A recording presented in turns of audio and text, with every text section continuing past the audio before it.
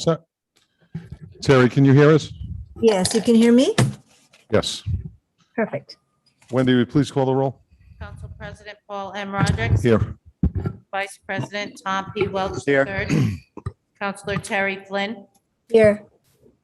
Councilor Christopher M. Logan. Here. Councilor M. Teresa Santos. Yeah. Councilor Dennis B. Toronto. Here. Councilor Barbara A. Von Villis. Here. We have a quorum, Mr. Thank you. President. Please join me in the pledge of allegiance. I pledge allegiance to the flag of the United States of America, to the republic for which it stands, one nation, under God, indivisible, with liberty and justice for all. Okay, good evening, everyone. It's a few firsts here in a long time. We're actually all sitting up here together next to each other, and we have some people in the audience, which is great. Having said that, we're going to start with the zoning board interviews this evening. And I talked to several of the councilors before the meeting just to see, get a feel for, do they want to appoint tonight? Do they want to wait till the next meeting? And they want to wait till the next meeting just to sit down and think about and ponder some of the thoughts and answers that are given this evening. Okay, so we'll appoint not this evening, but July 19th, Wendy, is the next meeting. Okay.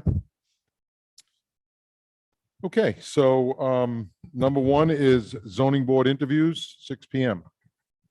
Motion begins at interviews. Second. A motion is second. All in favor? Aye. Aye. Okay, so up first we have Lawrence Frank, and he is he on?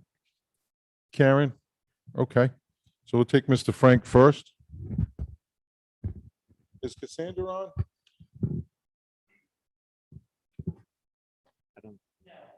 Okay, who's going to ask the questions? Yeah. Okay, we do. I think at the last meeting, you asked them to just sum up their Okay. answers, and then if anyone else had any other questions, they could ask. Okay, I just asked that because I knew that she was, she did the planning board. She was on for the planning board, I think. For the planning board, I think she was just listening, because Okay. that's how. Okay. Fair enough. Okay, so Mr. Frank, if you just want to, we do have all the answers and all the applications, and if you just want to summarize on why you think you should be on the zoning board and, what you would bring and your perspective, that'd be fantastic. Can you hear me? We can. Thank you. I wonder it'd be worthwhile for me just to read, number one, why you want to be on the zoning board in order to acquaint those in the audience who have not had a chance to read my responses. Okay. Over the past several years, the Middletown Zoning Board has contributed to the shredding of the town's social fabric.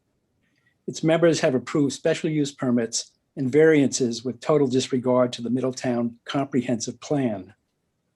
The very beginning of the Middletown Zoning Code, Chapter 152, entitled Purpose, references the Middletown Comprehensive Community Plan.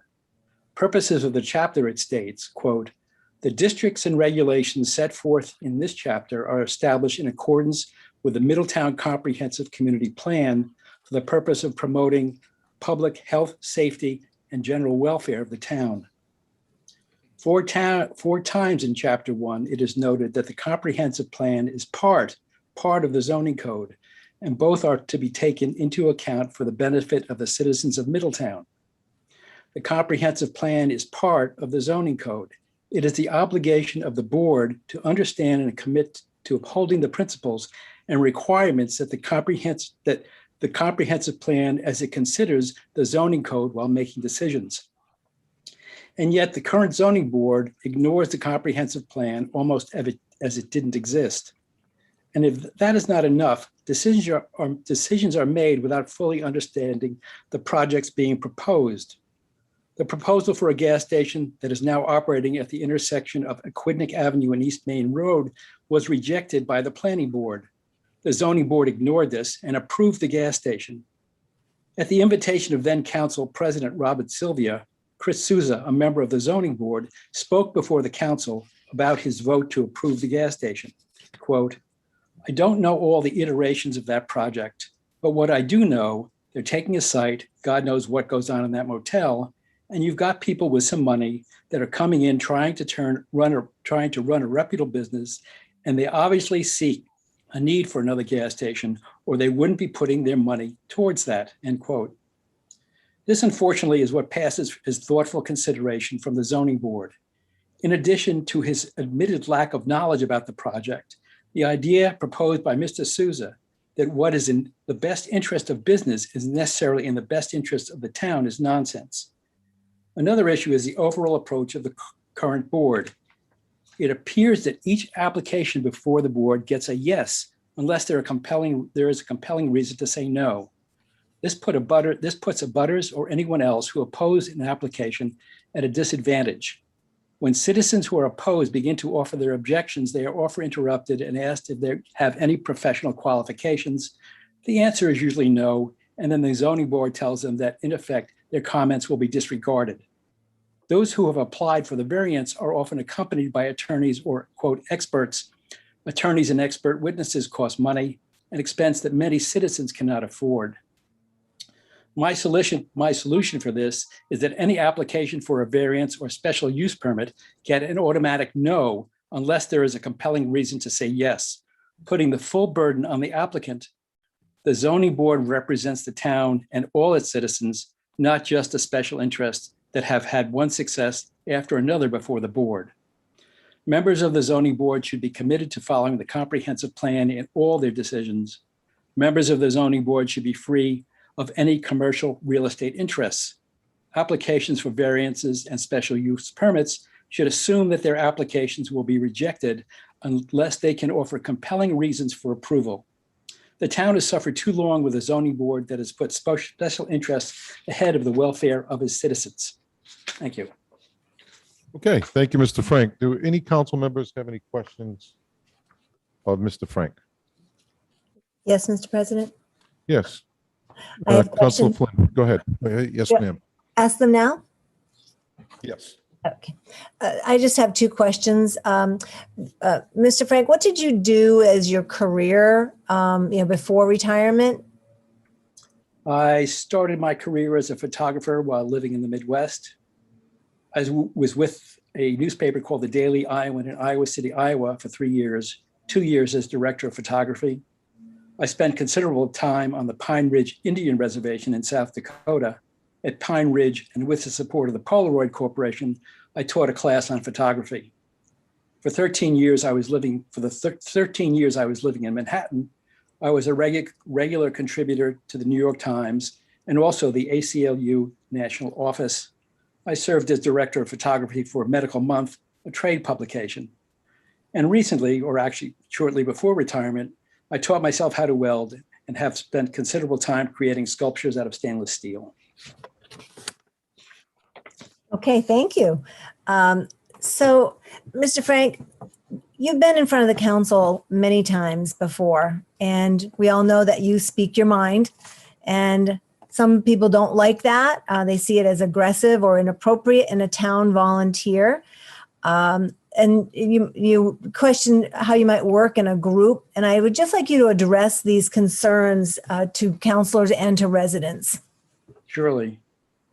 As you know, I ran for town council, seeing the need for significant change in the direction of the town. And as you also know, I did not get elected twice. My desire to effect change has remained, and I have and will continue to address the issues that the town has failed to address. For many of you, my approach appears confrontational and aggressive. I make no apologies. I have found that anything less does not get the attention these problems deserve. Okay, thank you very much. Okay. Thank you, Mr. Frank. One last chance. Any councilors have any questions of Mr. Frank? Mr. Frank, thank you for your answers and good luck to you. Okay. So next we have Greg Hewitt.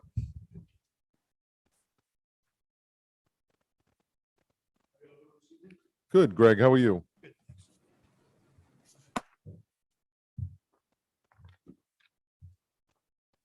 You want to just give a summary? Yeah, same format. Yep. What you can, we have all your answers. You can say whatever you want, whatever you feel, whatever you think, your your vision for the town is in the future, or zoning board, or whatever you feel, sir. Okay? Excuse me, Mr. President, Greg isn't coming in very clearly on the Zoom. Greg, could you just pull the mic a little closer? Is that better? Is that better, Terry? Yeah, speak right into it, make it close. Is that better? That is 100% better. Thank you. Okay, thank you. The reason I'm here, I served in the Navy for 27 years. I grew up in Pittsburgh, PA, and my mother and father both drew interest in community service, and that was drilled into me from a little kid. And I think it's critical that every citizen be involved in their community in some aspect. The zoning board, I think I have a lot of ability from an analytical perspective. I've been involved with construction throughout my career in the Navy, through federal regulations and applying program management. So I have a lot of the administrative skills to be able to look at documents and figure out how we should apply those things. I'm familiar with the comprehensive plan. I've read through that. I've read through the zoning ordinance. Not that I have all the answers, but I'm certainly familiar with those documents. Sure. And I think that's the foundation that anybody needs to go through to be successful in this. The most important aspect I think I bring is integrity. I think you have to be impeccable with integrity in this position. You're representing the town. You can't have any special interest. I'm fully retired. I've been retired since 2011. I do volunteer work in town. That's all I do. I have no special interest in town at all. And I'll leave you with that. Okay, excellent. Thank you, Greg. Does any councilors have any questions of Mr. Hewitt? I do. Council Welch? Hey, Greg, just a question. Why'd you pick zoning? An interest. I thought I'd be good at it. I mean, looking through the comprehensive plan, I have a lot of interest in that because when I look at the east side of town and west side of town, most of the population lives on the west side of town. And I think the west side of town is actually underserved in some aspects. The east side of town, I'm very concerned about some of the water issues, water quality, the number of wells being drilled, nitrate levels. So I think there's a lot of issues there that the town needs to be proactive on. And I think this is one of the ways that it can help that. Thank you. Okay. Any other questions? Any of the councils have any questions of Mr. Hewitt? Council Flynn? Thank you, Mr. President. So Greg, I'm just wondering, I want to ask, have you been to some zoning board meetings? I have not. You have not. Okay, thank you. Okay. Any other questions? I guess I just have one. So you grew up in Pittsburgh, you said? So you're a Steeler fan. I am. Forget it. I'm just kidding. Thank you. I am. I thought I'd have a little Die fun. hard. I thought I'd have a little fun with it. That's good. I don't blame you. Thank you for coming this evening and thank you for your answers and good luck to you, All sir. right. Thank you. All right. Same That's great. Okay. Stephen Hutler. Come on up, Mr. Hutler. How are you? Good, thank you very much. Good. Stephen, same format. Mr. Hutler, if, say whatever you want. We all have your response and your background and, so Okay, Go right thank ahead, you very sir. much. Well, this is my second relatively recent interview, so I hope I do better on this one. But you all know me a little bit from my last interview, so I won't say too much other than to say that I grew up here in Middletown. I'm very careful not to say I was born in Middletown or I'll get in big trouble with Ms. Santos, but I was in Middletown after Newport Hospital. I'm 3 days old, so pretty close. A proud 1967 graduate of Middletown High School. And loved the town growing up and feel it gave me a tremendous and a perfect background to go into the law, which is what I did. Went to Georgetown Law School, where I practiced and then I practiced law in Washington, D.C. for 47 years and have now returned to Middletown in my retirement. And what I would really like to do, and what I feel I have a responsibility to do, is to give back to Middletown. It helped me become the professional and the man that I am, and I would like to be able to use the skills that I have. In those 47 years, I was a real estate lawyer principally, so I understand all of the principles involved in land use and zoning. I understand how comprehensive plans work and the importance. I understand how to balance the rights of landowners against the needs for the community to maintain open space, especially a beautiful town like Middletown, where we have so much that needs to be preserved and protected. So I would like to be able to use my skills in a way that I think I am qualified for, to help this town achieve its vision and become even more beautiful and wonderful and a great place to live and work and play. Excellent. Thank you, Mr. Hutler. Do any councilors have any questions of Mr. Hutler, Vice President Welch? Steve, just a question about your brand for Middletown, a way to raise taxes that aren't on the current taxpayers. Is that to mean like T-shirts and baseball hats? No, sir. No, sir. Thank you for asking that question. You're referring to the section in my questions and answers where Exactly. I said we should do something of a branding exercise for Middletown. In addition to being a leader of a major international law firm and the head of some businesses, I've been involved in other organizations and nonprofits that have been engaged in branding exercises. And I've learned that it's very important to be able to present a powerful brand of what you stand for and who you are and what your strengths are. I think even towns and municipalities do have brands and can have brands. Some of them are negative. Some of them are not positive. Middletown, I think, doesn't really have a strong brand. Newport has a very strong brand. You can ask, people from around the country, what is Newport and what does it stand for? And they can talk to you about the mansions and the Gilded Age and so on and so forth.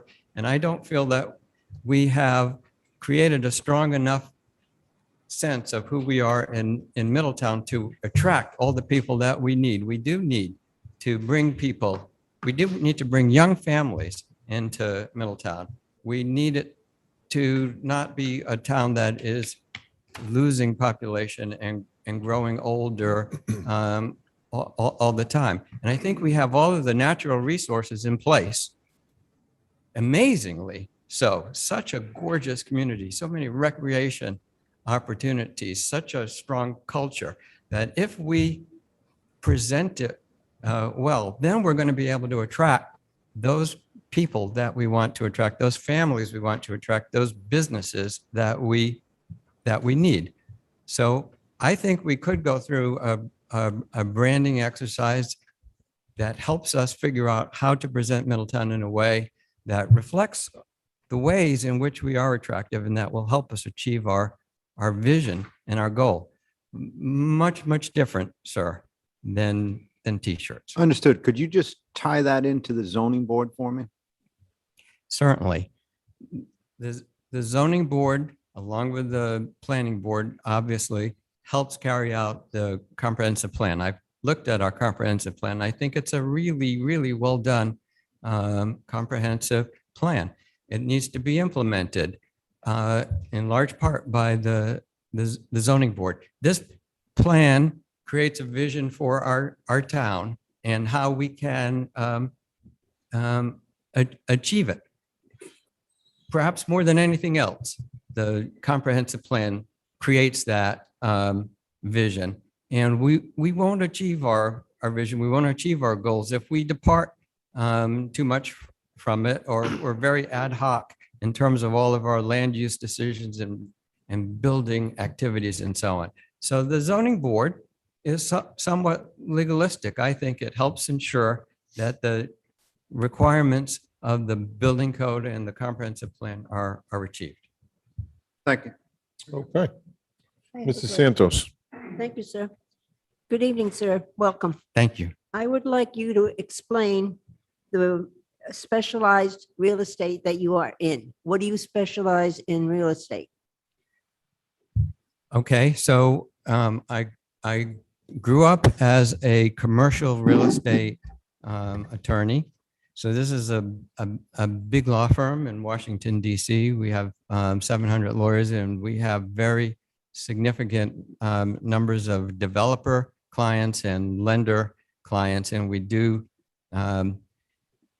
residential, commercial, office, hotel, multifamily transactions all over the country. And I basically represented developers in terms of carrying out their activities around the country, represented overseas investors in terms of investments into the United States and so on.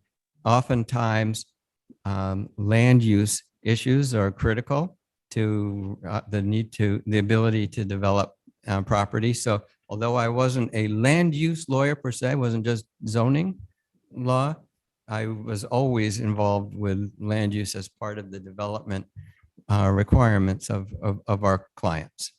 Thank you for your answer. Thank you. Okay. Any other questions of Mr. Hutler? Mrs. Flynn? Yes, thank you, Mr. President. Stephen, you said that you grew up here and you graduated in high school here. How many years were you here in Middletown? And then left? I don't know if you were born here and left as a young adult, or I'm just trying to get a sense as to Sure. your time here. Sure.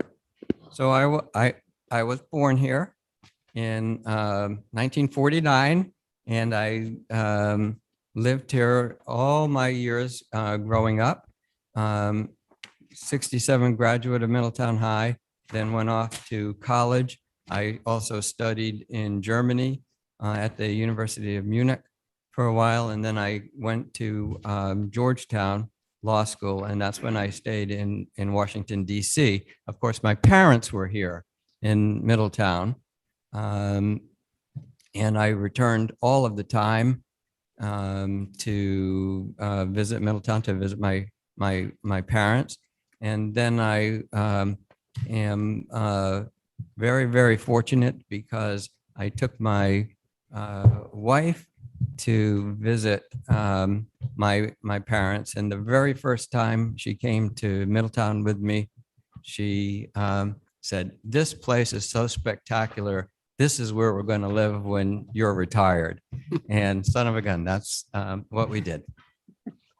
Thank you. Also, have you been to zoning board meetings?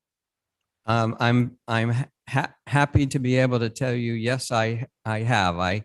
I hadn't attended. You asked me that question with respect to the planning board, and I wasn't able to say yes. I had read the comprehensive plan, but or flipped through it carefully, but I hadn't been to meetings. But I have zoomed into zoning board meetings. Yes, ma'am.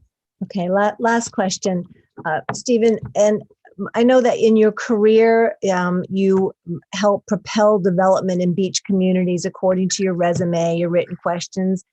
And we see that, some applications that, at the zoning board, they check all the legal boxes and they comply to some of the sections of the comprehensive plan, but not other sections. So my question to you is, will you ask and search for those hard questions as a zoning board member that will support not just enforcing the zoning code, but will also support all the sections of the comprehensive plan? I think I understand your question, and the answer is yes. I think it's a duty to be able to do that and to ensure that the development that is being approved not only meets the particular code section or a variance meets the requirements for a variance, but that everything needs to be consistent with the comprehensive plan, which I view almost as like a constitution for land use development within the town. Thank you. Okay, any further questions of Mr. Hutler? Mr. Hutler, I just have one. Yes, sir. You live here full-time? Oh, I do live here Okay. full time. Okay. And maybe I didn't answer Counselor Flynn's question. Well, so I returned 7 years ago and I was still working at my law firm. And about 3 years ago or 2 years ago, while I was still working for my law firm, I was here for about 6 months a year. Okay, 2 years ago, I sold my home in Maryland and I live here full time. I am here for the duration. the only reason I asked, to be honest with you, Yes, because I was looking, I looked the last time with the planning board, but as you know, my family lives on Green End for 60-some years, 70 years, whatever it is, and my sister had watched the planning board interviews, and she said, "What a nice man." She said, "Paul, but I don't believe he lives here full-time." I said, "Well, I think he does." So I said, "I'll ask tonight just to make sure." And she was probably correct a few years back, you know, when you were going back and forth or whatever you were doing, but I'm glad to hear that you live here full-time. thank you very much. I'm Okay. happy to be here full time. Excellent. Thank you, sir. Okay. So next we have Judith Rosenthal, and Judith is joining us. Judith, can you raise your hand so Karen can bring you in, please?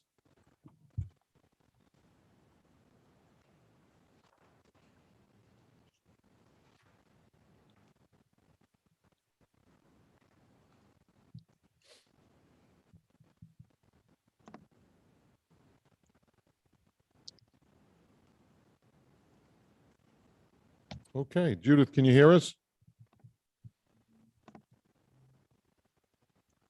Can you hear me? We can. We sure Okay, can. great. Welcome, Judith. We Thank were you. just if you want to summarize why you want to be on the zoning board or whatever you want to Sure. offer tonight, we're all willing to listen for sure. Okay? Okay, thank you. Excellent. Thank you. I've lived in Middletown for most of my life. I returned to our family home. My parents purchased this home in 1948, and I returned here in 2001. For the past several years, I've been involved in critical issues pertaining to the town's land use, education, and economic development. I care about sustaining the natural resources and scenic beauty of our town while promoting economic growth as well. I am deeply invested in and passionate about what happens to Middletown now and how that will affect future generations. I've been a business and homeowner for many years and am acutely aware of the zoning decisions that affect our town and our residents. As an interior designer for the past 25 years, I've been involved in residential and commercial development and design, both locally and in Boston. I'm able to read schematics and floor plans, have an understanding of construction as it applies to local zoning regulations. I also have a master's degree and for 5 years was one of 3 vice presidents of a 9-store women's clothing and manufacturing company. I have attended numerous town council, zoning, and planning board meetings, so I'm familiar and already comfortable with the procedures. I have researched various issues and spoken at many of these meetings.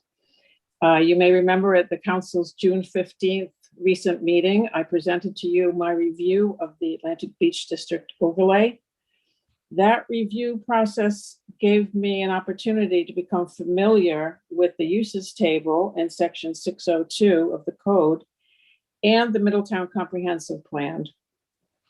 Those town resources, complemented with my experience in architecture and design, have given me an understanding of the long-term town vision.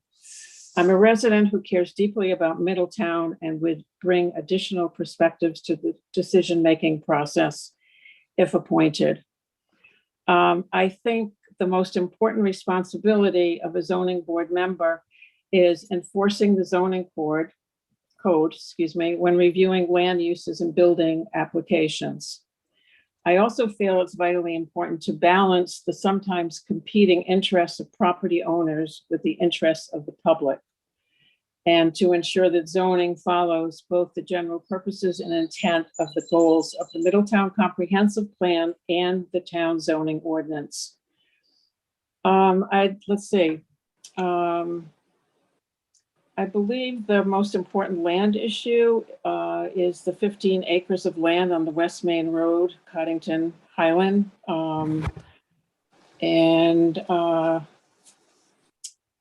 I believe one of the most important issues facing Middletown is the need for affordable housing.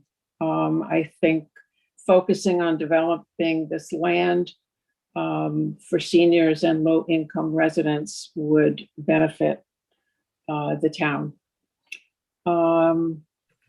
Let's see. I think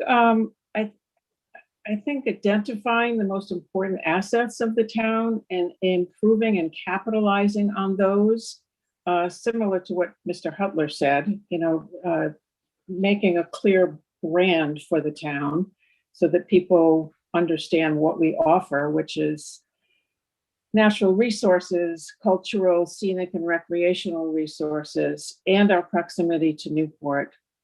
I think for a city or town to be viable, we need to have affordable housing to attract residents with families, which in turn become the nexus for businesses to want to come to Middletown.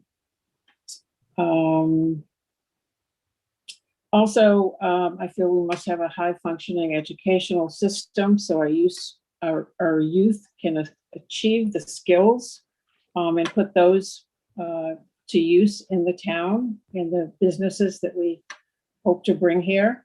I think the goal is to have a multifaceted approach of economic development, partnerships with businesses, excuse me, affordable housing for families, and an excellent educational system, all coupled with ordinances that keep these facets in balance and support the beauty and natural wonders of Middletown. Thank you. Okay, thank you, Judith. Does any Sure. town councilors have any questions of Mrs. Rosenthal? Vice President Welch. Judy, what do you think? How will you do with a group of guys? You're the only female applicant. It won't be the first time I've been the only female.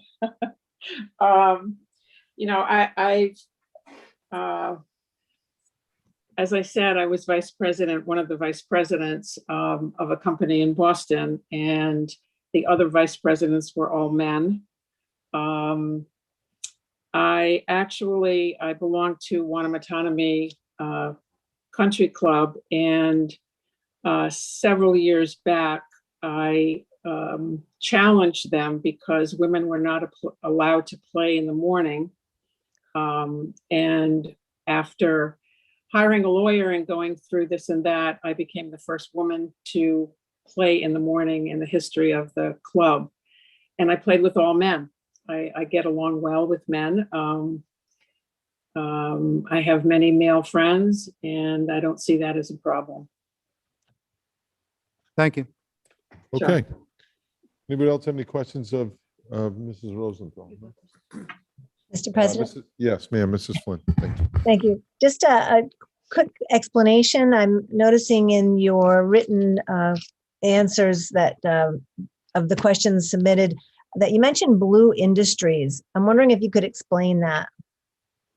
Oh, sure. I know it's sort of a fancy term for any maritime trades, boat services, commercial and recreational fishing, those kinds of things. Thank you. Sure.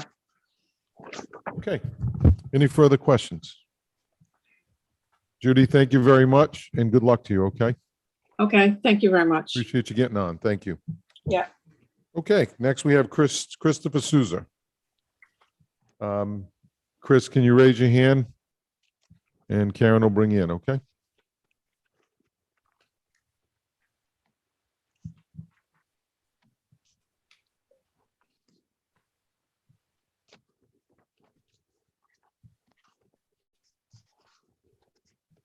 Can you hear us, Chris?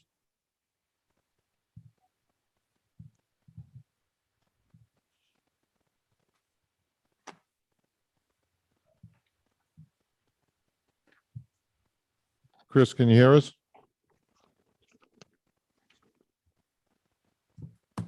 He's there, right?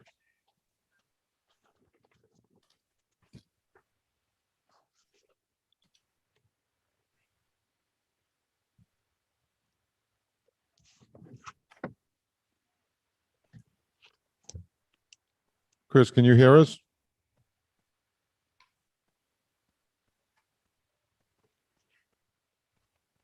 Okay. Do you want to, you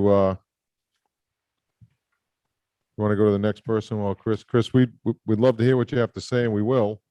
We're just having, someone's having technical difficulties. I don't know if it's you or us, but we can't hear you. Your name's up. You're in to the meeting. You're unmuted. I'm just not sure what's going on.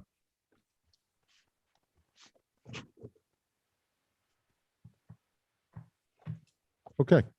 So, Chris, what we're going to do is we're going to go to the next candidate, and then you can, Karen will bring you back in, and we'll figure out what's going, hopefully we can figure out what's going on, okay? From a time perspective. Thank you. Adam Souza. Adam is here.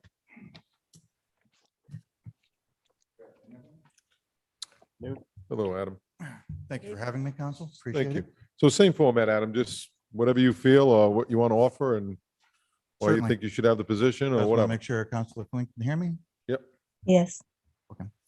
I think first of all, get it out of the way. I've been a lifelong island resident. There was a time I lived in Portsmouth, so you guys know Groveland.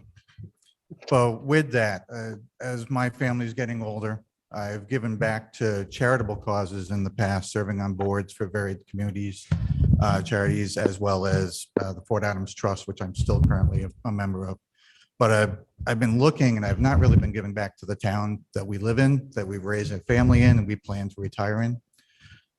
So with that, I was looking to start giving back. I thought the zoning board would be a decent starting point to start contributing to the town. As you can tell by my answers, I don't really eloquate very long or very well, but that's my primary reason for attempting to run for the board. Okay. Do any councils have any questions of Mr. Souza? I do. Okay, Mrs. Santos. Mr. Souza, Yes, ma'am. welcome. Thank you. How long have you lived in Middletown? Let's see, I was born in 67. We've lived on the island since I was born. I lived on West Main Road growing up. Family home on Pocahontas, which I Okay. then took over from my father several years ago. I've lost track of time, but for the duration of my 53 years, I've probably lived in Middletown 45 of those years. Okay, fine. Thank you. Yeah. Appreciate it. Okay. Adam, have you ever been to or zoomed in on zoning board meetings? Very few. Few. Okay. No, it's a time commitment I never really had Sure. before, but now I do have the time. Excellent. Okay. Any other questions? Anybody, any other councils have any questions of Mr. Souza? Okay. Oh, you're looking. Thank to you for let your me off time. That easy. was a breeze. Thank you very for your much. time. Appreciate you coming in. And good luck to you. Okay. Do you want to try Chris again? Yeah, let's try Chris again in fairness.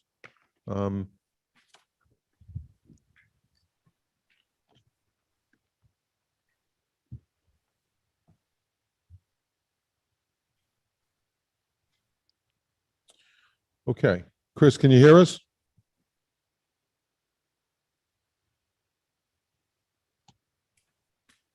Karen, he's not muted, right?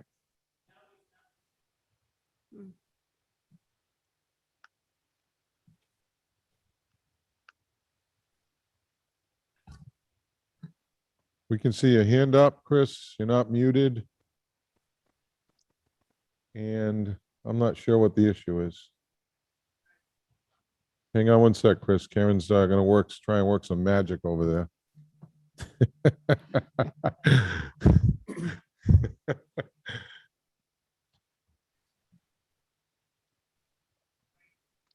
Chris, can you hear us?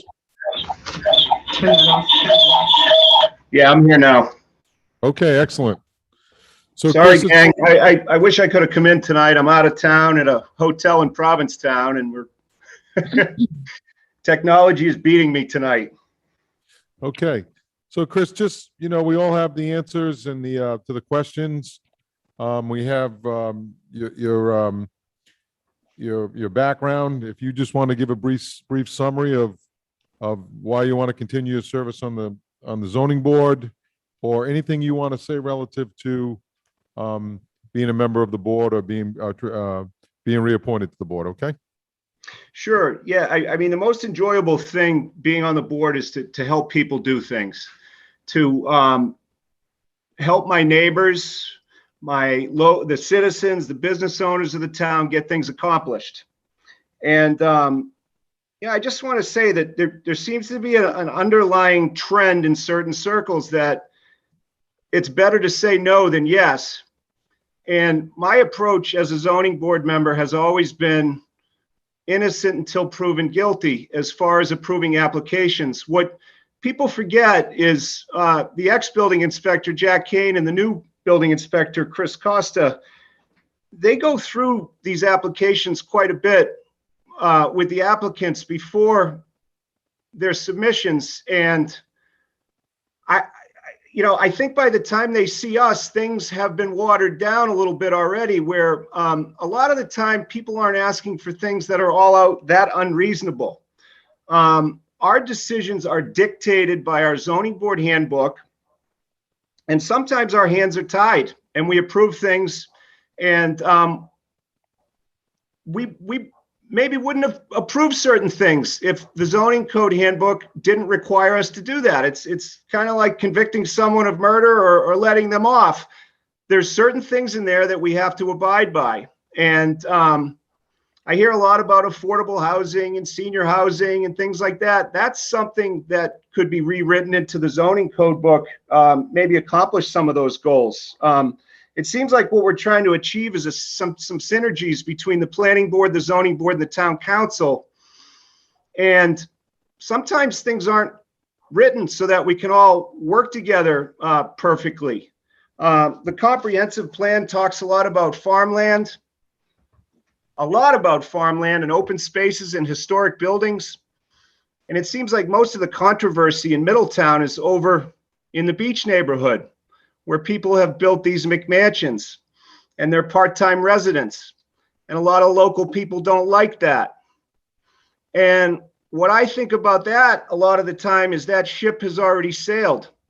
There's a few lots left over there, but a lot of that land is already developed. And there's certainly no farms over by the beach. There's not a lot of historic buildings. There's just very high tax-paying individuals that fund our schools, our roads, our police department, our fire department. The other thing is all the development in the town. This town used to have a lot of farms, and that's talked about in the comprehensive plan. I have a farm. I've had cows. I have horses. I have chickens. I have 20 acres. I walk the walk. You lose money doing that. So a lot of these farmers had to sell off some of their land back in the 70s and 80s and 90s. And that's when these housing developments went up. And who can blame them for trying to feed their family? And there's a few holdouts right now that still practice farming. And what are we saying now? We want to tell them that they've been paying taxes on their land, that they can't sell some of their land to create some lots. So I just think that things are a little more complicated sometimes than they're presented. Everyone wants clean water. Everyone wants clean septic systems and sewage. People that grew up and are from Middletown, they want to claim it as theirs. But there's also people that move here that fall in love with it that want to claim it as theirs as well. And it's not always easy to make these decisions based on the zoning code book we have in front of us. I would rather say yes than no. It's an intimidating process to walk in front of the zoning board sometimes for local residents who want to build a deck on their house, or they're trying to add an addition. And we look at the shapes of these lots that were created 100 years ago, and sometimes there's only one way that they can add on a deck or an addition. And we've got a zoning board right now that works very well together. And yeah, we don't say no to a lot of people. We're also very business friendly. And I heard that gas station on the end of East Main Road get brought up as, you know, we didn't need that gas station. Well, that's a special use permit. Okay, there was a dilapidated motel there for the last 20 years that I've lived here. My words were taken, I guess, in context, but I also asked the developer, how many jobs are you going to create? We're going to create about 15 jobs. I live at the end of Mitchell's Lane. I like having that gas station there. I see a lot of my neighbors there when I go there. I would challenge that most of the people in this town probably use that gas station, and that there's a very small majority of people who like to come out and protest against things. And they're the ones that hold up the wheels of progress. And I'm not saying that there's not nuances to all of these issues. There certainly is. But the best we can do is listen to what's presented to us, look at our zoning code book, try to listen and be fair to everyone. But a lot of times that amounts to saying yes. Okay. Thank you, Chris. Do any counselors have any questions of Mr. Souza? Yes, I do. Mrs. Santos? Mr. Souza, Hi, good evening. good evening, sir. How many farms do you say are in Middletown at the present time compared to what there were in 1953? You would know, I wouldn't. So I'm not going to. Thank you. I'm not sure he was born in 53. I would say that there were a lot more milk farms in the state of Rhode Island than there is right now. I think there might be 5 or 6 left, and there used to be about 50. As for Middletown, I don't know the history. You would know that better than me. Thank you. Okay. Any counselors have any questions of Mr. Souza? Mrs. Flynn? Thank you, Mr. President. Good evening, Chris. Good evening. So I just heard you mention the zoning code book about 3 times, and Sure. obviously that's the guidebook that the zoning official, the building official uses when, because that's their job. Sure. That's what they need to. But I know that for a special use permit, one of the findings has to be that the application will be compatible with the comprehensive plan of Middletown.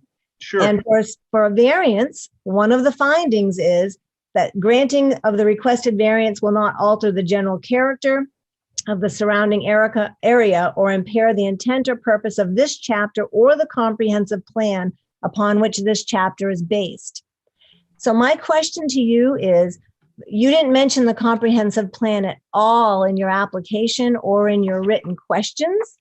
And so I'm just wondering what your thoughts are on the use of the comprehensive plan as a zoning board member. I was just reading the executive notes on the comprehensive plan a few minutes ago. I could be wrong. I didn't see anything in there about having good schools, but it's probably in there. I saw a lot in there about farmland and open space. In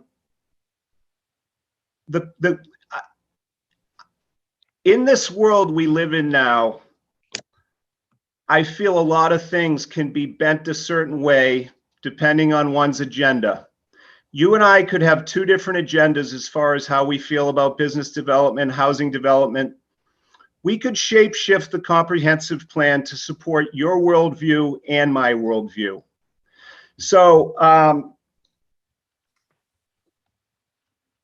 my opinion would be is that certain members could pick things out of the plan that they see one way, and someone could present a contrarian view as to what the comprehensive plan says.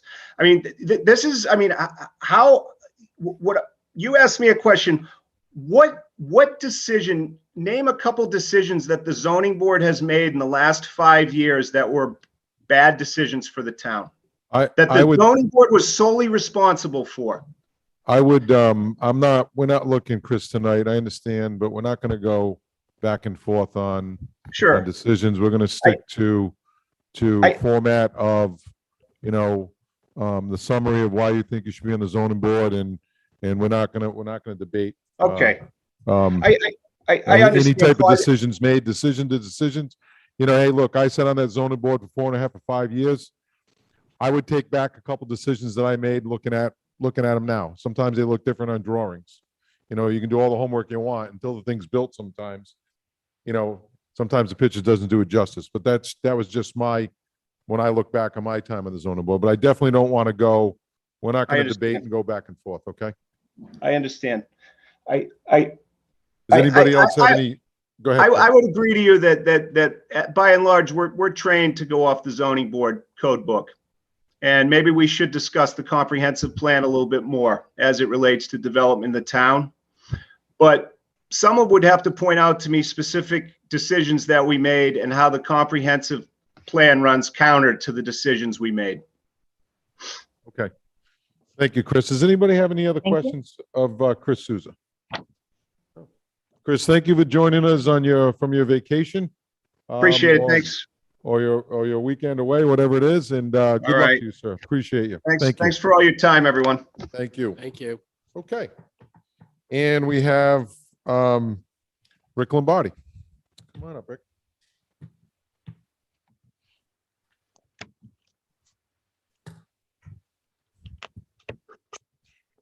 Okay, so welcome, Rick.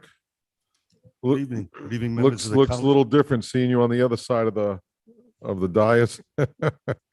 It's a little bit more intimidating sitting over here than it's sitting up there, to be quite frank with you. I'll keep her in line. Don't worry. She'll be all right. Just kidding. So Rick, same format, just, we all have the answers. Say whatever you think will get you that position. Okay. Very good. So you have my answers to your questions. I think they speak for themselves, but I have lived in Middletown since 1969. My parents moved here to take a job, and Middletown is my home. I've raised my family here. I worked here on the island, as all of you know. I was a Newport police officer for 25 years. I've spent my entire adult life in community service, from coaching to sitting on the juvenile hearing board and the prevention task force, and of course sitting for 6 years on the council. But I just have spent my time working with our youth and working with our townspeople, and have thoroughly enjoyed every minute of it. Despite some of the issues that we've had to tackle over the years, I think that we get a lot of satisfaction. I get a lot of satisfaction out of helping people. And as you all well know, that not everything that happens up there at the dais is what we do. You get more of your satisfaction out of helping people. And that's what I've always been able to do, and always felt like I could do many times behind the scenes, and not always sitting up there taking a vote. But I think that to answer one of the questions that was brought out earlier, one of the reasons why I want to be on the zoning board, I really fervently believe, and this is not to disparage any other board or committee, that the zoning board may very well be the most important committee that we have in this community. And we have a lot of them. And this town doesn't operate and doesn't get anything done without our volunteers, without the people who come out and work behind the scenes to assist all of you. And I feel like that when you look at, as we talk about the comprehensive plan, and when we talk about the zoning ordinances and all of the issues that have been discussed here tonight, it's kind of a big melding pot. And everything has to work in conjunction with one another. And sometimes I don't think that necessarily happens. And I don't think it's because of anything or any major flaw in the system. But when the plan, for instance, when the planning board makes a decision, I really believe that, as we all know, the planning board is advisory. They have to look at so many different aspects of a plan that comes before them. And then they pass it on to the zoning board. And I think part of the problem between the planning board and the zoning board is communication. I listened to the planning board come before this council several weeks ago. And that was the theme I heard when they talked about issues between the zoning board and the planning board. Why did they make the decision that they made? Well, they made the decision that they made. Many times, when you look at things from the planning board perspective, it's more broad-based. But once you get into the planning board, the zoning board aspect of it, it narrows down. I took the opportunity as a new counselor and I moved forward because I didn't always understand the process. So I went to planning board meetings and I sat in the back, and I went to zoning board meetings and I sat in the back and I listened. And I listened to the developers make their case. I listened to the regular citizens, the homeowners make their case. I listened to abutters speak pro and con, as you saw in my answer. And I learned about the process. And it's not an easy process. And being on a zoning board is not an easy task. But the fact of the matter is, it's the code. It's the law. You all approve zoning ordinances. You expect when you approve a zoning ordinance that they're going to be followed. They're there for a reason. It's narrowed down. And you have a code, as Chris said, you have the zoning code book. It outlines what the zoning board is supposed to do and how they're supposed to do it. You have to take out the how I feel piece of it and look at the zoning code and look at what's best for the town. And if you don't feel that something is right, as a zoning board member or as a planning board member, I think it's incumbent on the zoning board or the planning board to come to the town council and say, this zoning ordinance is not working, or it's not compatible with the comprehensive plan, and it needs to be changed. But that lies with the council. I can think of a number of times when we had issues come in front of us where I had to literally hold my nose and take a vote because that was the law. That was the zone. That was the zoning code. But I can think of some issues in town right now that maybe don't necessarily jive with the comprehensive plan. And the comprehensive plan is a roadmap. It's the town's roadmap to development and what the future is of this town, what the vision is for the community. That's what the comprehensive plan is. And by the way, as you all probably know, you can go back twice a year, I believe it is. Pete, you can correct me if I'm wrong, and you can amend the comprehensive plan. If you see something that isn't right, you should fix it. I That's feel, what was- I feel like I'm being interviewed. Well, I mean, this is how I feel, Paul. I And, understand. and you know, and I tell you, it's a unique perspective for me because I sat there. I understand. It's a unique perspective for me. Yeah. And the longer we sit up there, the more insight you have into what should really be happening in town.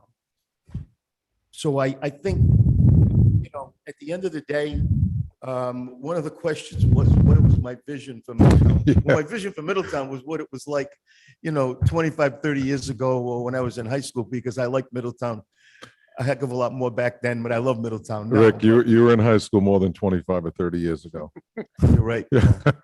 I've been out of school 40 Thank years, you, so Paul. you're welcome. 1973, by the way. But anyway, I just believe that, I believe that there's a vision. Even if you sit on the zoning board, there's a vision. And you have to have a good, strong vision of what open space is and what good, smart development is, and find out how they're compatible. And as I said in my answers to you all in this, I think that while I don't want I don't like the idea of the town being divided, east and west, but both sides of town are very unique. The east side, very unique, very special, and we should try to keep it that way. The west side, unique and in and of itself, and we have to figure out to do good, smart development, and we have a couple of parcels over there, not just the Navy Lodge property, that have potential to be developed. And I will tell you that this Atlantic Beach overlay, this is a good document. I watched that. This goes to show you what my life is, okay? I watch that. But I will tell you that I think that's a good starting point for not only for the Atlantic Beach District, but for the town in general, because there are a lot of good points to that plan that we could apply in other parts of this community. Design, signs, and the like. So, Okay. again, as usual, I talk too much, but Do any councils have any questions of Ms. Lombardi? Mrs. Flynn? Oh, thank you, Mr. President, and thanks for coming in, Rick. It's a similar question that I asked earlier in your written submission. The only time that I saw mention of the comprehensive plan was in the economic forecast section. And as you just heard, both the special use permit applications and the variance applications require a finding that the application be compatible with the comprehensive plan. So the question is, what role does that adopted guide with those findings? What will that have as a role, as a zoning board member? The role of that document for you? And as I said, Terry, I think the comprehensive plan is our roadmap, it's our guide, and it's a document that we should be following as closely as we possibly can in all circumstances. And I believe that it's incumbent on us to take a good, hard look at the comprehensive plan and to find areas where it may not be as compatible as we would like it to be, but it's a guide we have to follow. And until it's changed, until there are modifications made, I feel that it's an important document, and absolutely, I would take it into consideration, primary consideration in all of my decisions. Okay, thank you. Okay, any other councils have any further questions, Ms. Lombardi? Rick, thank you for coming in tonight, and appreciate your answers and your time, and best of luck to you as well, okay? Thank you I all would very just like much. to say that, just to reiterate, we're not going to make a decision on the appointments tonight. The more appointments will be made on July 19th meeting. And also, I'd like to thank all the candidates. It's easy when there's only so many candidates and so many positions. In this particular case, there's a lot more candidates than there are positions. So it's nice to see people applying. And I'd like to thank the candidates for coming in and thank all committee members for their time, service, and dedication to the town of Middletown, okay? So having said that, Mr. Vice President, Motion to recess. Second. we have a motion recess for 5 minutes, okay? All in favor? Aye. Okay.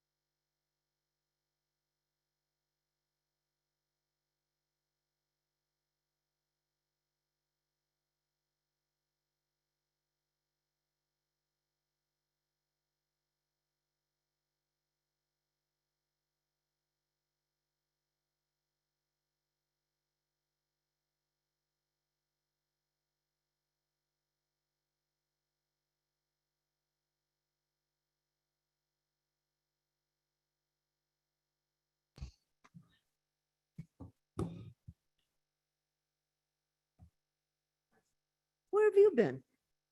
I had the bathroom and snack shop. Oh, geez. You're all set? Okay. Council Welch, Motion to reconvene. Second? we have a motion and a second to reconvene. All in favor? Aye. Aye. Okay, so let's get started. Boy, it's nice to see people here. I gotta tell you, I'm excited. It's, haven't seen anybody in here, in so long. It's wild. So we're gonna do public forum next, okay? And there are a few people that would like to speak. Okay. Number 2, pursuant to Rule 25 of the Rules of the Council, citizens may address the town on one subject only. Said subject of substantive town business, neither discussed during the regular meeting nor related to personnel or job performance. Citizens may speak for no longer than 5 minutes and must either drop off a public participation request at Town Hall or email to both wmarshall@middletownri.com and kclancy@middletownri.com at least 30 minutes prior to the start of the meeting. All items discussed during this session will not be voted upon. The total public forum will go no longer than 15 minutes, and obviously there's some discretion in there too, so. Okay, so first we have, Karen, you have in order of they were received, we have Melissa Grinnell. Melissa, could you just raise your hand, please, if you could hear us, so Karen can bring you into the meeting?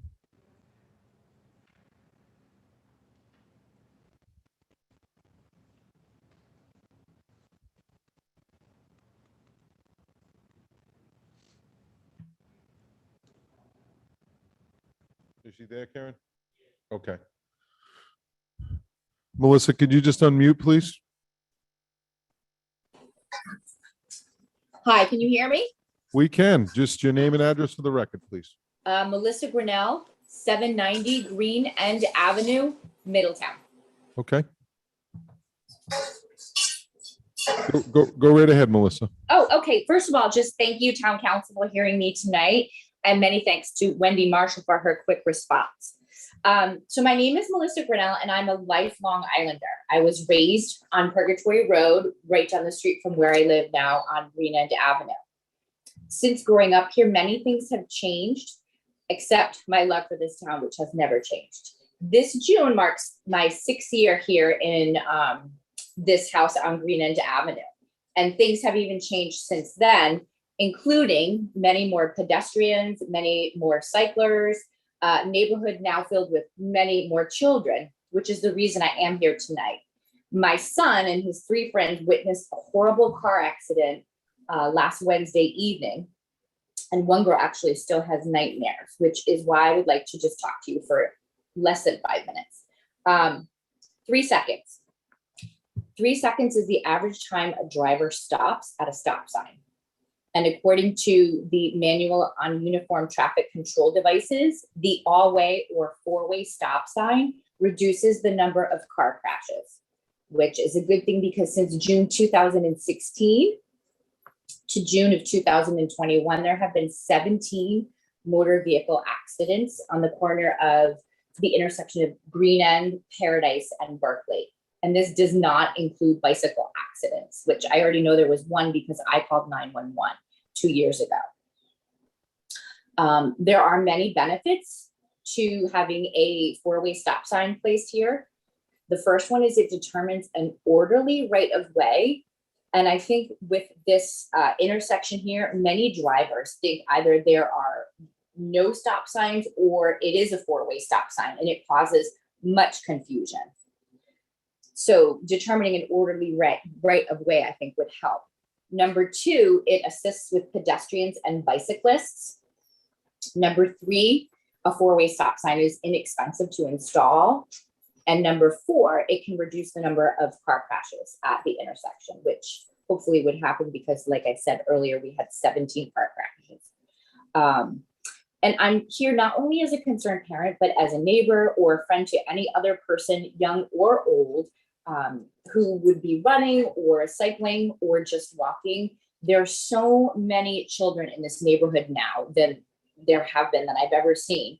And anyone who lives in this neighborhood, it's beautiful to live. And why wouldn't we make it even safer to put a 4-way stop sign in that intersection as opposed to just a 2-way stop sign? Thank you so much for your time. Okay, Melissa, appreciate your input. Certainly going to find out tomorrow morning, obtain some information about the accidents there. That surprised me a little bit. Because we It have, did for me as we- well. I yeah, I called. because we have looked at that in the past, not too long ago. We've looked at it several times, actually. You know, Yeah, I called the Middletown Police and asked them for their data traffic control, and I think it's just increasing even within the past 2 years, especially with the beach traffic. And I mean, year round now with COVID, there's so many more people walking outdoors, walking their dogs, so many more cyclers than there have been ever before. And you know, the neighborhood now, there are so many children that play out here all the time. right. Okay. Well, thank you very much. Thank you. I appreciate it. You bet. Have a great night. You too. Bye-bye. Okay, bye-bye. George Perry, come on up, George.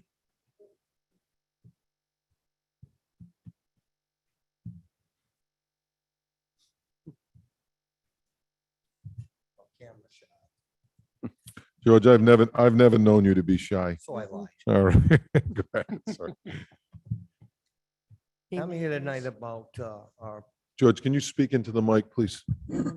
I'm here to talk about the public right of ways. Just your name and address for the record. My name is George Andrew Perry. I live at 214 Peckham Avenue, Middletown, Rhode Island. I'm here to talk about the town right of ways or public accesses to waters. I fought to keep Pebble Beach a right of way. My father before me fought Patagas Ferry, which I have called certain officials up about, in which a landowner tried to kick me off the rocks I have fished on since I was 10 years old, telling me he's tired of picking up my trash, which I volunteer for Clean Ocean Access, and was picking up other people's trash. I would like to propose, to make a short story long, that maybe we do like Newport or something and create a non-resident parking sticker that they have to pay, like I had to pay to go use like Ledge Road, which is blocked off the right of way near Senator Pell's house. That me as being handicapped, I have to walk all the way around to go there, that I have to pay over 60-something dollars to use a right of way that's blocked off. Ours are not blocked off. I welcome anybody to use it as long as they follow the rules, which are not posted. Take your trash with you. I put signs down there and they covered it in trash. Take your trash with you. They don't. I heard from the police department that the DEM has been down there, issued them tickets to go to court. And they spoke perfect English then, but now we have to have interpreters at the court to hear them because they can't speak English. They can if you jip them $1 in their paycheck, but I have pictures, plenty of documentation. I volunteer to help keep it clean. My mother, who's lived here 68 years, cannot go and use Kingfisher Road, which it was originally called, like Peckham Avenue was, to use the beach we've grown up on. Every parking space is an out of town. They're getting smarter. We put parking signs, the town put no parking sign, and they park right in front of it. Do we have to put it in 15 different languages? They have been towed out of there. They're getting smarter. They're dropping people off and parking down the church parking lot, which they'll catch on pretty soon. We need to do something about this. I'm here asking for your guys' help and the town's help. The town I grew up in and enjoyed using these beaches and help keep the beaches clean. That this is the first time in my lifetime I've ever had to pay to use Third Beach. I don't disagree with that you have to pay for it. I'm under the understanding that of all the applications for beach workers and town workers, not one application went through. Not one. Because we're paying them to stay home? Come on, what can we do about this? Where's the money that is allocated for these workers? I called the town over a month ago to please cut down the right of way. I cannot even get down there on foot. In fact, I was filming it the other day and I fell down it. How is an EMT going to come and take me off the rocks there if they can't even get to me? George, what right away are you referring to? Pebble Beach? Pebble Beach, I fell on.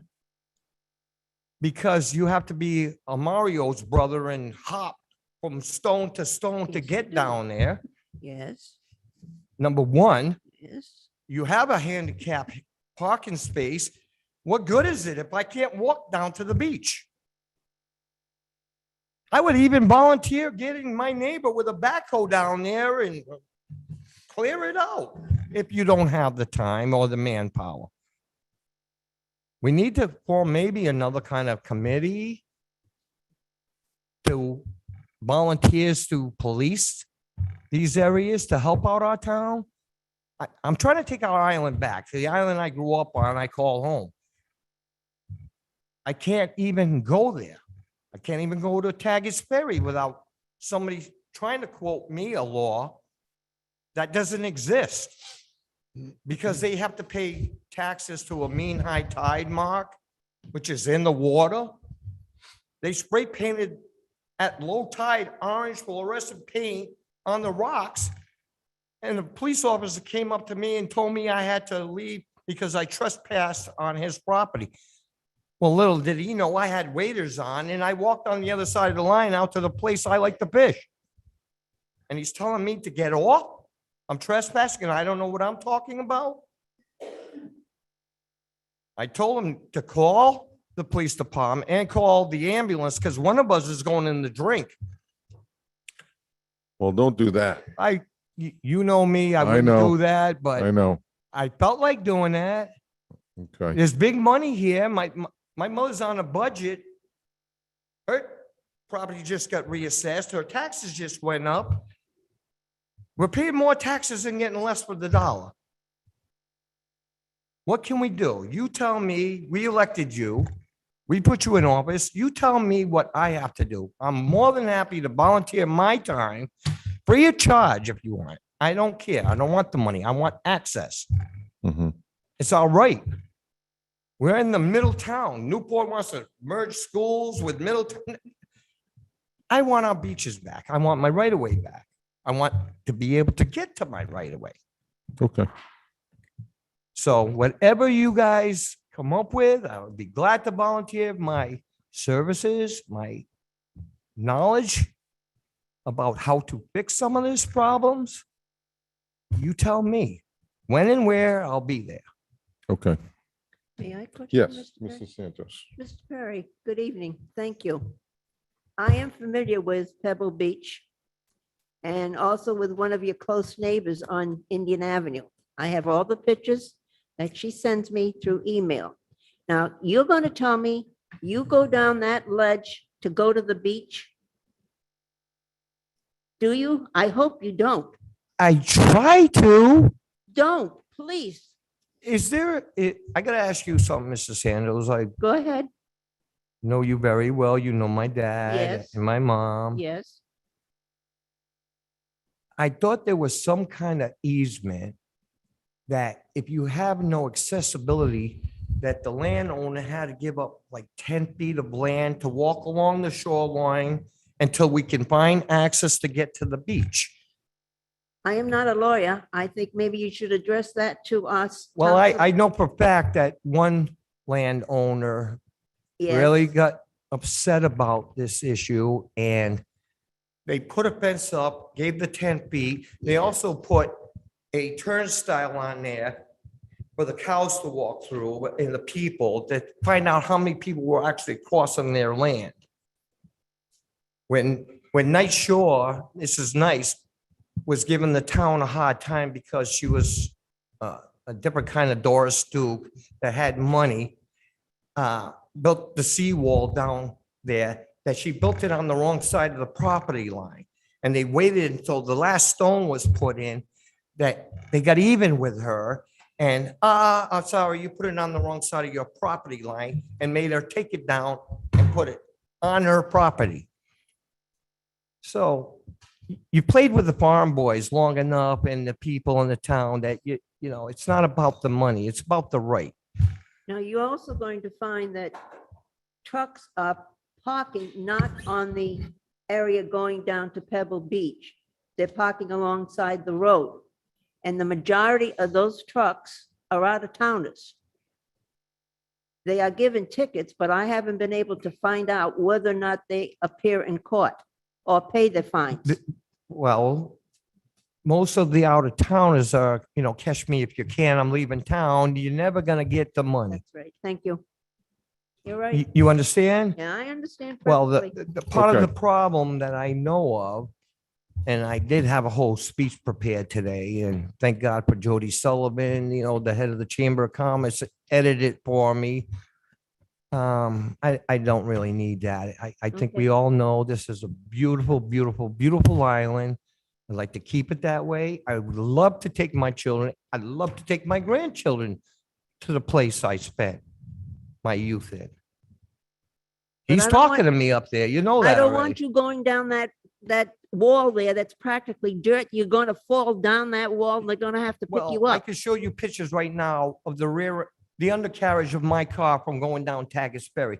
The potholes are so deep, and with all the rain, I bottomed out, and my muffler right now is hanging out on the ground outside. I had to put it up with Portuguese steel, I mean duct tape, to hold it together, but that burned off. So I used what Dad hoarded in the basement. I used some banding Okay. and Okay, tie wire All to right, hold George. it up. but I George. don't want you down Pebble Beach. Okay, we're way past the 5. We're Yes. probably on 10.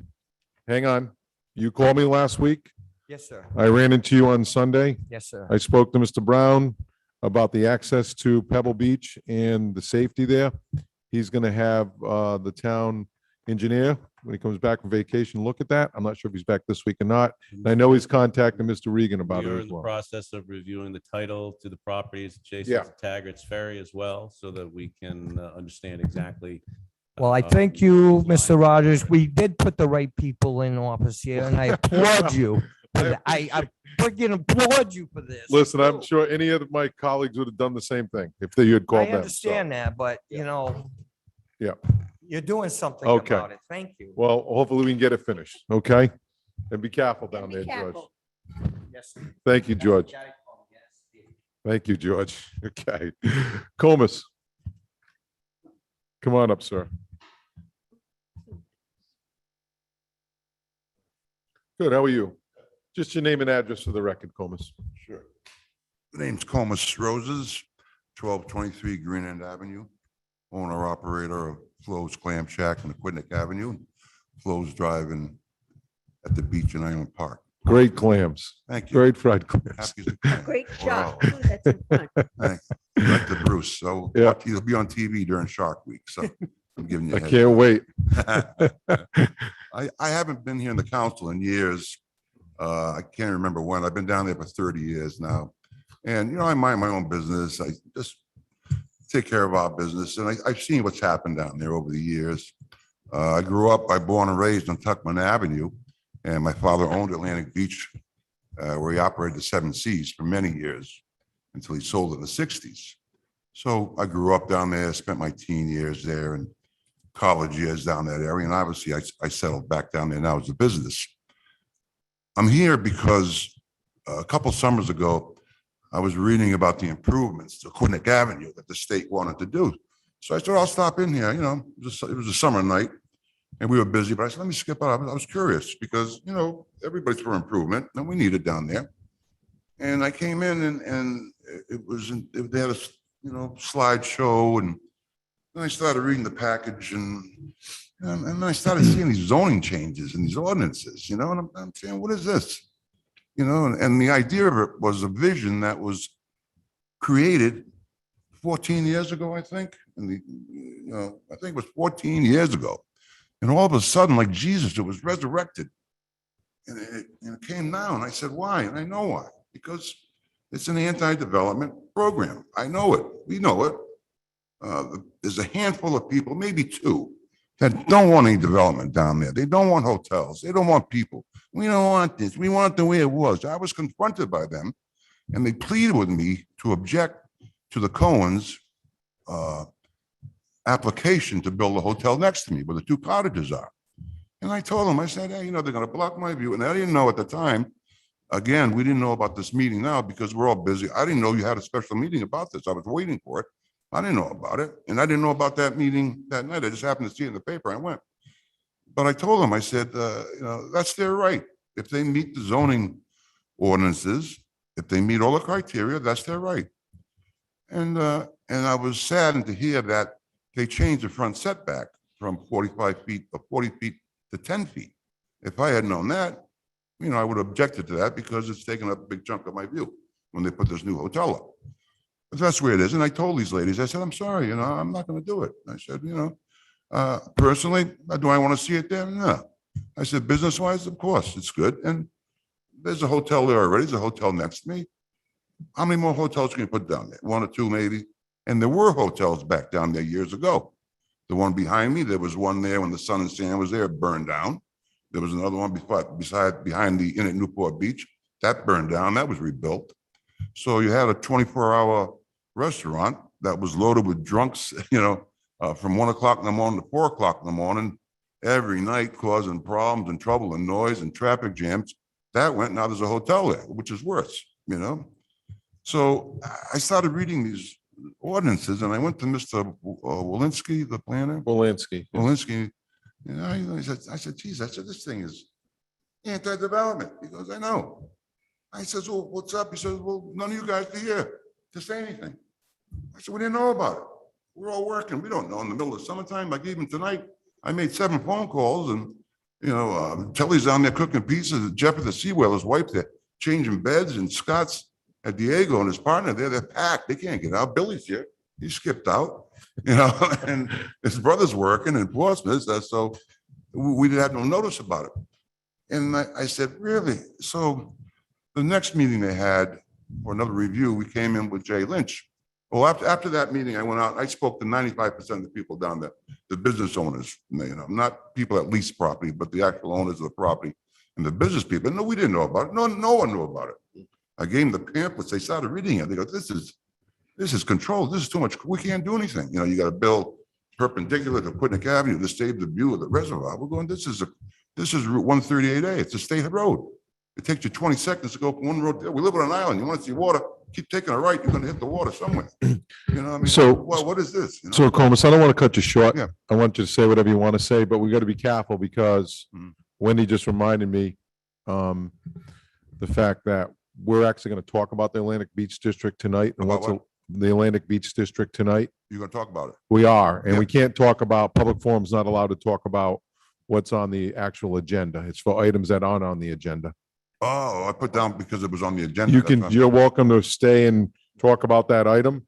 I wasn't sure where you were going with it. I want to object to it. That's what I thought we Okay. were talking for. Yeah, so no, that'll be part of the regular, what number is it?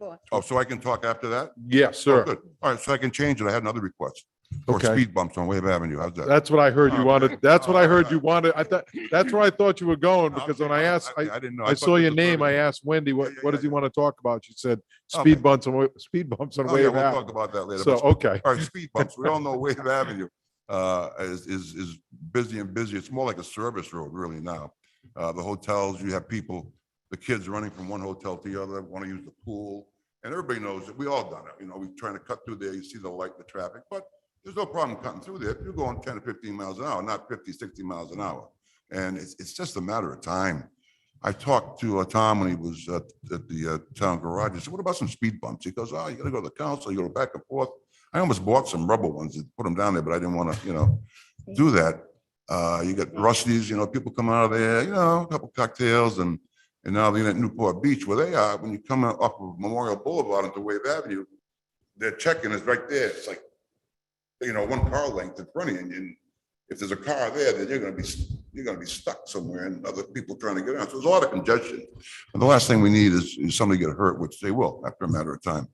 You know, so I strongly recommend putting a couple, if not two, but three, maybe one either end and one in the middle, just to, once the regular people that cut through there know that, you know, maybe they won't use it or they'll slow down. But it's an accident waiting to happen there. We all know that. It's every year it's getting busier and busier. You get delivery trucks and now with the hotels, people are checking in, they park here, they park in my lot, they walk across the street, they go back and forth. So I suggest that maybe the town could look into that and Okay. and do that. All right. Good. Thank you. Thank you, sir. I'll be back with it. Okay. Okay.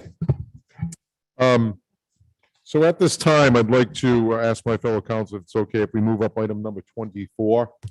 Mr. Brown actually texted me today and asked if Superintendent Kreger and the lady that the town may hire to look into the educational opportunities that Council Toronto brought to us, if we could bring that up, move that up to number 24, okay? Okay. Okay, so Wendy, we need a motion to move it up or no? You should make a motion. Okay, Council Welch, Motion to move item number 24 to number 3, Second. 2A. okay, motion to second, move item number 24 up at this time. All in favor? Aye. Okay, all right, so I'll just read that in and we'll get started on that. All right, so number 24. It's a memorandum of town administrator in reference to Middletown out-of-school opportunity community assessment. Motion to receive said memorandum. Second. Okay, we have a motion and a second to receive. All in favor? Aye. Okay, is Mrs. Kreger on? And I know Council Toronto would like to make a few comments, so I don't know if you want to go now, Dennis, or wait till, okay, all right. Rosemary, can you hear us? Yes. Welcome. And thank you for moving this up on the agenda. You're So, welcome. You do have before you the proposal from Mary Claire Knight. Mary Claire is on the call, so if any of the counselors have questions, she would be able to answer those as well as myself. Do you have any specific questions? We went out and I believe it was the last council meeting or the council before that, looking for someone to do an assessment regarding the out-of-school programs and what the school department has beyond the bill.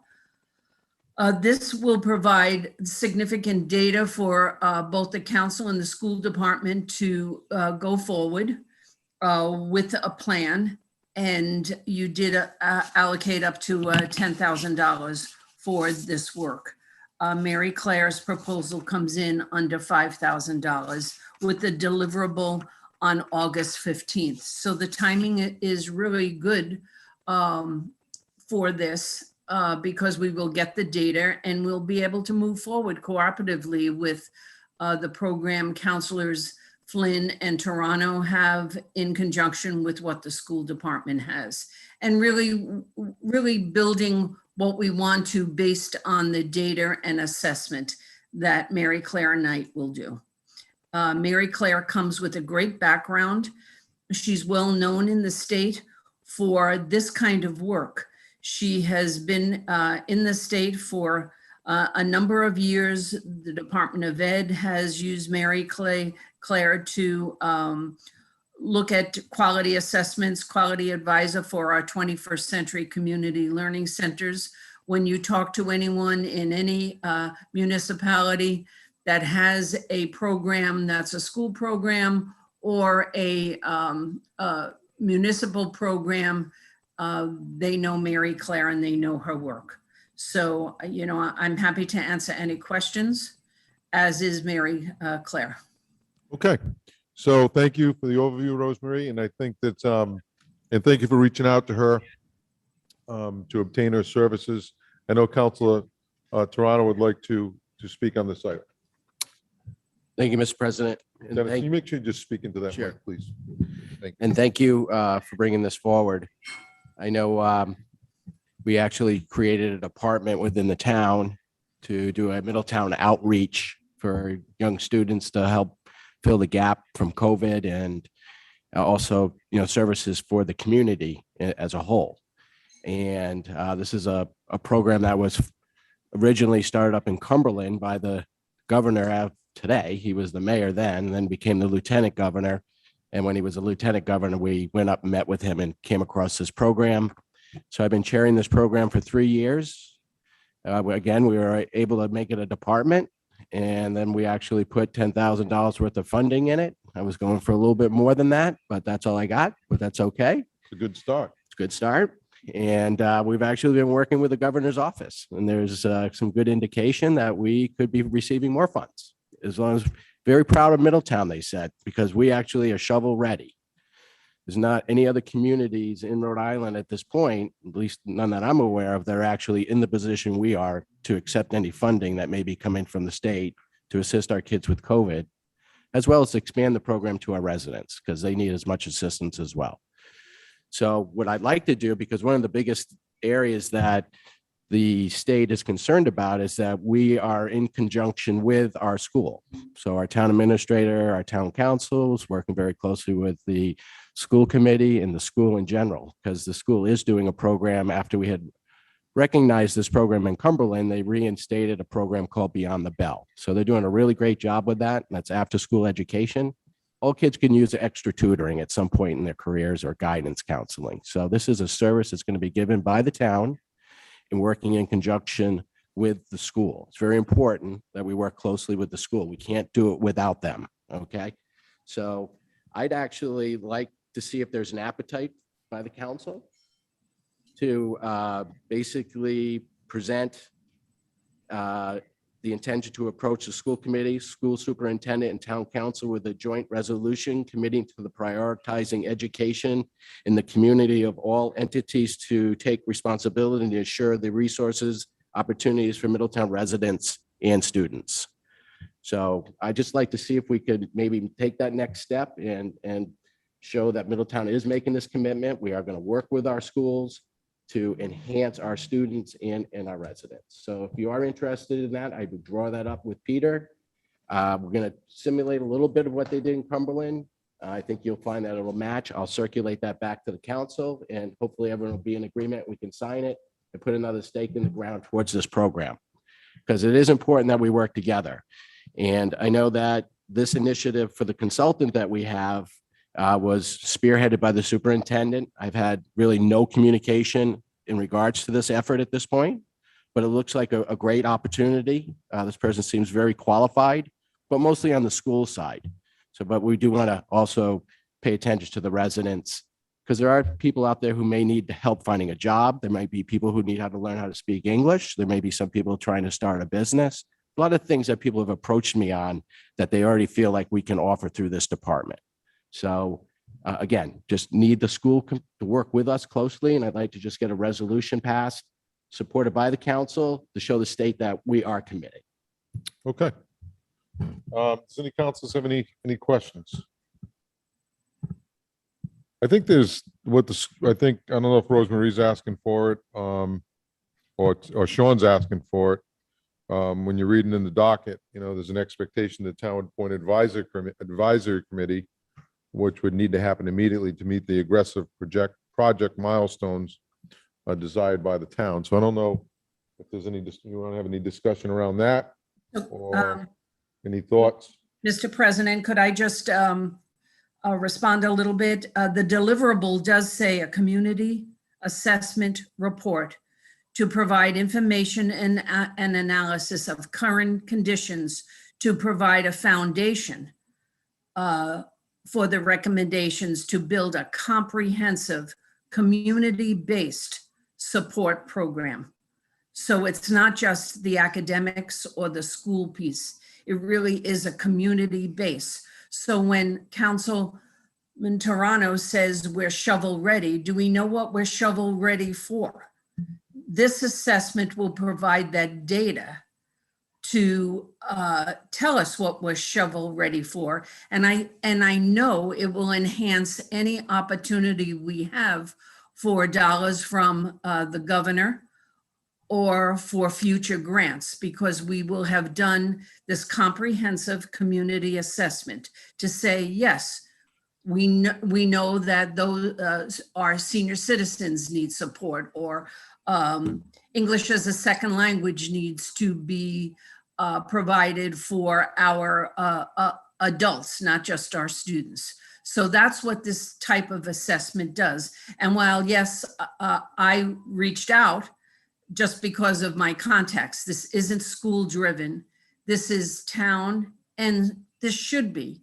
And my intention was to have this school and town driven, not just school driven. So I know this proposal went out early. I don't know when the council has received this, but we've had this proposal probably for a month since our last town council meeting. Okay. So several things, go ahead, Mr. No, go Rama. ahead. Several things going on. You want to recommend a resolution? Yes. I would say get with Peter. If the council's good with that, come forward with a resolution. We'll take a look at it. Okay. See if there's support there or not. Sure. Okay. And the other thing is we need to make a decision on hiring this firm or not. Okay? Yep. So Council Welch. Motion to approve hiring Mary Claire Knight, Principal of Knight Counseling LLC, to conduct the assessment of current educational opportunities in Middletown outside of the classroom. Second, Okay, we have a motion and a second to hire McKnight Consulting. Are there any further discussion? All in favor? Aye. Is anybody opposed? Okay, excellent.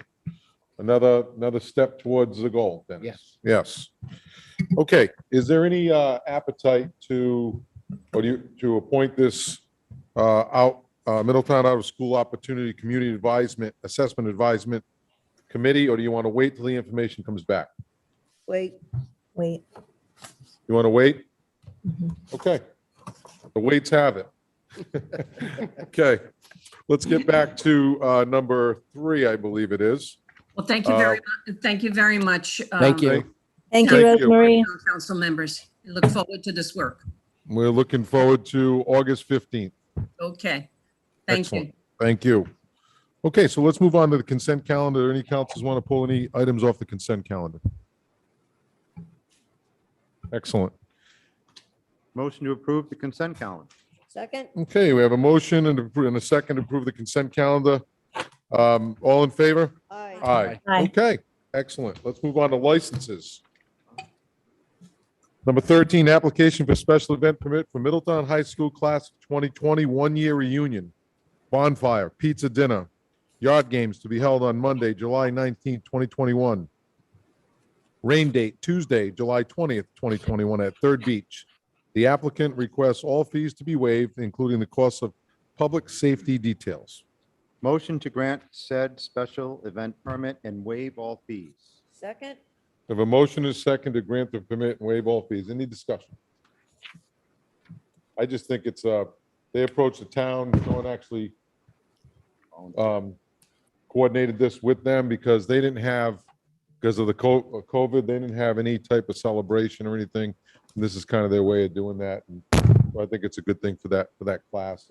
But by the way the money's funded, because this class is no longer, they graduated, it had to come through this avenue. So having said that, we have a motion second. All in favor? aye. Aye. Aye. Excellent.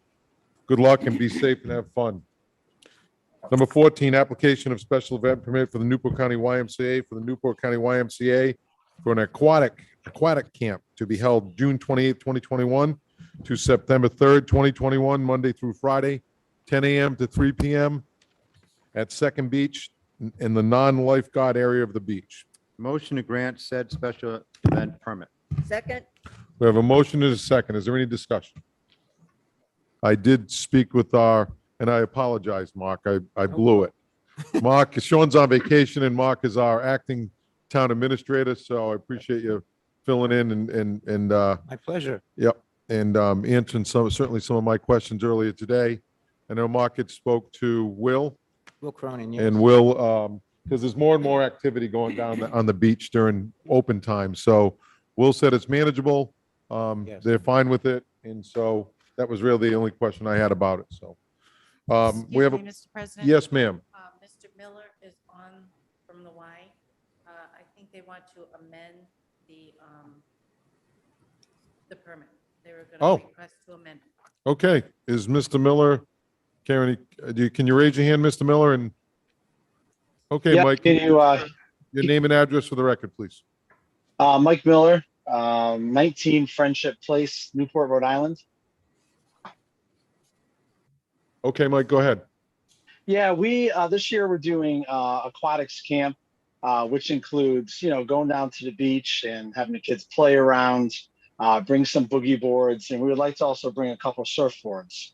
You know, this year it's for recreational purposes, going down to the beach and just either a couple surfboards, a couple boogie boards, and you know, maybe a couple of beach games. I was told that we would just have to amend the surfboards if we are allowed to bring a couple to the beach for our aquatics camp to use.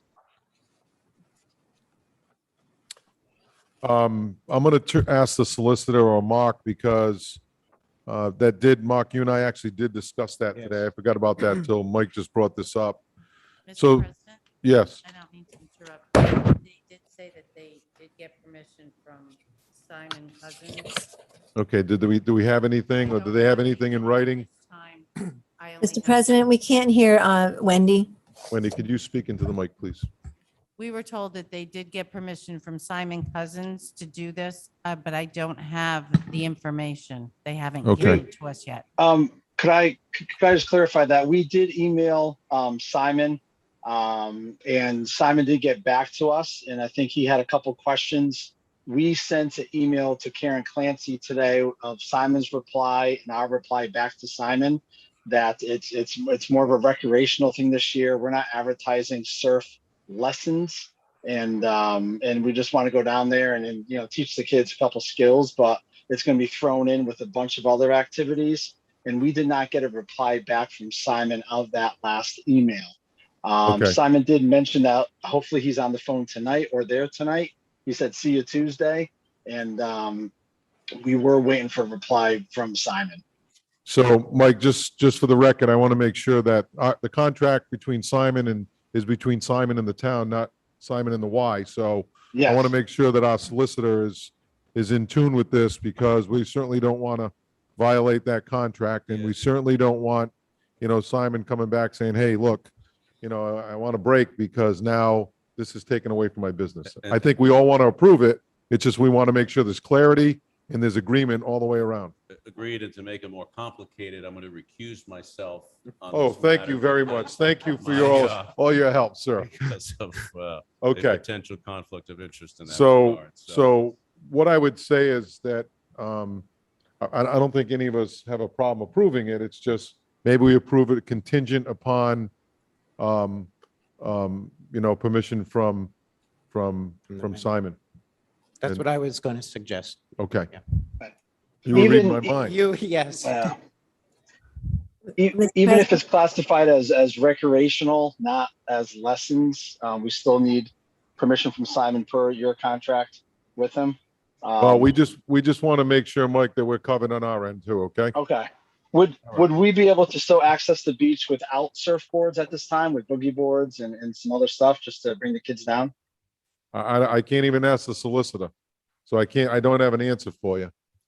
Okay. I'm going to turn to our acting town administrator, put him right on the spot tonight. If you approve the application for the aquatic camp, then yes, it's Okay. the pails and Okay, activities but no that- surfboards at this point. Correct.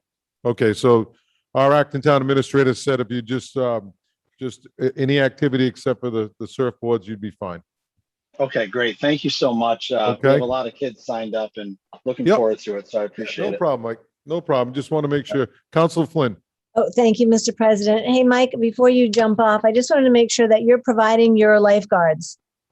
Yes, yep, Very good. Thank you. yep. You're welcome. Thank you. Okay, so we're probably going to have to amend that motion contingent upon legal approval.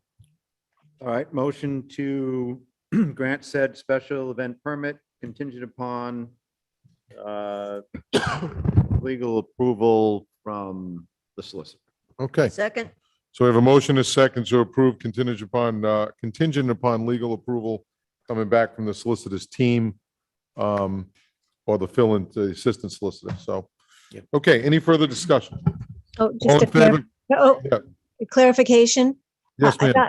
thought it was going to be contingent with Simon's permission as well. Well, or- that's what the legal will be. Okay, just want to make sure. Okay, thank you, Terry. Okay, so we have a motion, a second, all in favor? Aye. Does Aye. anybody oppose? Okay, let's move on. Number 15. Mr. President, I'm recusing as an abutter. Okay, make sure you fill out the proper form. She did. Okay, excellent. Okay, number 15, public hearing continued from the May 3rd, 2021 regular meeting. First public hearing, special meeting, June 15, 2021. Public hearing's been advertised. The butters have been notified. In ordinance to the town of Middletown, second reading. The public hearing remains open. An ordinance amendment to the town code of the town of Middletown. Title 15 Land Use, Chapter 152 Zoning Code is amended by adding new Article 30 Atlantic Beach Overlay District, adding a new column and other revisions to Section 602 regarding uses allowed in the Atlantic Beach Overlay District, adding new lines to Section 603 regarding dimensional requirements for the Atlantic Beach Overlay District, and adding definitions regarding signs to Article 12, Section 1202, Section 1202. I want to be clear on that. Planning Board recommendation is on file. Public hearing remains open. Second? Okay, so the public hearing will remain open. All in favor? Aye, okay, and so is Ron on?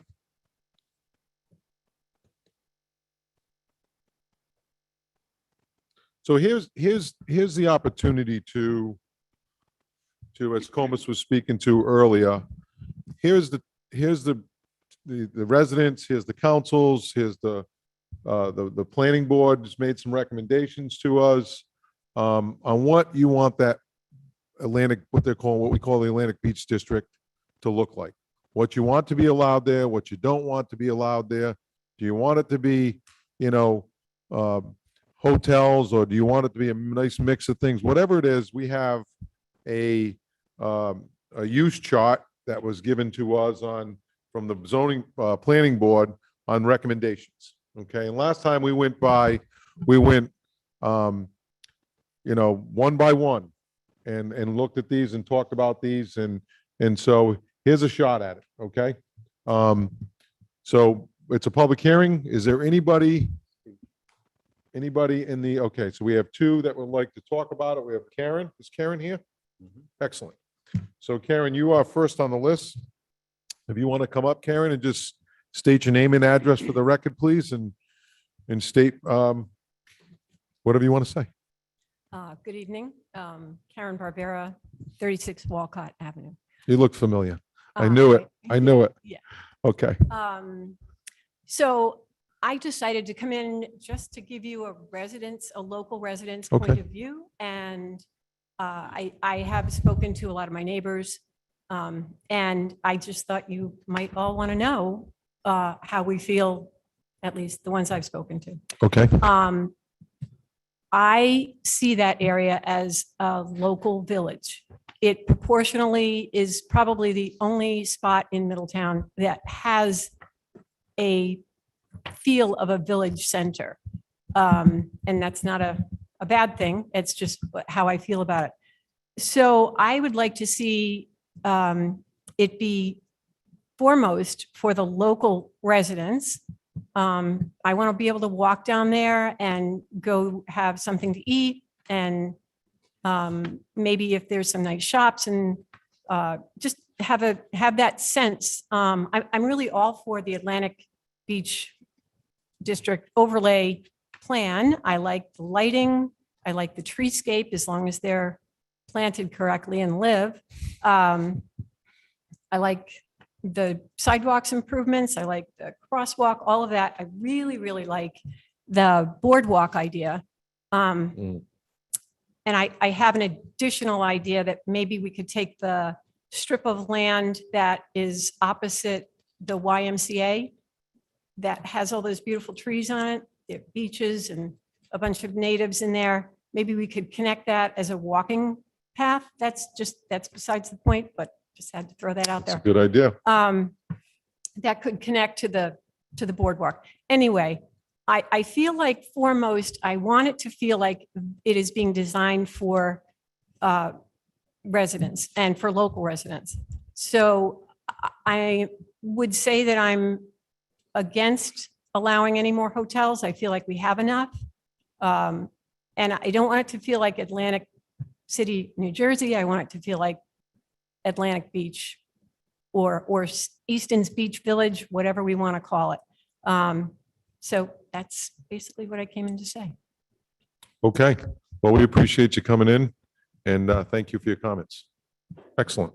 Is there anyone? Yes, sir. Come on up and state your name and address for the record.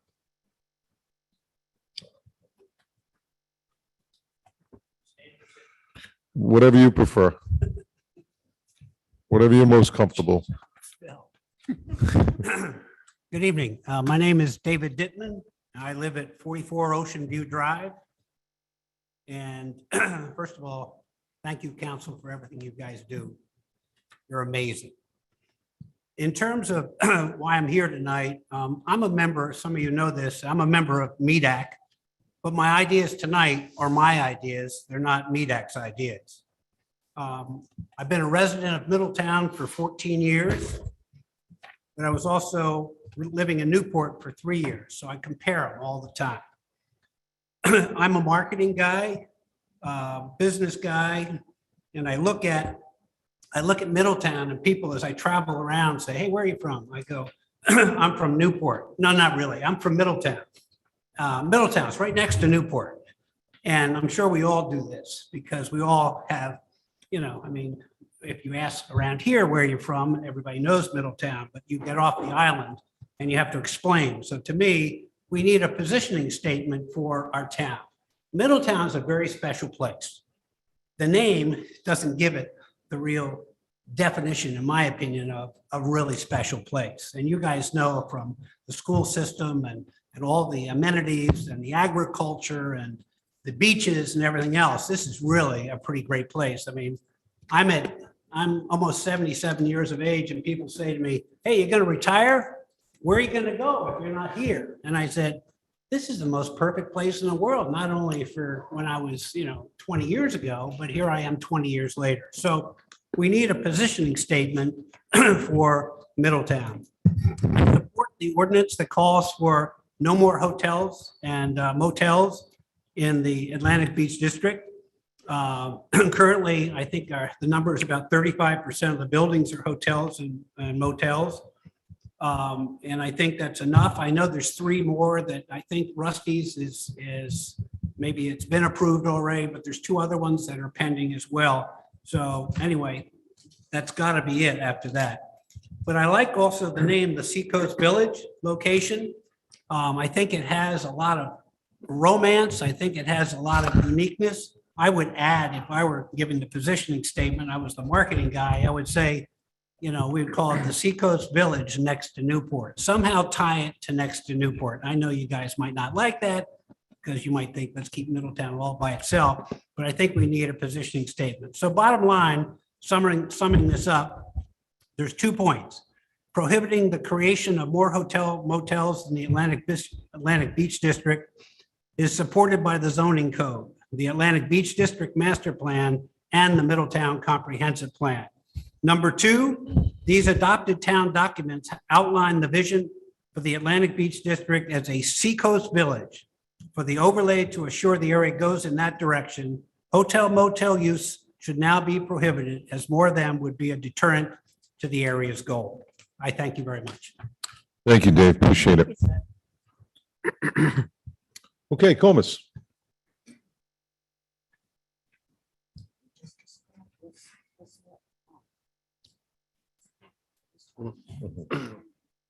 Comus Roses, 1223 Green End Avenue, Middletown, Chapter 2. Like I said, I don't come to many meetings, so I thought you waited till after the topic to talk, but anyways. So we left off saying that after I went to that meeting where I saw the ordinances, I notified the businesses, about 90% of them in that area, nobody had a clue what was going on. I showed them what you have in front of you, the proposed changes. They was they were flabbergasted at it. They say, this is, right now, our value is done in half, 50%, right away. So we went to the last meeting with the planning board. Jay Lynch represented myself and a couple other businesses. And we went on record telling the planning board that we objected to any of the changes until further commission or discussion. So I'm not here, and I can talk for quite a few of the people there. We're not object to any changes. I mean, aesthetically, that's fine, things like that. But when you read into those ordinances, like it says no bars, no tasting rooms, it's kind of hidden in between all the things of the beautiful trees and the sidewalks and things like that. The height limit, they've already taken away from that area down there from 45 to 35, which one property there was for sale for, a few $1 million.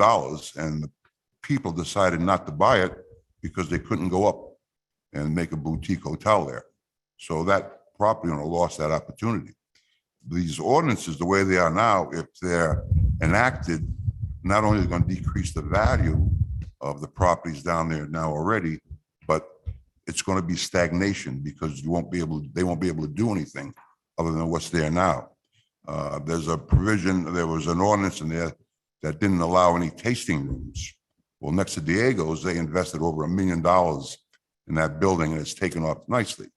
So he goes to sell that, fine, but what can he do with that building now? It has to stay the same. Jeff at the Sea Whale, can he sell that building? Can he go up? No. Can he put more units on? No.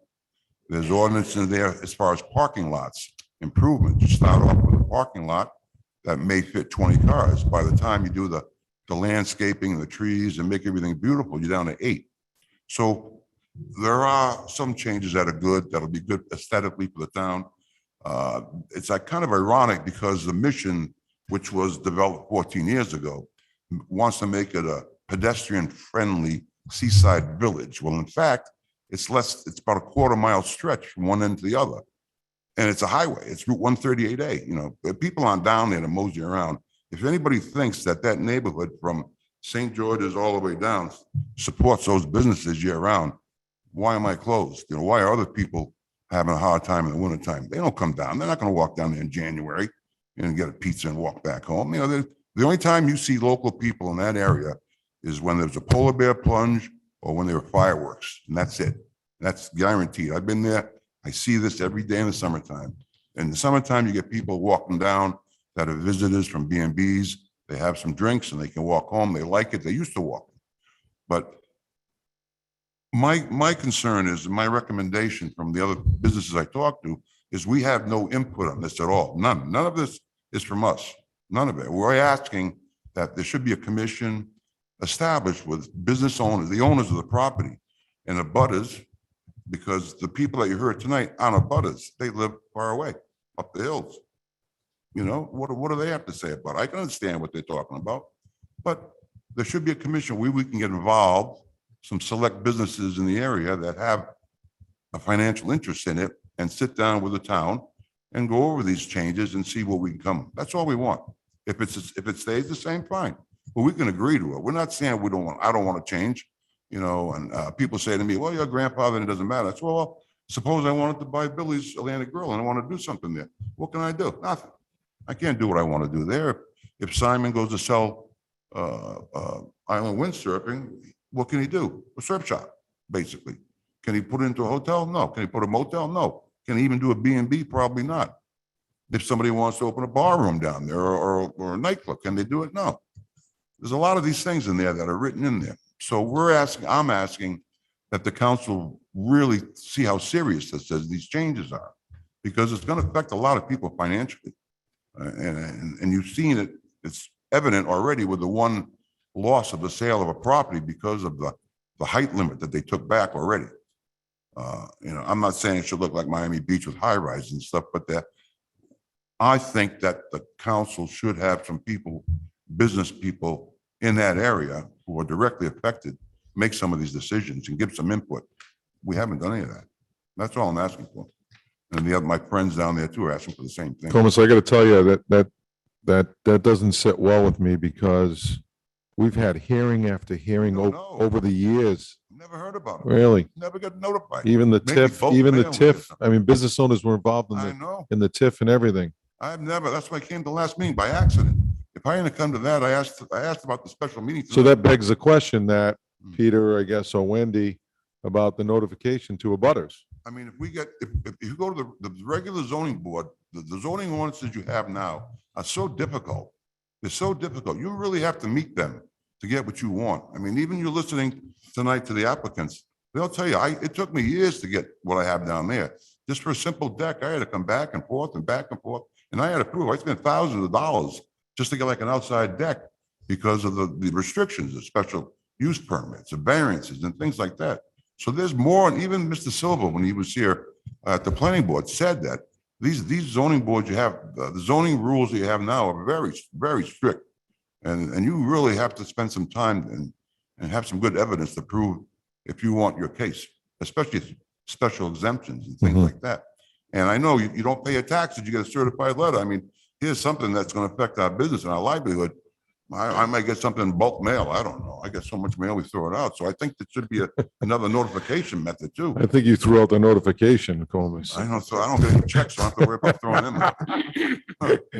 May I ask- Yes, Mrs. Santos would like to ask I'd you a like to question. ask you a question, sir. How long have you been down in that area?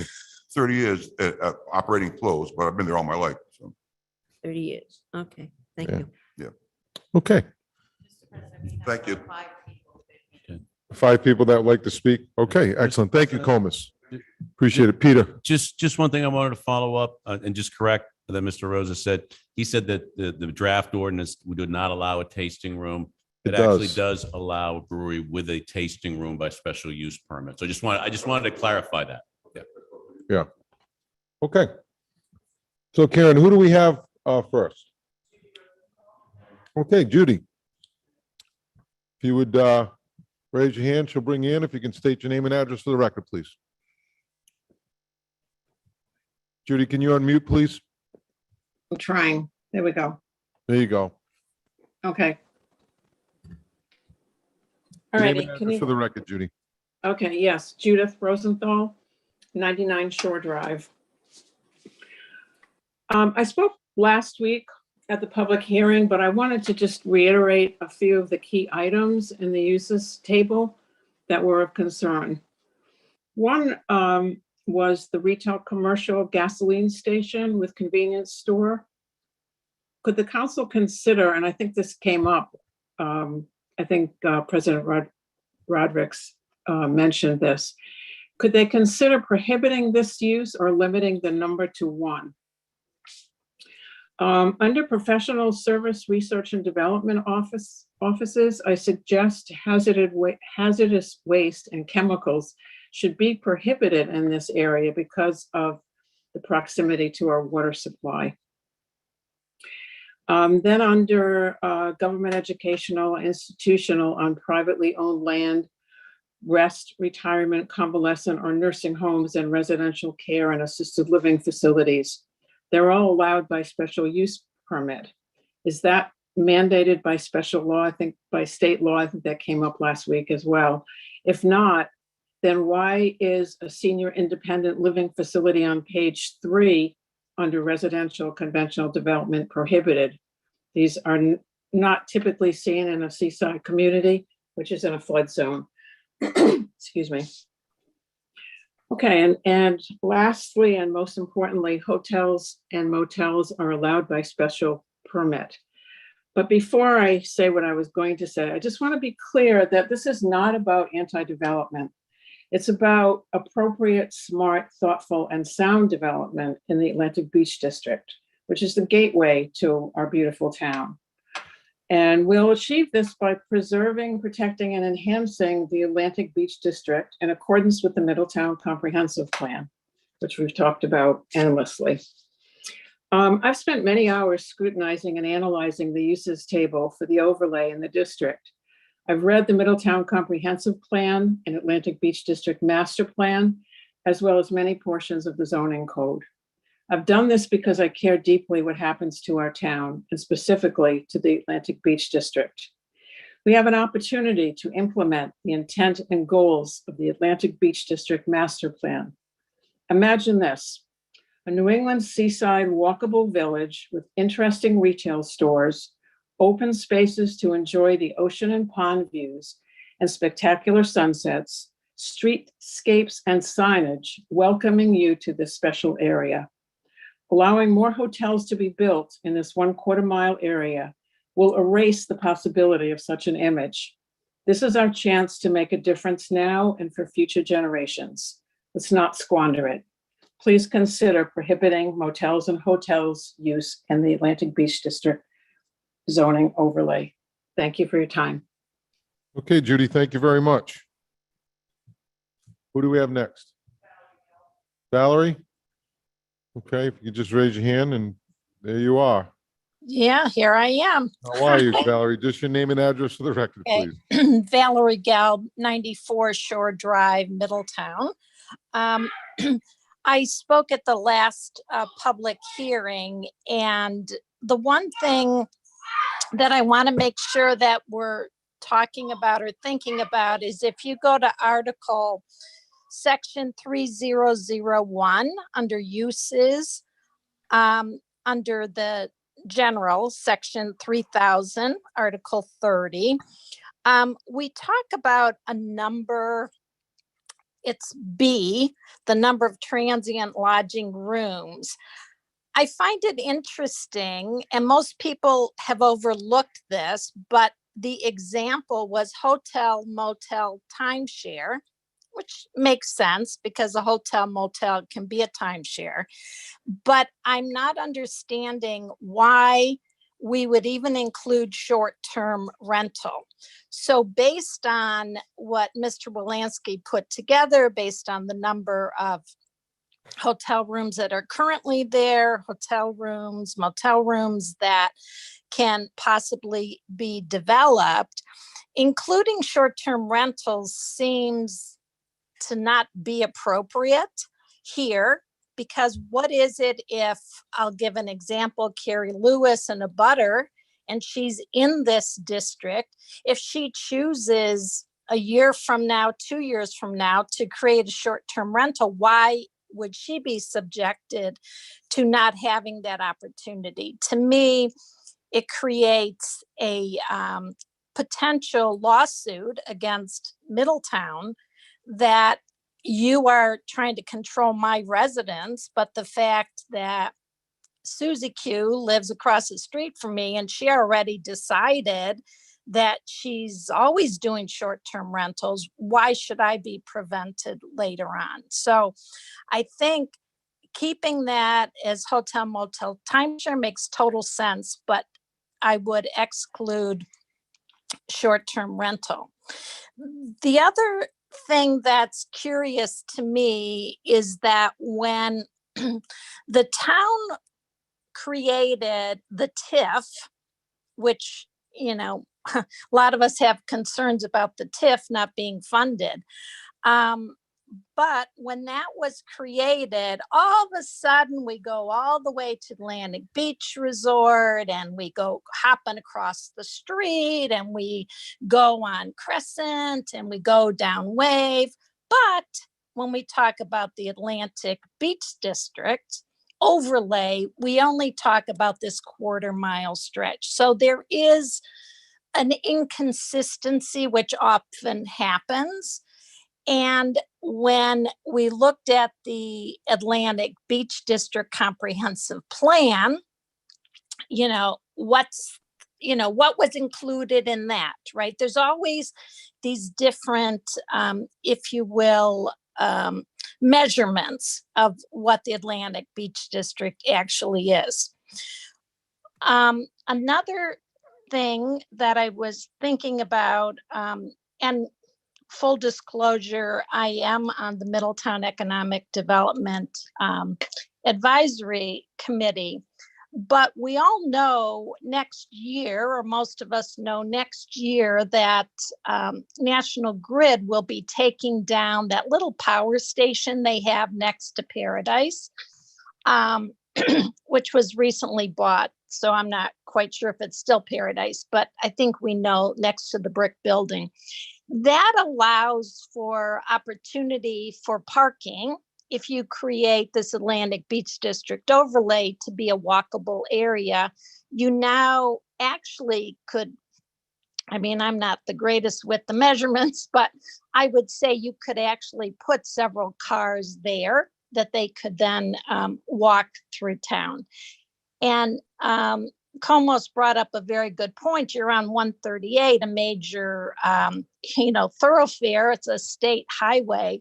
And based on that, you want to attract as many people as you can to businesses. We want businesses to come there. And it doesn't all have to be hotels. What about, nice shops and places that tourists and people who live like we do year round can frequent, because it should be all about, we should be supporting our local businesses. So thank you very much. Okay, Valerie, thank you. Appreciate your comments. Who's next, Karen? Rick Maderas? Okay, Rick M. Okay, Rick, just state your name and address for the record, please. Rick Maderas, 52 Tuckerman Avenue. Okay. All right. Valerie pretty much said a lot of what I would have either said or just flat out agree with. There was something that David had said that struck a chord with me maybe about 15 minutes ago. I think he had stated that 35% of what makes up that area is hotel motel. I'm not necessarily opposed to increasing hotel usage there, but has the council considered possibly working with a ratio? If the goal here is to grow that area and to bring in more shops and more retail and continue the growth, then why wouldn't we tie hotel capacity with the retail and shop space? Meaning, if we see continued growth in that area, then perhaps we would then allow for additional hotel space, but not until we to that point. I think having a good balance is important. And if you just allow hotels and motel services to come in and throw that balance off, I think it's going to result in a lot of unhappy people with how that Atlantic Beach area is going to shape out. So I guess that's more of a question. I'll leave it at that, but let me know if you've ever considered possibly working with a ratio there in terms of growth for hotels. Thank you. Thank you, Rick. Appreciate your comments. Is there anyone else, Karen? Antone.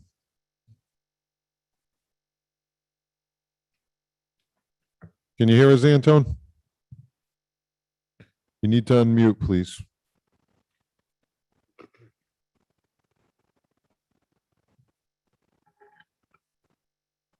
Is he still muted? Can you hear us, Antone?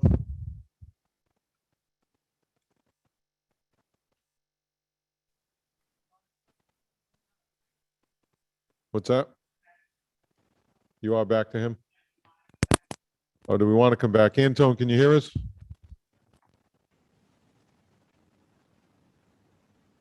We can't hear it, Antone. So we'll come back to you in a few minutes, okay? Is there anyone else in the audience who would like to speak? We do have another one? Okay, I apologize. Bird Jones? Good evening, gentlemen. Good Can you hear evening. me? How are you? Yes, just your name and address for the record, Bird. Bird Jones, 306 Tuckerman Avenue. Thank you. As always, I am grateful for your service. I will be extremely brief.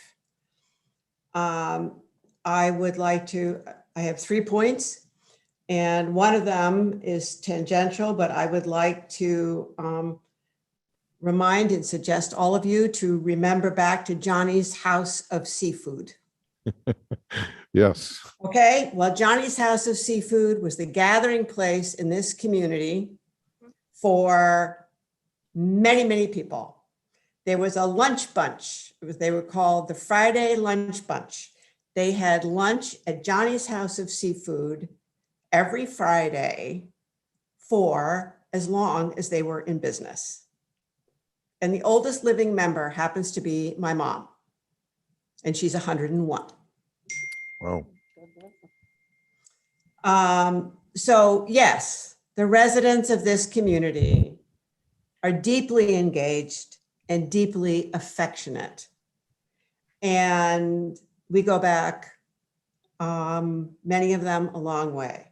So I would like to ask all of you again to embrace the comprehensive plan.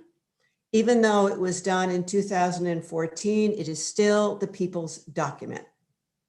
It is their vision for their town, irrespective of personal bias or wants or needs or assumptions.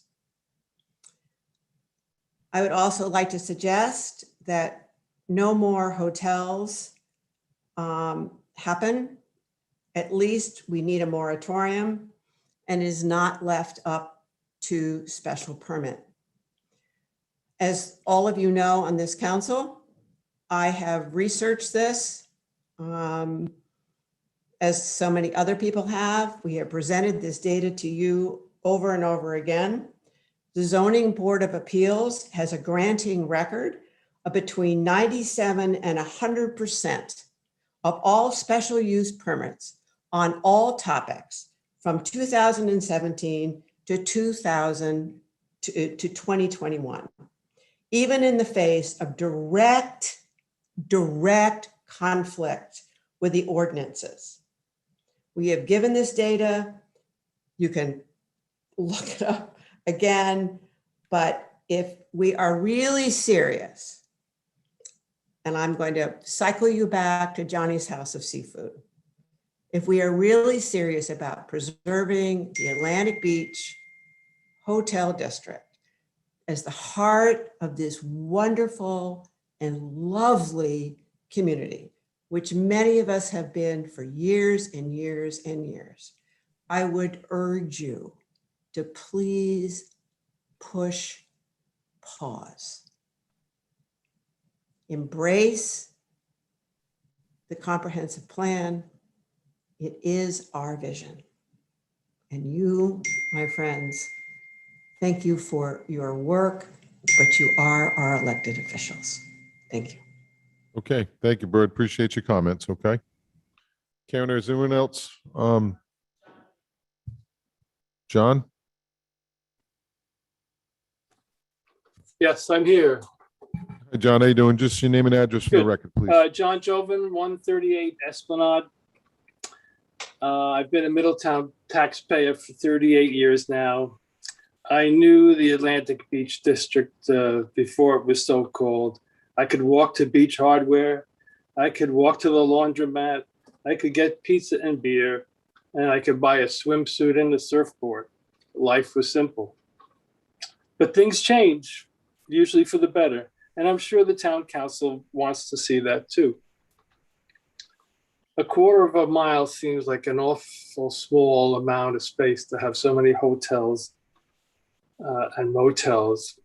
And I know sometimes we refer to the Atlantic Beach District as down there, but where I come from, down there isn't a good place. So we'll just call it the Atlantic Beach Club District, rather. Over the weekend, I'm coming down from downtown Newport. You know, the guesting season has already become heavy here in my house.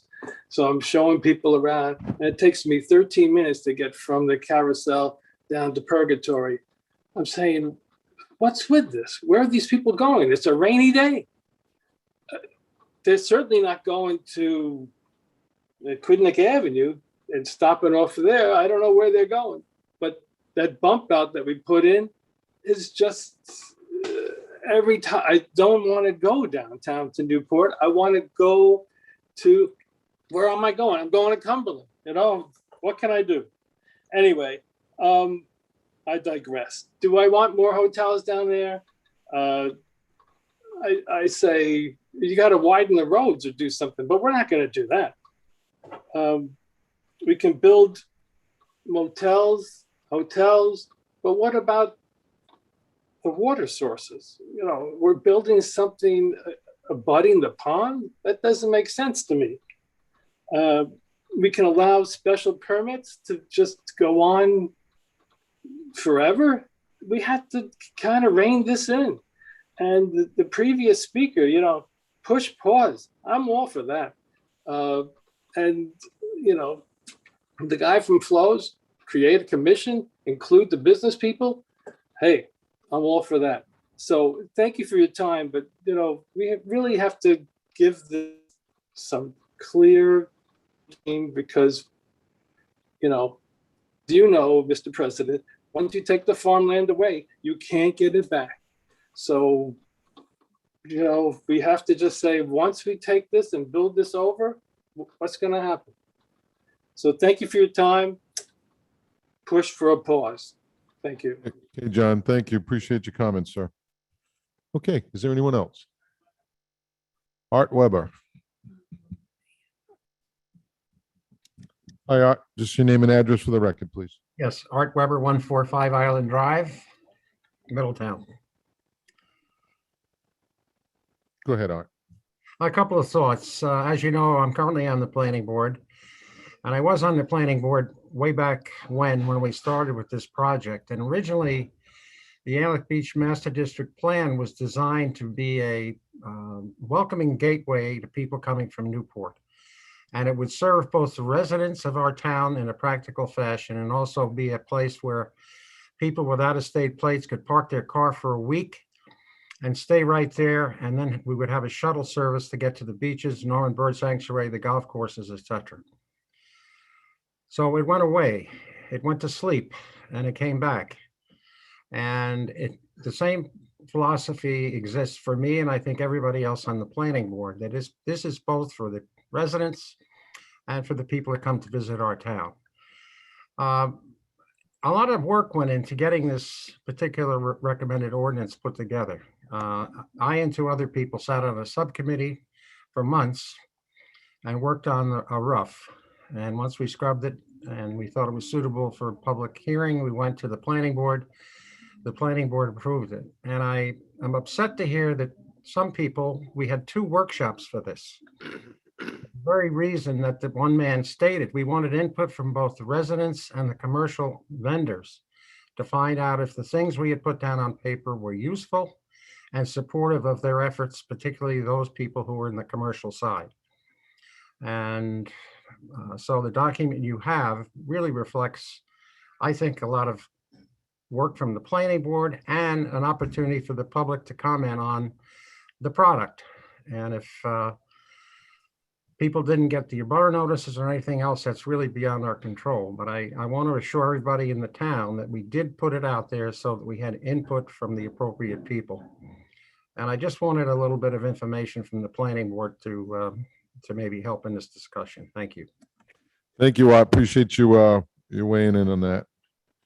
Okay, Karen, is there anyone else? Yeah, let's try Antone again, in fairness to Antone, okay? Antone, are you there? Can you unmute yourself? *6. Antone, if you can hear us, *6 to unmute, please. Can you hear me now? Can you hear me now, Mr. President? Oh, yeah, excellent. We didn't want to not hear you with those technical difficulties, Antone. Go right ahead, sir. Your name and address for the record, please. Antone Viveras, 1 Admiralty Drive, Apartment 11, Middletown. I just want to thank you for the council giving me the opportunity to speak. You know, Mr. President, when you used to come down Memorial Boulevard and you could see the harbor, and now all you see is hotels. I would not want Middletown to look like Newport. I urge the council not to allow any more hotels in that district. And I also urge the council not to allow any more gas stations. We have more gas stations in Middletown than Newport and Portsmouth and probably Tiverton put together. And more gas stations in that area will just create a possibility of contamination of the ground. We have the Cumberland Farms, and they did a great job they left it open. You drive into Cumberland Farms, you can see the water. But I think that there should not be any more hotels in that area, nor gas stations. Thank you, Mr. President. Okay, Anton, appreciate your comments. Thank you, sir. Is there anyone else, Karen? Is there anyone else in the audience that would like to make any comments or any further comments? Comus. Comus, I think you're making up for some lost time here this evening. I know. I come more often. For Mr. Hirsch, he passed away, so maybe I could take his. I place. know. Too bad. From the people who you heard tonight that are in favor of this, which is pretty much every one of them, they don't own property on Aquinic Avenue. They don't have a business on Aquinic Avenue. They don't live on Aquinic Avenue. Okay, number one. Mr. Viveros doesn't want any hotels. Ladies don't want hotels. No gas stations. They say retail. Okay, retail. Ask Simon how retail is. Okay, haven't they heard of Amazon? Retail is dead. Look at the malls. Look at everything. The idea of bringing people down to this neighborhood is wonderful, but where are they going to park? I was at one meeting when a lady said, well, they can park at Close and then they can walk to the beach. And I said, I've got 21 spaces in my place. It makes me $1,000 a day. And I'm going to let them, just look at the armed guards down there pretty much in the parking lots on the weekends. Every hotel has got 2 people out there. I've got one down there. You can't park anywhere unless you're a customer. They come in, they don't want to spend $20 to go to the beach. And it ties up our lot. So, and I said to one of them, I said, why don't you get rid of the bike lane and park on both sides of Aquinic Avenue if you want to bring people down there? Oh, no, we need the bikes. I said, well, you know how many bikes go use that lane a year? Probably that many. Never see one there. Maybe a gang of 3 or 4 in the morning, maybe. So again, we're not against changes, but we want to maintain what we have there, and we want the chance to grow and prosper. We've waited a long time down there to get some activity down there because there was nothing there before. I'm fortunate because I've gained a reputation over the years, really, worldwide to say, especially in Japan. I'm the #1 food magazine in Japan, believe it or not, And so I think that these ordinances, when you read into them, they're really devastating to a lot of little points of businesses down there. And when you really think about it, from one end to the other, it's a quarter mile, it's 20 seconds. You can count the places down there now. Nobody's going to tear down Atlantic Grill and 3 other houses and put up a 100-room hotel there. You can't do it. There's no room. Jeff at the Seawell, he's not going to knock it down and put up a skyscraper. They're not going to do it. They just want the opportunity to be able to sell it and at least maintain what they're doing now and maybe improve it. If they want to go out with a deck or do something like that, or God forbid something happens, a fire or a flood and wipes you out, then what do? We have to meet the new standards, or we grandfather in for another week. I think this is a very, very serious change in the zoning ordinances for a very small area and a very small amount of property that's down there and businesses that are there. Again, people say, oh, I'm grandfathered, which is true. I can do some things down there, which I might do. There's a demand, we have to meet the demand. They want to welcome people to Middletown. They love it down there. They love it down there. More is better. You want people? Of course you want people. It's only in the summertime. We have another 6 weeks left. That's it. 7 weeks. It's all over. And then you can park wherever you want, walk wherever you want. So we're not talking downtown Newport where it's 1,000 people in one block. We're not talking 10 months of business here. We're talking 90 days of business, especially after the pandemic last year. We're lucky we're still down there. So to put these ordinances, the vision is all right. Seaside Village, okay. But we really got to take a look at that. And I really, really hope that the council lets some of the businesses down there and property owners, get involved with this time. We're sorry we missed, these meetings, but I can vouch for everybody I talked to. We didn't know. Nobody knew. Maybe just a phone call or even a certified letter like you get when you don't pay your taxes, you get your attention, will come here. But that's all I'm asking for on behalf of quite a few of the people down there, Simon, and Jeff and Telly and Lisa and them Scott from Diego's can't make it. Like I said, they're busy. We're really worried. We're really worried about it. Thank you. Thank you, Comus. Okay. Is there anyone else? There was somebody on? Okay. Melissa? Okay. Hi, Melissa? I was at the beginning and I just stayed on because I'm listening to the Atlantic Beach District meeting and my parents actually live.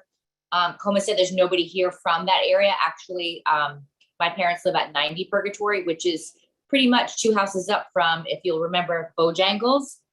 Bojangles burnt down and then it became Governors and then it became Tickets. And I was there for all of that. I was there for the surf shop that was right across the street. And I still go there all the time. My parents still live there. And I have to tell you that I go to Billy's year round. I go to Billy's, or as they call it, Atlantic Grill. I went into Simon's today and I bought clothes there, and I do it year round and I give them my business year round. What I don't think we need is more hotels. So, you know, this is from somebody whose parents and I were right on Purgatory, right at Aquidneck. I mean, my parents live, the backside is Crescent Road, where I remember when Atlantic, the Aquidneck restaurant was a gas station. I used to put air in my tires there, and I'm still here. But to get from my house on Green End Avenue to my parents' house, I am in traffic forever. I brought my son to the goals practice, the camp, and it took me 25 minutes. The traffic down there is so congested as it is. I cannot see how adding any more hotels or motels would be beneficial. And, you know, 6 more weeks, exactly. So 6 more weeks, I don't think we're going to suffer from not having another hotel there. It's beautiful year round, and we do give business year round. I just don't go to Flo's because I don't like clams, but I do go to Billy's because I like regular other food. And, you know, I remember the laundromat. I am a local, born and raised. And it's sad when I go and it takes me so long to get to my parents' house. So thank you for listening. Again, it's, you know, my bus stop was right there. And talk about stop signs where I am on Green End. There is ridiculous trying to walk across the street. And I remember at one point, wasn't Crescent Road supposed to be a one-way? It was proposed one way, but I don't think it ended up that way. Exactly. So it stayed 2-way because of the businesses, which is fine. I get that. I still love where I live, but if you add more hotels, it's just asking for trouble and car accidents and more congestion down there. Thank you. I appreciate it. Sorry. Okay, no problem, Melissa. Thank you for your comments. Okay, is there anyone else on, Karen, that would like to speak? Barbara Wright. Hi, Barbara. Can you hear us, Barbara? Can you hear me? We can hear you just fine. Your name and address for the record, please. Beautiful. My brother, Bill Doré, and I own 76 Purgatory Road. And Okay. I'm just listening to Missy speak. I heard her speak earlier before, and I've been listening to everything that's been spoken about tonight. 76 Purgatory Road is right next to Tickets and faces the Newport Beach House parking lot. And I just want to say for the record, this is a place that my brother and I have grown up in. My great-grandfather built it in 1923. So we're very much a part of the Atlantic Beach District, right in the heart of it all. And it matters to us very deeply what happens to this area. I most of all want to say how important it is for us to protect the beautiful and priceless view of the water for everyone to enjoy, whether you're a year-round resident, a visitor, a tenant, a property owner, whoever is just walking through for whatever purpose. I feel it's so imperative for us to protect and hold in high regard the beautiful water view that is in that area. And I know that if we allow businesses to build up and increase their height, then suddenly everyone's view and enjoyment of the area is impacted, whether they had a say so in it or not. So I just want to make it known that to my brother Bill and I, what happens in this area is of the utmost importance. And I really believe that we should be able to live and let live. That is a great philosophy that I like to live by, and to make a space for commercial places to thrive, not take over, but thrive alongside residential life in that area.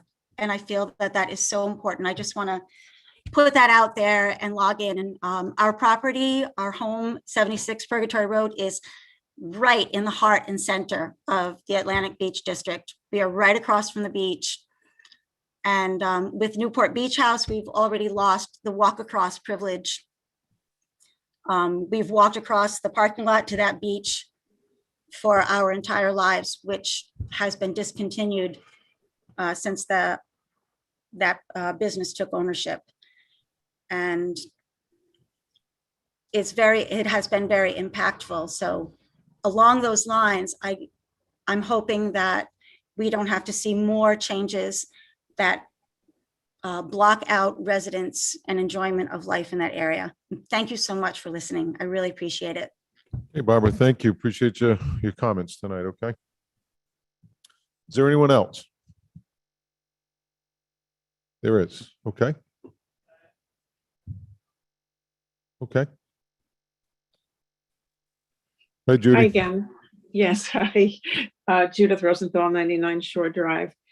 A lot of people have spoken tonight, as you know, and my question to the council now is, what happens next? How do we make hotels prohibited? Does the council do that? Do you vote on it for this particular ordinance? Yes, we're gonna take it, you know, if any council has any recommendations of what they want to see based on the public's input. I mean, because that's really what we listen to. It's not just us seven should make a decision for the rest of the community. We're listening to businesses, we're listening to residents, and then that, at least that's how I see it. I think we need to put those heavy ones on the table or anything that was brought up or any objections any residents have, and talk about it, and then vote on it. Okay, thank you. Okay, Judy. Okay. Someone else, Karen?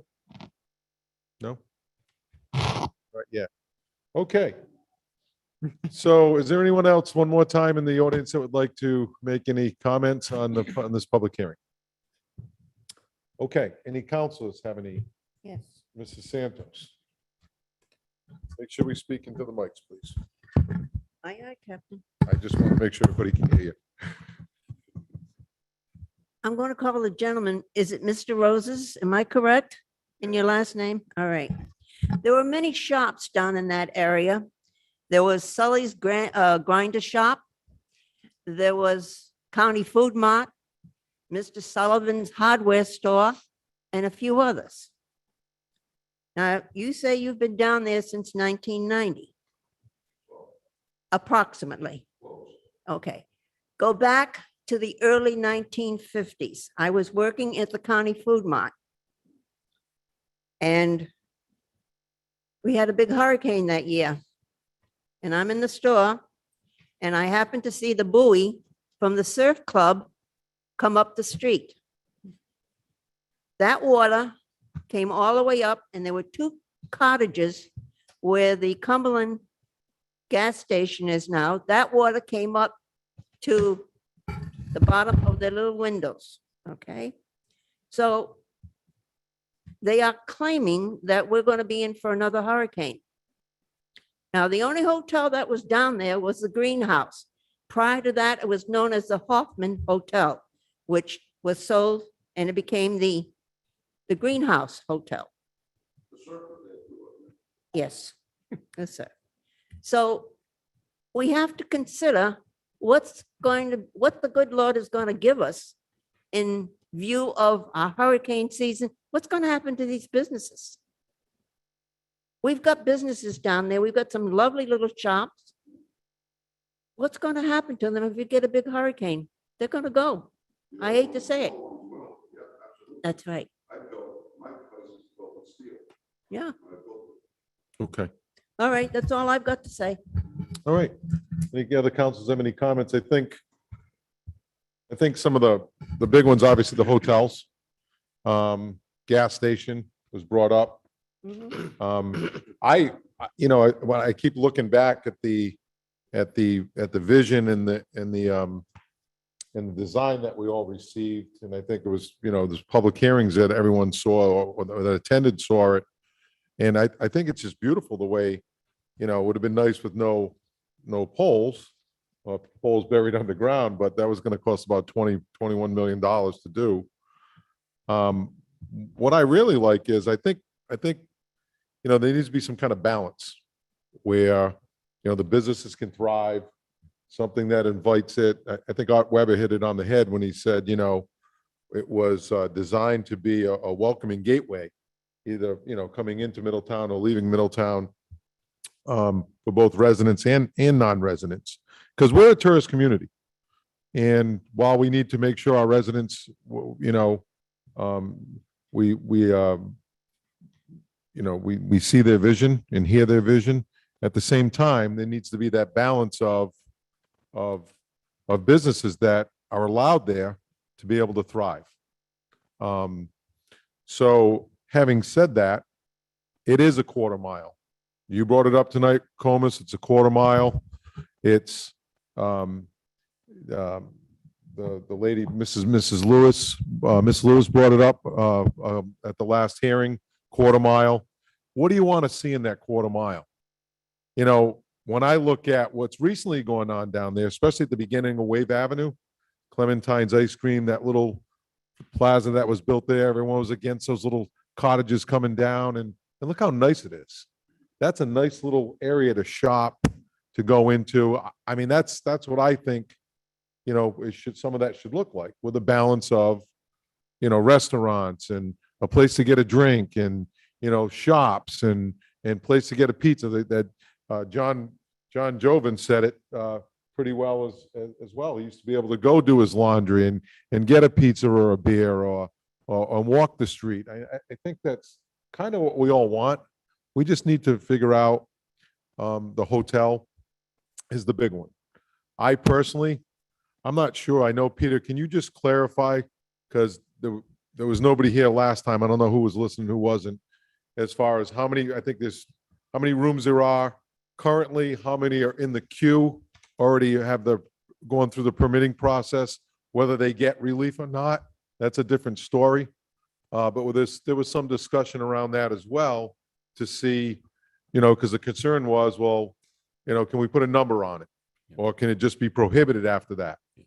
So, and that's obviously a decision the council has to make. There's really sort of three options here. One is to simply say, consistent with what's allowed in the general business and limited business zones, hotels and motels are allowed by special use permit, and there's no limit on the number that are allowed. And typically in our zoning ordinance, we don't put restrictions on the number of this type of business or that type of business. The assumption generally is that the market will control, so you don't have too many of one particular type of business, because they probably won't all survive. So generally speaking, if you look through our zoning ordinance, you'll see uses allowed and not allowed in certain parts of town, but you generally won't see a cap on the number of those businesses. Because there was a lot of public comment that they felt that the mix of uses in this area was somewhat out of whack with the number of hotels that were there and the number of hotels that were potentially in development. And as you heard tonight, there are some people saying you should just prohibit them, which is the second option, which would mean that the ones that are there now and the ones that are in the queue, which are allowed to continue through the queue and possibly be approved, would be the limit. What the planning board did was they tried to come up with a balance between those two And they said, well, if we took the number of hotel rooms that are there now, the number that are in the queue for potential development, they also added in the short-term rental rooms because the idea was these are transient guest rooms. So whether it was a hotel or a Airbnb, it was essentially the same thing, and came up with that number of 279 as the limit. So it's a different approach. It's sort of a new approach. As I said, we don't have that in our ordinance on any other businesses. The closest thing we have is, a cap on liquor licenses. Right, but we also But- don't have another district like this. Exactly. So, the draft ordinance basically says, once you reach that number of 279 rooms, then that use is prohibited from that point forward. Now, if one of those hotels comes down, then theoretically there's excess capacity that someone could build to. But so that's an option. The other option is you allow it as it is in the other zones by special use permit, or, the third option is to simply say they're prohibited. And in that case, what's there now is allowed to remain, and what is in the queue waiting to be approved, if they are approved, are allowed to be built. How many are in the queue? Okay. How How many? how there's- many? Yeah, go ahead. Mr. Reagan, how many are in the queue right now? There's one that was approved, which is the one that is between what used to be the Greenhouse and Comus's restaurant. That had been appealed to the Superior Court. That appeal was just recently withdrawn. So that's been approved, hasn't been built. There is the one proposal where I think the Sun and Sand is, and then the other proposal where KJ's. So we're Yes. talking 3? Potentially, yes. Okay. Once again, and I don't believe that there's been any new ones since, over the last couple of years, at least. And once again, the market tends to fluctuate. Sometimes you get a lot of these things at one time, and then you go a while without them, so. Okay. Any councils have any comments about the hotels? Because we're gonna have to vote on this. On how you want to do it. You want to leave it the same? You want to prohibit it? You want to put a number on it? How do you want to proceed? Well, the planning board identified 279. Okay, So why would we mess with their number? so the 279, does that include that doesn't include what's proposed? Ron can. Because where's that number 347 coming from? Ron's on. Mr. President. Ron, hello, Ron. Good evening. Good evening. This is our town planner, Ron Wolanski. So the 279 does include the existing hotel rooms as well as the 53 rooms that are currently in the pipeline. That larger number that's been talked about, the 300 plus number, I think that number probably includes the hotel up on the hill, the Karakides Hotel, which would not be in the district. So the number, that 279 number is the best number we have of current rooms plus the 53 proposed. Okay, so the question then becomes, the 279 includes the 3 proposed ones, if they are built or approved. And so do you want 279? Do you want to limit it at 279? Do you want to leave it as special use at 279? Or do you want to prohibit it at 279? Well, just to be clear, and I'm sorry, the 279 is only applicable if you're going to put a cap on it. So once again, the 3 options are, you just allow them in all zones, hotels and motels require special use permit. Okay. So option 1 is you just allow them by special use permit without a cap. Option 2, which the planning board has presented, is they're allowed by special use permit, but you're capped at that number of rooms. And when you reach that number of rooms, they're prohibited. And then option 3 is to simply say hotels and motels are prohibited in the Atlantic Beach District. And as a practical matter, what that means is that the existing hotels are allowed to remain, and the ones that are in development and have their applications in, if they are approved, they would be allowed to be constructed. So So just and that was the nicest way anybody ever corrected me, but thank you. I'm learning. So, so what if the ones, I just want to be clear, what if the ones, some aren't approved? Then what is that number? How do we adjust that number? Where does that number go to? So once again, if you prohibit them, then if they're not approved, then they're prohibited, which means there's no excess capacity is created. Understood. If you say we're going to allow by special use permit, but cap them at 279 or whatever the number is, if let's say a hotel that was going to have 18 rooms is not approved, then theoretically there's capacity for somebody else to come in with another project. That's what I'm saying. To do that. Yes. Okay. Yes, Comus, you just need to come up and state your name and address again, please.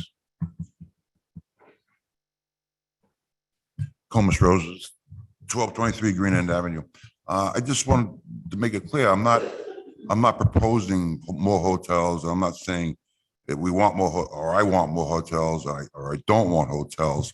My concern and the other businesses I talk to are concerned about those ordinances affecting them as they are now, and if they wanted to do something with their existing businesses that they have now.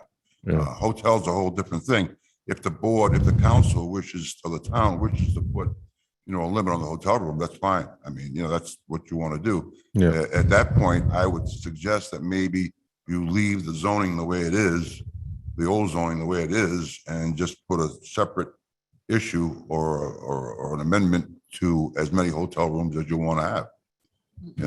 Again, I'm not here saying, well, this is going to stop a hotel. It probably will, but let's face it, in reality, what are you going to put down there? Like there's like Gus's building that he put up with the ice cream place and the beauty salon. It's a beautiful building. It's residential, it's rentals, it's things like that. He did have a retail business in there that went out of business, the bicycle rental place. So retail is not the way to go down there, but that's not the issue. The issue is those restraints that are in there affecting everybody's business, restaurants, bars, ice cream places, everything. So I understand that, Comus. The issue I personally have with it is, I look at Sea Whale and I look at the art gallery next door and then where Gertrude used to be. Remember that had that Portuguese restaurant there for a little bit. Say somebody comes and buys all that. Right. Whoever thought that there'd be a proposal for an 18-room hotel that's up in the air? I mean, so those are the types of things. It's how do you want it to look? Yeah, well, no, I mean, if they meet the standards, it's fine. If they look, we want it to look good. The renderings of the roads are beautiful. They're really beautiful, especially the underground utilities, but that's probably not going to happen. No. But our issue is that there's just a little bit too much control in those ordinances over the existing businesses and what we can do with what we have. And even if we want to expand with our already businesses that we have there, that's what we're concerned in. As far as the hotels, that's a whole different game. Nobody wants hotels. Let's face it, nobody wants. And how many hotels are you going to put down there? You have 3 more. That's about it. Right. Except a sports ticket, but that's that can't happen. So that's where we stand. That's where I stand. Sure. And, a few other people I talked to. Okay, excellent. Thank you, Comus. Mr. Dittman, come on up and state your name and address for the record, please.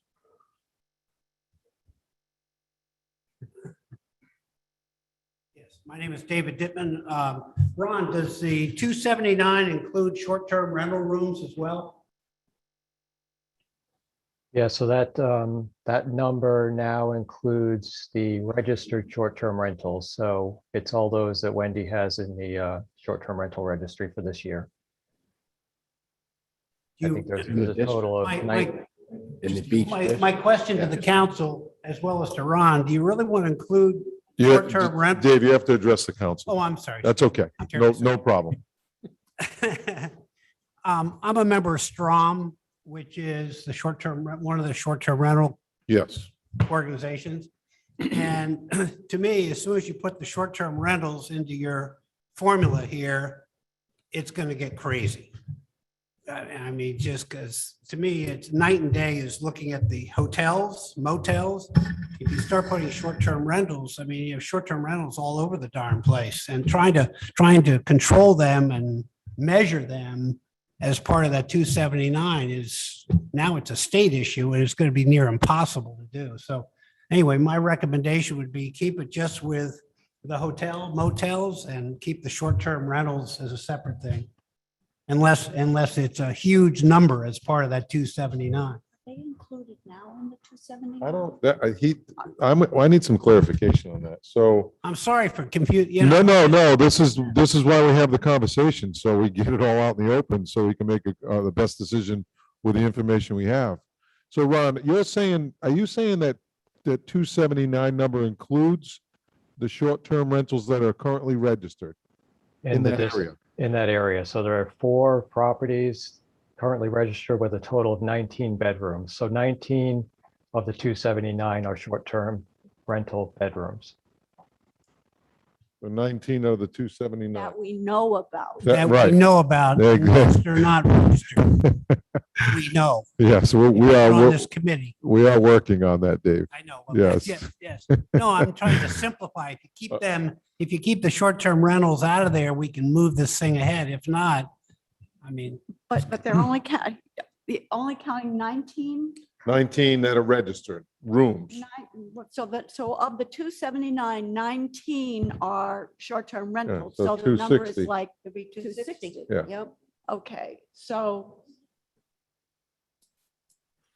Okay, anyway, I just wanted to bring that up. Didn't want to confuse anybody. but thank you for that extra confusion, Dave.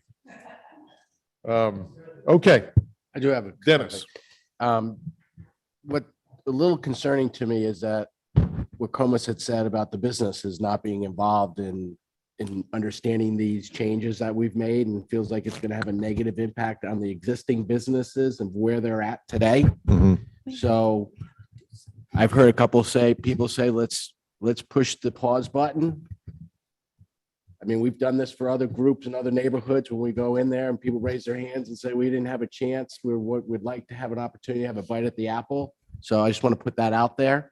I'd be receptive to that so that we can maybe kick it back to planning so that the people in the businesses can get a chance to go down and address their concerns with the changes that are being made and how they're going to impact your business today. Doesn't sound like it has anything to do with the hotels in the area at this point. So I just think it would be wise and prudent to let the businesses speak on this. I don't disagree, but and I'm not questioning Rose's Comus. He said he didn't hear it, but these things were advertised over and over again for years. So I don't know. Well, I don't know. I had the same question on when we were looking at senior affordable. So Ron, when we sent, Wendy, when we sent the notification to abutters, who does it go? I mean, does it go to all the businesses? I mean, they abut the property, so. 200 feet. How many? Anyone within 200 feet. Right, I understand that. So if they didn't, So yes, it would go to all. so if they didn't read their mail, that's their tough luck. They did- Okay. So what's the pleasure of the council? Councilor Toronto put something on the table. How do you feel about that? Because either we're going to move on this or we're not. It's about time we move on. Okay, so you want to move on, Mr. Welch? You're not going to like it, but I'm tending to agree with Dennis. Okay, Mrs. Santos, Let's move on. Fine. Mr. Logan. Torn. You can't be torn. You have to decide. If Okay, we want to do it, we want to do it right. okay.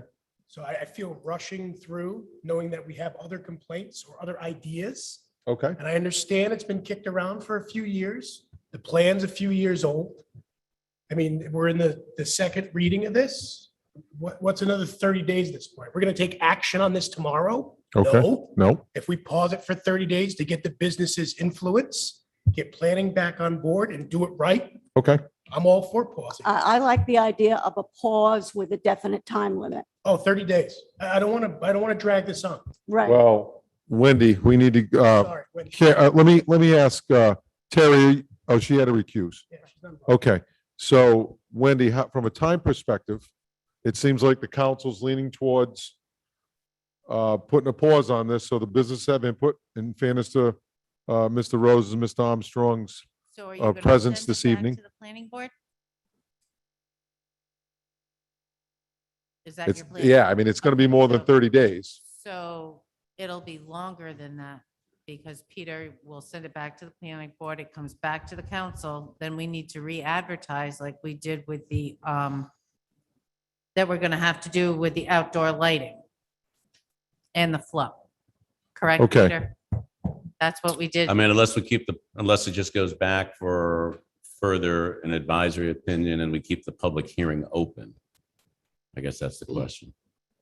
Okay. We can keep the public hearing open, correct? Yeah, if we continue it to a specific date tonight and then give the opportunity to send it back to the planning board once again. I don't think 30 days is realistic. No, I don't think Right. 30 days is I don't I realistic think it's going to be either. more I like think- 60 I days. think you're At right, yeah. least. I think it probably, because the planning board has to look at it and come back with the opinion, and I'm sure they're going to want to have another public hearing. Okay. And you're going to want to make sure that you get notification out so that, folks that didn't feel like they were represented have an opportunity to get. Yeah, look, nobody's happy about hearing that you weren't notified, but you have to do if you're saying that, we have to do the right thing and say, to make sure that all voices have been heard, so no one can come back and say, well, I didn't have any say in it. In fairness, your business is there, both of your businesses, along with others. Okay. So would it? Mrs. Santos. I want to clarify something. Who sends out the notices to the abutters? For instance, in this case, is it the town clerk?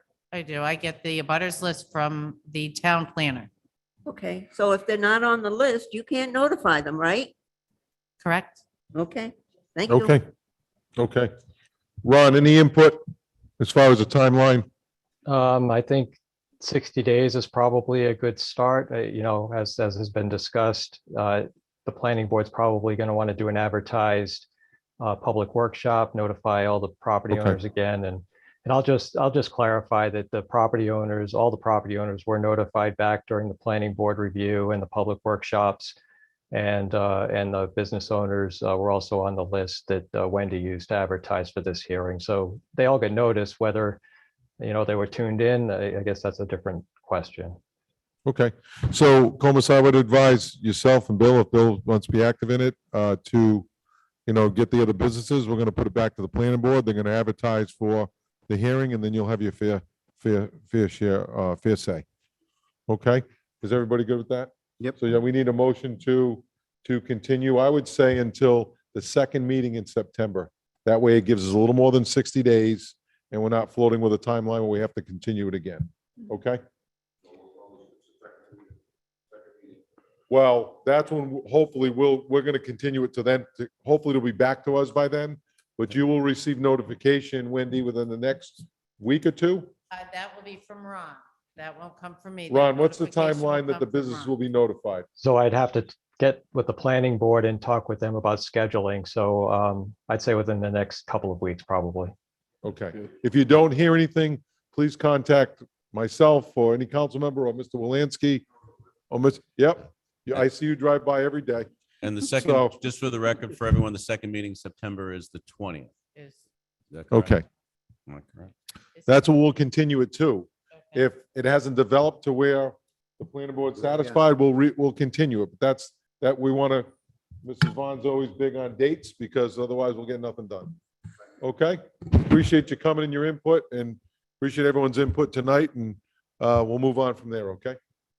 So we need a motion, Yep. Vice All right. President. Motion to continue to September 20th, and the public hearing will remain open. Second. Okay, we have a motion, a second, to keep the public hearing remain open. Mr. President, Yes, ma'am. you just need to know there are hands up in the Zoom. Okay, I wasn't aware of that. Okay, so we do a thank you. I'll let, We have, Somebody's hand. so we have three hands up. Who's up first? Mike Flynn, Mike? Your name and address for the record, sir. Mike Flynn, 34 Warren Avenue, Middletown, Rhode Island. Can you hear me okay? Yes, sir. So, Mr. President, thank you for letting me speak. I can't believe what I'm hearing. Here's the problem. We have had public hearing after public hearing. This is going on for years. I can't believe that a business owner whose livelihood depends on making sure his business stays viable throws away his mail. I'm livid. I think this is insane to continue this. I would like to propose to have some counselor on this council stand up and make a motion to prohibit hotels and let's get moving. This has gone on far too long. The residents are incensed. I am in a abutter. I do go down there in the winter, as a lot of my friends in this neighborhood do. So what one person said, that nobody supports that area, is nonsense. That's all I have to say. I can't believe what I'm hearing, Mr. President. Thank you for Okay, allowing Mike. me to speak. All right, Mike, thank you. I'm sorry you're upset. Just council feels it's the right thing to do to make sure everyone has a fair say, whether you agree with it or not, whether I agree with it or not, we made to make sure that we're doing the right thing, sir. And thank you for your comments. Okay.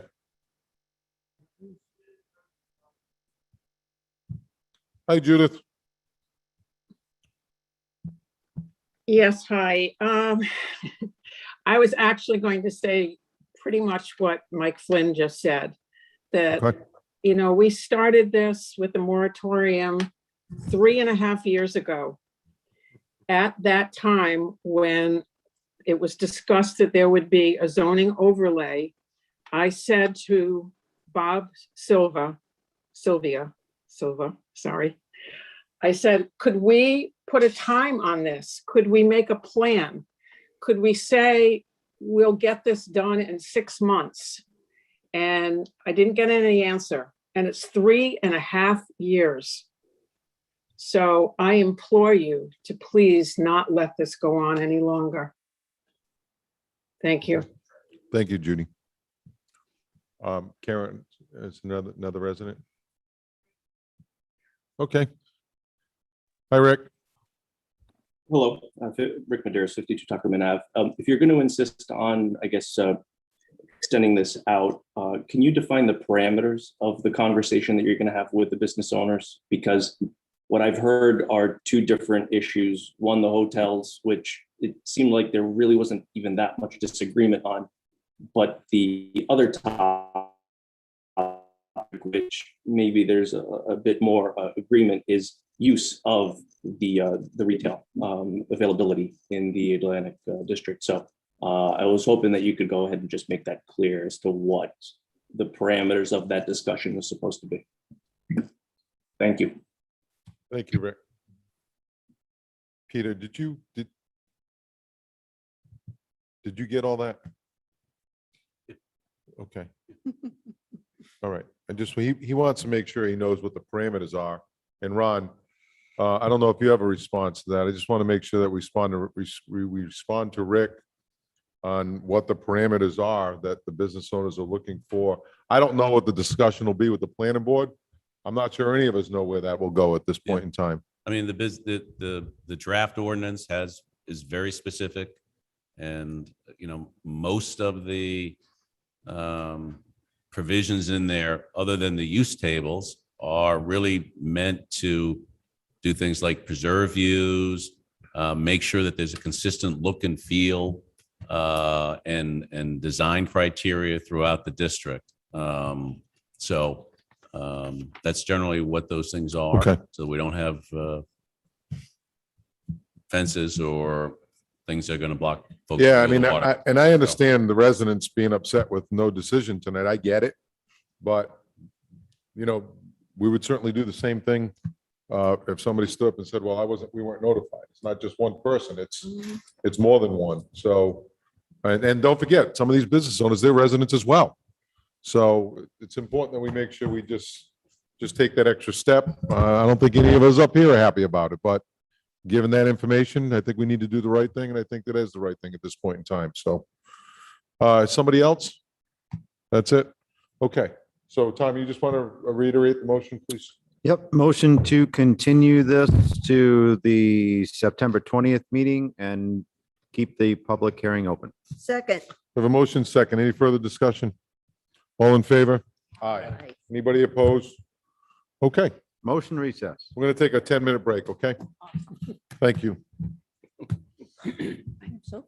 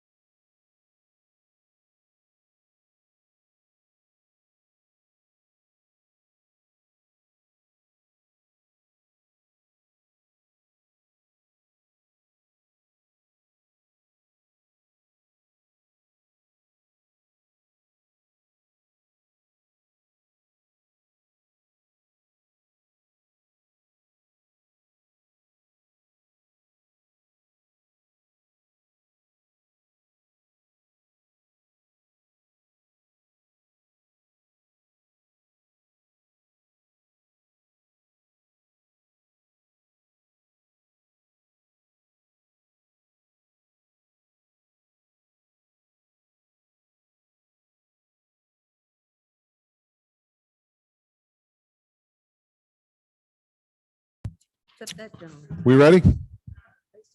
Live? Okay. Mo- Motion to reconvene. Motion to reconvene. Second? We have a motion, a second reconvene. All in favor? Aye. Okay. So we had some good conversation about that. So we need to get back to Number 17. number 16. 16. Okay. So number 16 is an ordinance of the town of Middletown, first reading, an ordinance amendment to the town code title 11, chapter 113, entitled Food Services, is amended by adding one definition, adding a definition for ice cream truck to section 02 entitled Definitions, and 2, amending provision C of section 4 entitled Restrictions on Permits. Motion to receive said ordinance on its first reading. Second? Have a motion, a second, to receive the ordinance in its first reading. All in favor? Aye. Okay. Any councils just want to discuss this? This was the proposed amendment. People, Yeah, this was, I was directed to, this essentially just allows ice cream trucks to operate in all zoning districts. And there also, you'll see, there is some language that struck out at the bottom of the existing provision. When we looked at this, we realized there was some redundant language in there. Mhm. So that's unrelated to the ice cream trucks, but it was just an opportunity to clean it up. But it's, again, it's a very simple, straightforward change. Thank you. Okay.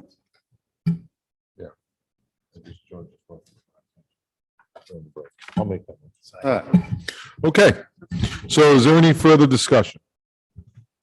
All right, so we'll see this at its second reading, okay? Perfect. Thank you. All right, excellent. Number 17, an ordinance of the town of Middletown, first reading, an ordinance amendment to the town code of the town of Middletown, Title 3 Administration, Chapter 34 Taxes, Section 34.02, exemption on residential property. It was brought to my attention, George and Wendy brought it to my attention during the break. You want to receive it first? I gotta explain where we're going. We're not gonna receive it. Oh, We're gonna continue it. And I'm just explaining why, but thank you. okay. Is that there was a typo in one of the numbers, 71,600, and it's supposed to be 71,700. So given that information, in the past, what we've done is we'll see it at the next meeting, okay? So motion to continue to the next regularly scheduled meeting on July 19th. Second? Motion to second to continue. All in favor? Aye. Anybody opposed? Okay, number 18. An ordinance of the town of Middletown, first reading, an ordinance amendment to the town code of the town of Middletown, Title 3 Administration, Chapter 34 Taxes, Section 34.30, Real Property Exemptions, Tax Exemptions for Veterans. Motion to receive said ordinance on its first reading. Second? We have a motion, a second. George, you just want to give a quick overview? The purpose of the amendment is to change the exemption amounts so that the taxpayer receives the same tax benefit that they received last year. And that would reflect the change in values due to the townwide reval. So basically, it's just equalizing the exemption based on the assessment So results. they will get, if you Okay. got $400 last year, you'll get $400 this year. And it will set the exemption amount for the next 2 years after this. Okay, excellent. Does any councils have any questions? Okay, excellent.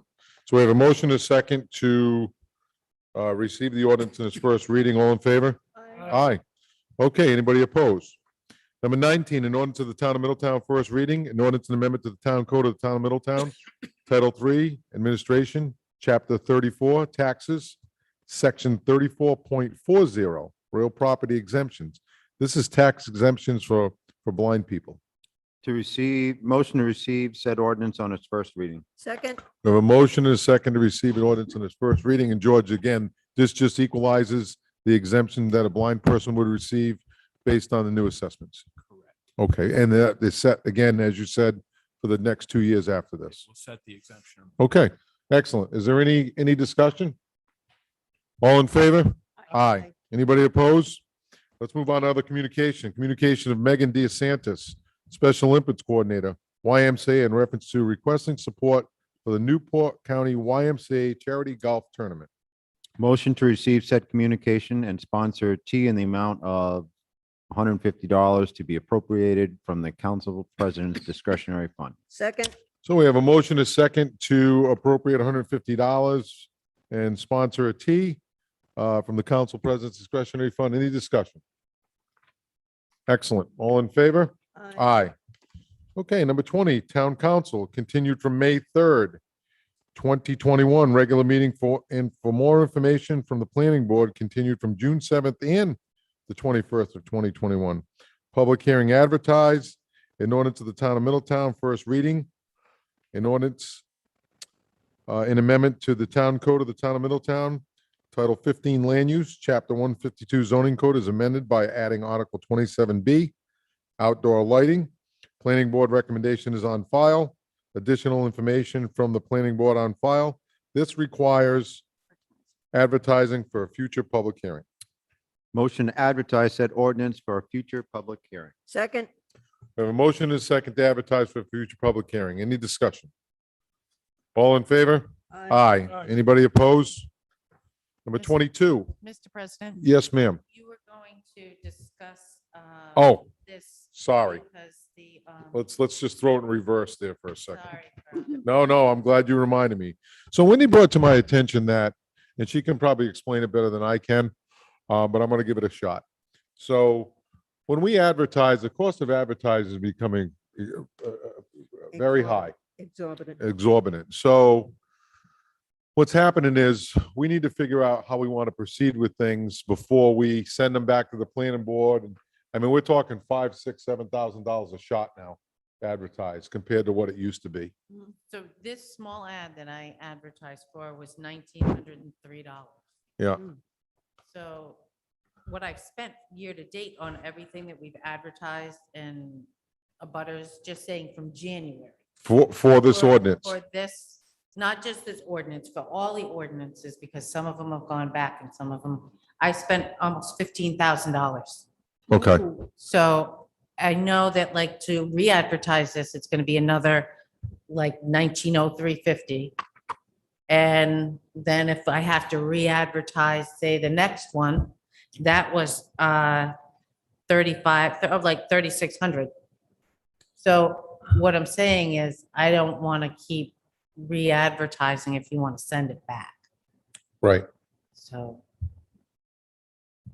what does I she don't know if you want more suggest? time to look at it. You want more of an explanation from the town So- planner? Is Council Flynn?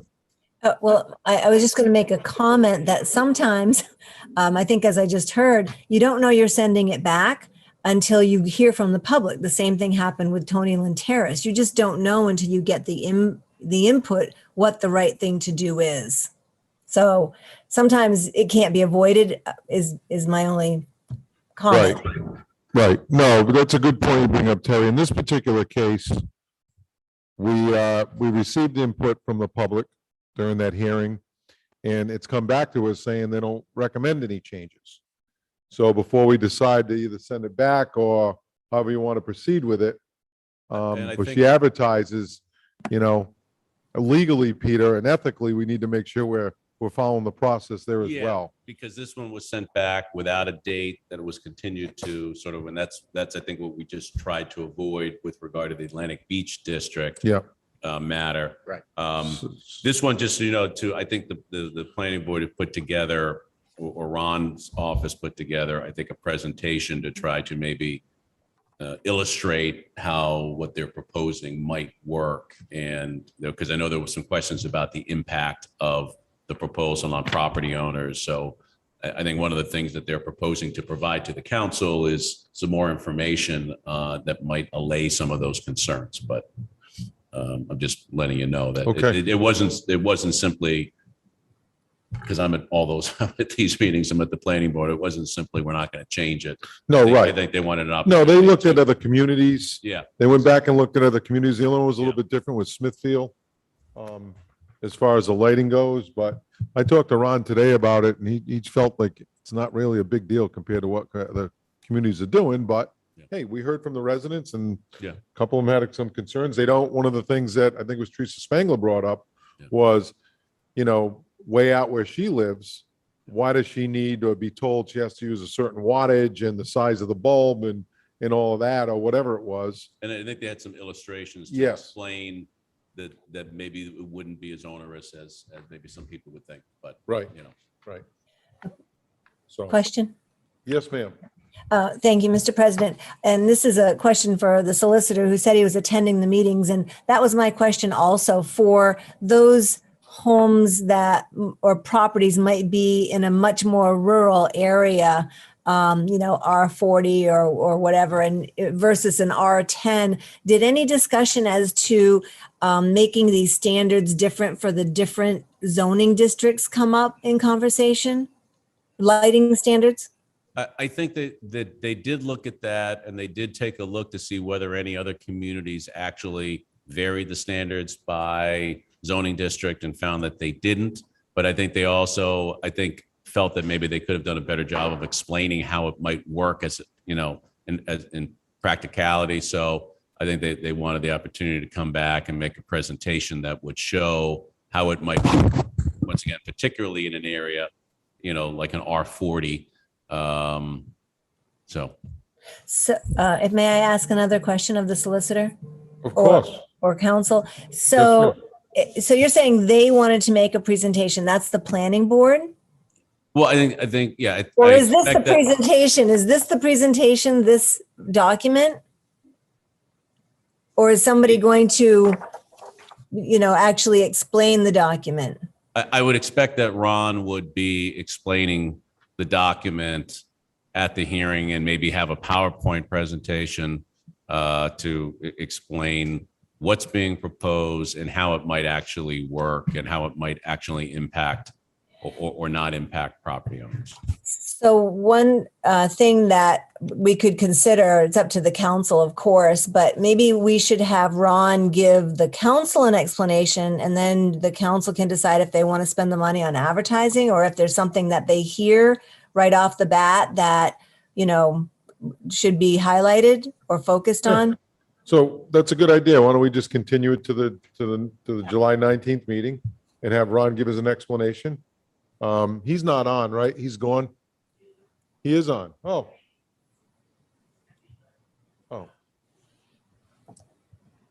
Yeah. If we. But that would certainly. That would help us to decide Understand which whether it direction to has, go. whether it has some legs before Yeah. you advertise it, so. Okay. Yes, Ron. Are you there, Ron? Yes. Okay.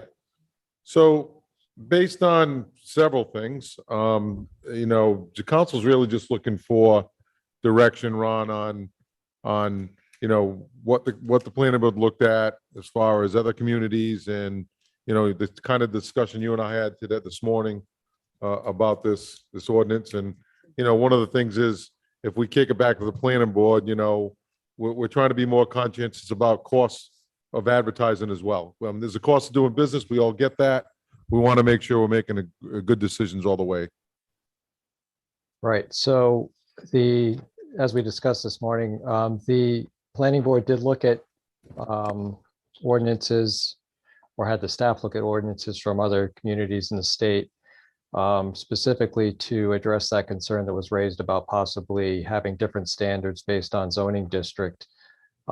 We didn't, in our research, find any towns aside from North Smithfield that had any zoning-based lighting standards.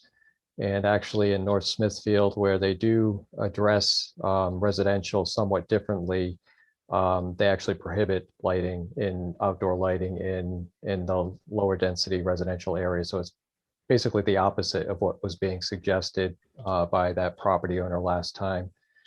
And the other thing that we found was, and this is something that's been in the subdivision and development regulations for a while, is trying to adhere to the International Dark Sky Association standards on lighting, and specifically in commercial areas.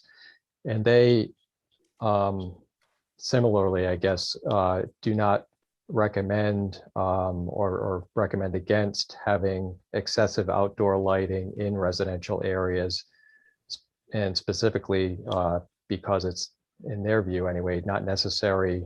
You're not having high pedestrian traffic.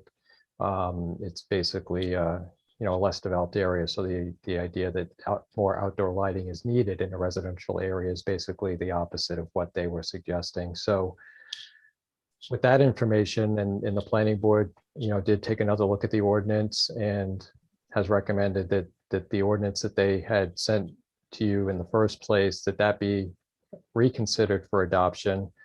Attached to the memo that you have tonight, I think there was a graphic that Rita put together, just trying to explain some of the terminology that's in the ordinance, that the lighting color, blue light versus, the warmer light, that there's a graphic on that. Some demonstration or some graphics on shielding of lighting, how you would have a light with directed downward rather than outward or upward to try to limit dark sky impacts. And then there's I guess sort of a neighborhood type of sketch that she put together that again highlights some of the standards that are contained within the proposed ordinance.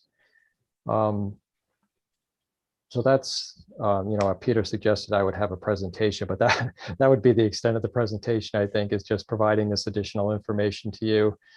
Certainly, if you have any questions, or if you would like us to provide more information, we can certainly do that. But this is what the planning board has decided to send back to the town council. Okay. Council Flynn. Thank you, Mr. President. Ron, you were saying the Dark Sky organization recommends limiting outdoor light in residential areas. Are you talking like the rural residential areas or the densely populated residential areas? I think their point is that the less dense the development, the less light you need. So I would say if it's a dense development or dense neighborhood where you've got pedestrian activity at night, then certainly lighting would be appropriate. I think they're just trying to get to having lighting when it's appropriate, where it's needed, and not having excess lighting where it's not needed. And I guess that one of my concerns, because we see it on the platform next door all the time, we hear it from our neighbors, is I don't think that Dark Sky has a coyote problem.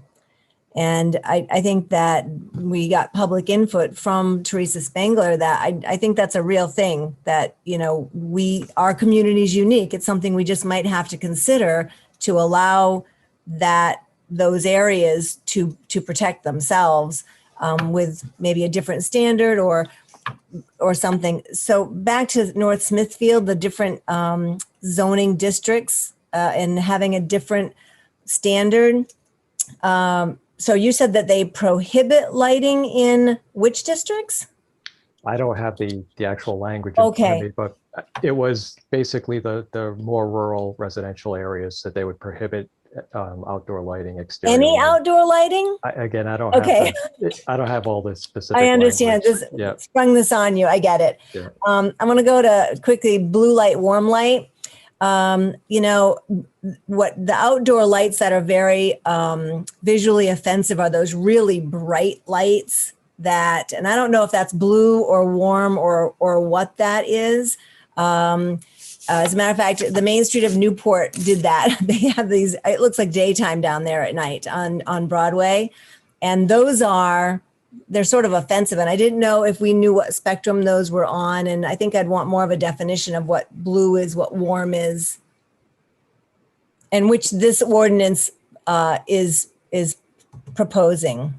This ordinance is proposing warm light, so that towards the warm end of the spectrum rather than blue. And I think where you get the glare and you see even car headlights now some of them are very that bright white light, and that's really at the blue end of the spectrum. And it's the LED lighting, but you can do LED lighting with a warmer type of light, and that's what the ordinance is proposing. Okay. So I guess I still am concerned about addressing, because our community might be different than a lot of communities with our coyote problem. And, I don't know how the rest of the council feels, if that's something that they think the planning board should work on, or if it should be advertised. It's really open for discussion. Thank you, Ron. I appreciate it on the fly. Well done. Okay, So after the discussion, does council still feel they want to move forward with the advertising, public hearing?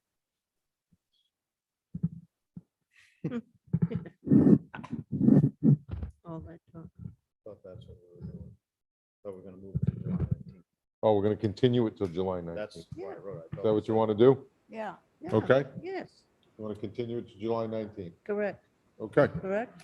Just going to use a saying Yeah. that we need to make sure that when we're doing the right thing, and two, at some point, we're going to need to make a decision.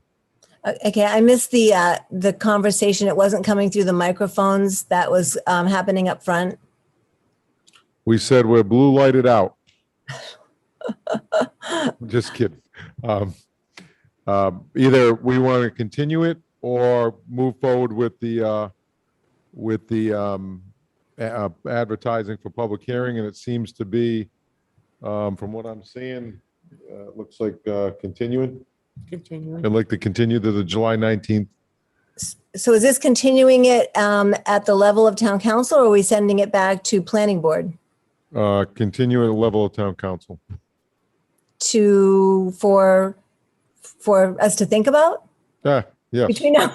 Okay, yes, okay, based on what Ron said, understood. okay? Because he would probably give the same presentation later on Mhm. at the 19th. I don't think anything's going to change there.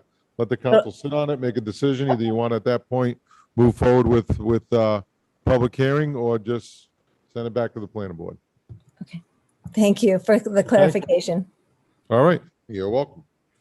Okay, I'm going to, this next one has to do with, it doesn't affect my property. I just want to make sure.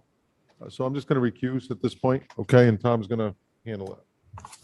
All right, number 22, April 5th, 2021. This item was forwarded to the planning board for further review, public hearing advertised, the butters were notified. An ordinance of the town of Middletown, first reading, an ordinance in revision to the comprehensive community plan. The future land use plan, map L4 of the land use element of the Middletown Comprehensive Community Plan is amended to bring consistency between the future land use plan and the town zoning map for selected parcels fronting on Aquidneck Avenue, Browns Lane, Carriage Trail Drive, Dexter Street, East Main Road, Fairway Drive, Goldenrod Drive, Green End Avenue, Johnson Terrace, Loring Street, Meadow Lane, Mitchell's Lane, Morrison Avenue, where the speed limit is 15, Oakwood Road, Prospect Avenue, Reservoir Road, Ridgewood Road, River Run Road, Tonyland Terrace, Turner Road, Wayside Avenue, Wintergreen Drive, Wood Terrace, and Wyatt Road. Subject parcels are identified on the attached map. Planning board recommendation on file. Additional information from the planning board on file. Requires advertising for a future public hearing and notifying abutters. Motion to advertise said ordinance and notify the abutters for future public hearing. Second, Second.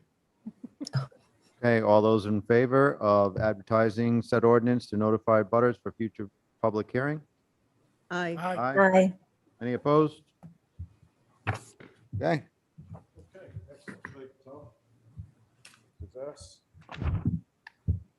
Okay.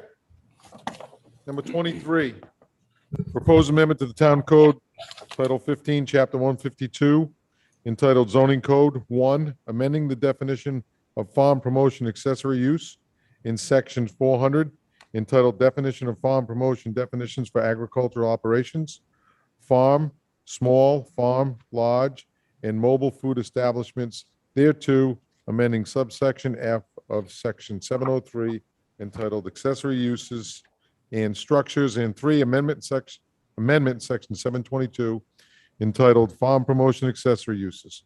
Planning board recommendation on file. Council approval for this item allows for the required advertising for a future public hearing. so motion to advertise said ordinance for a future public hearing. Second. Okay. Discussion. So,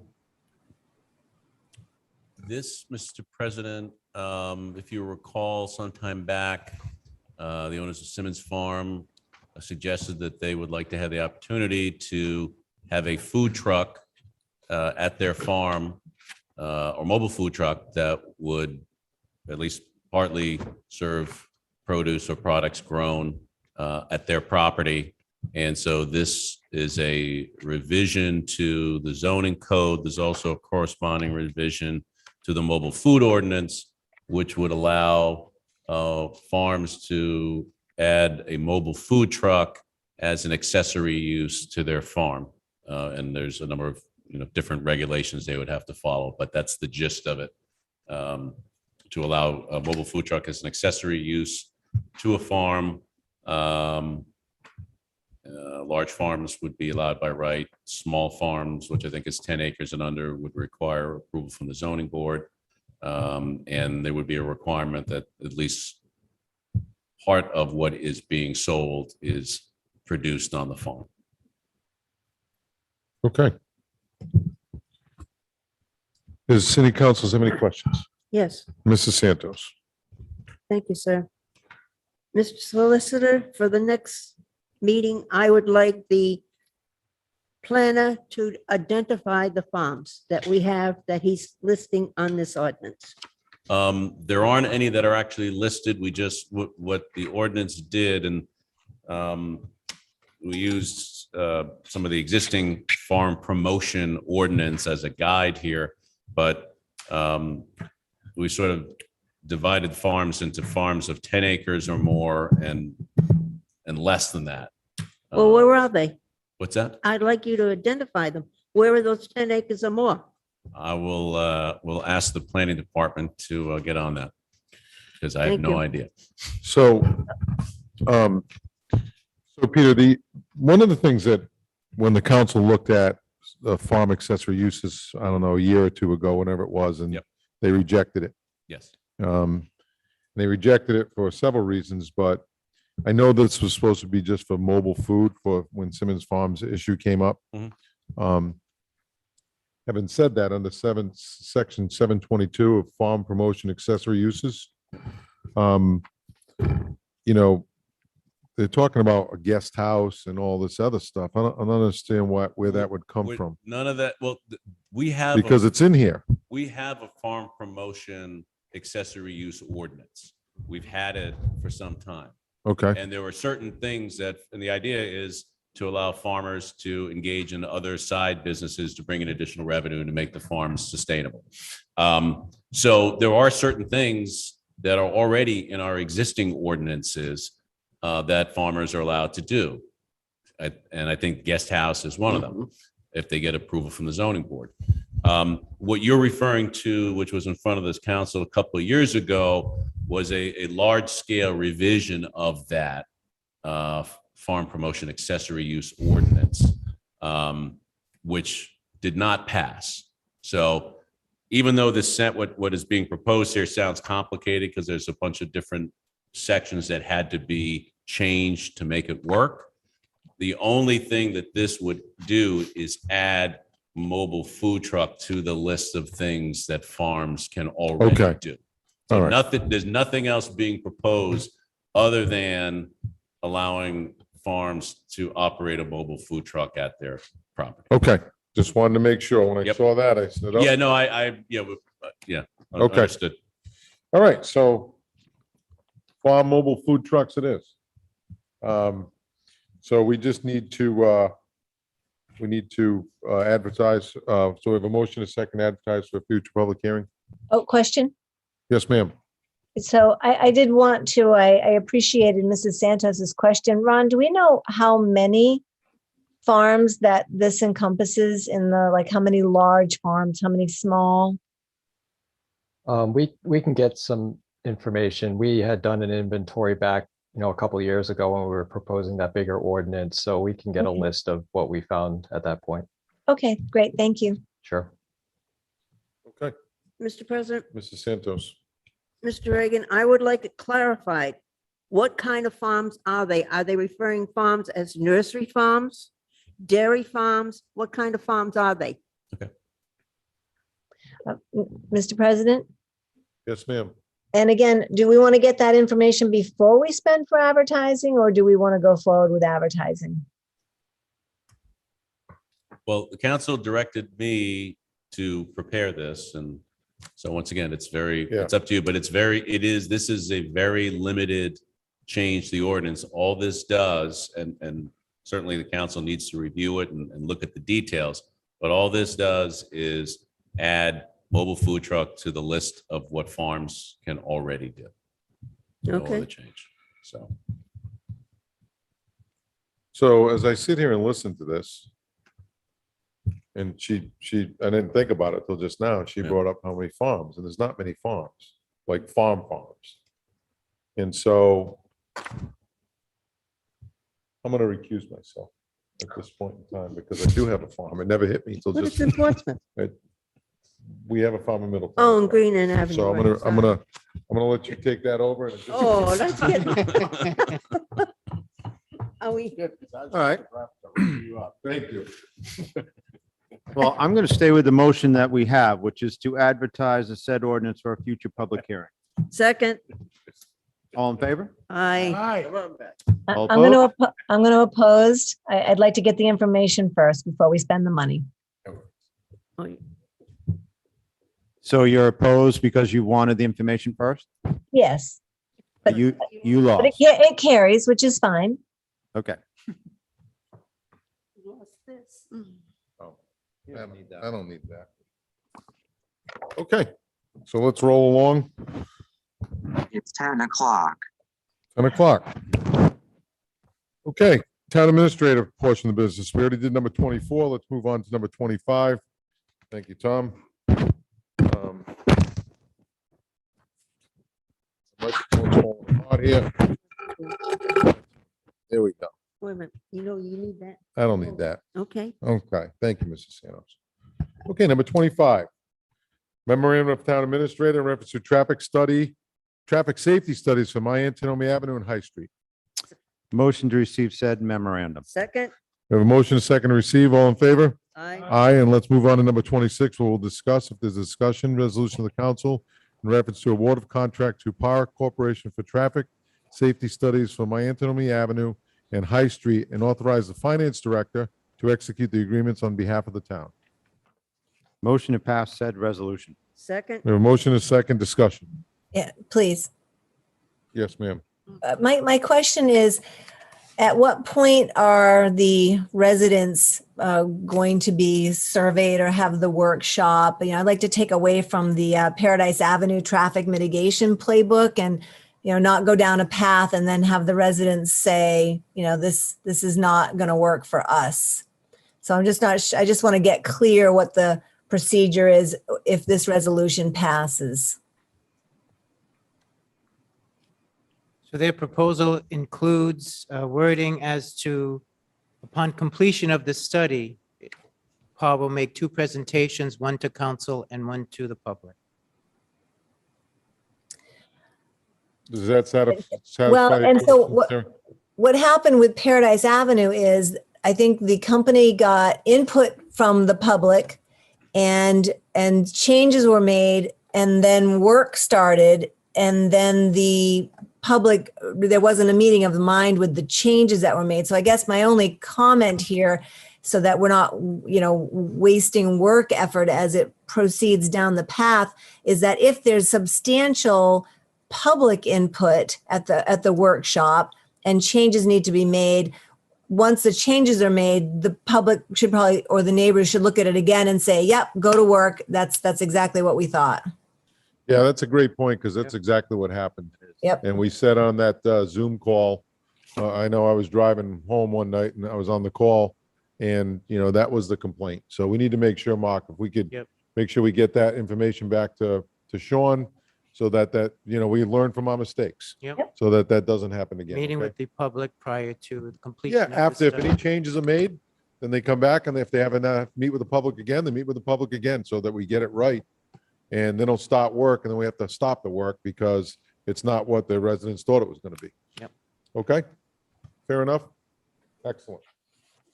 Okay, so we have any further discussion? Council Vice President. So does Dennis. So, Mark, I'm a little confused by the part where it talks about estimated reimbursables.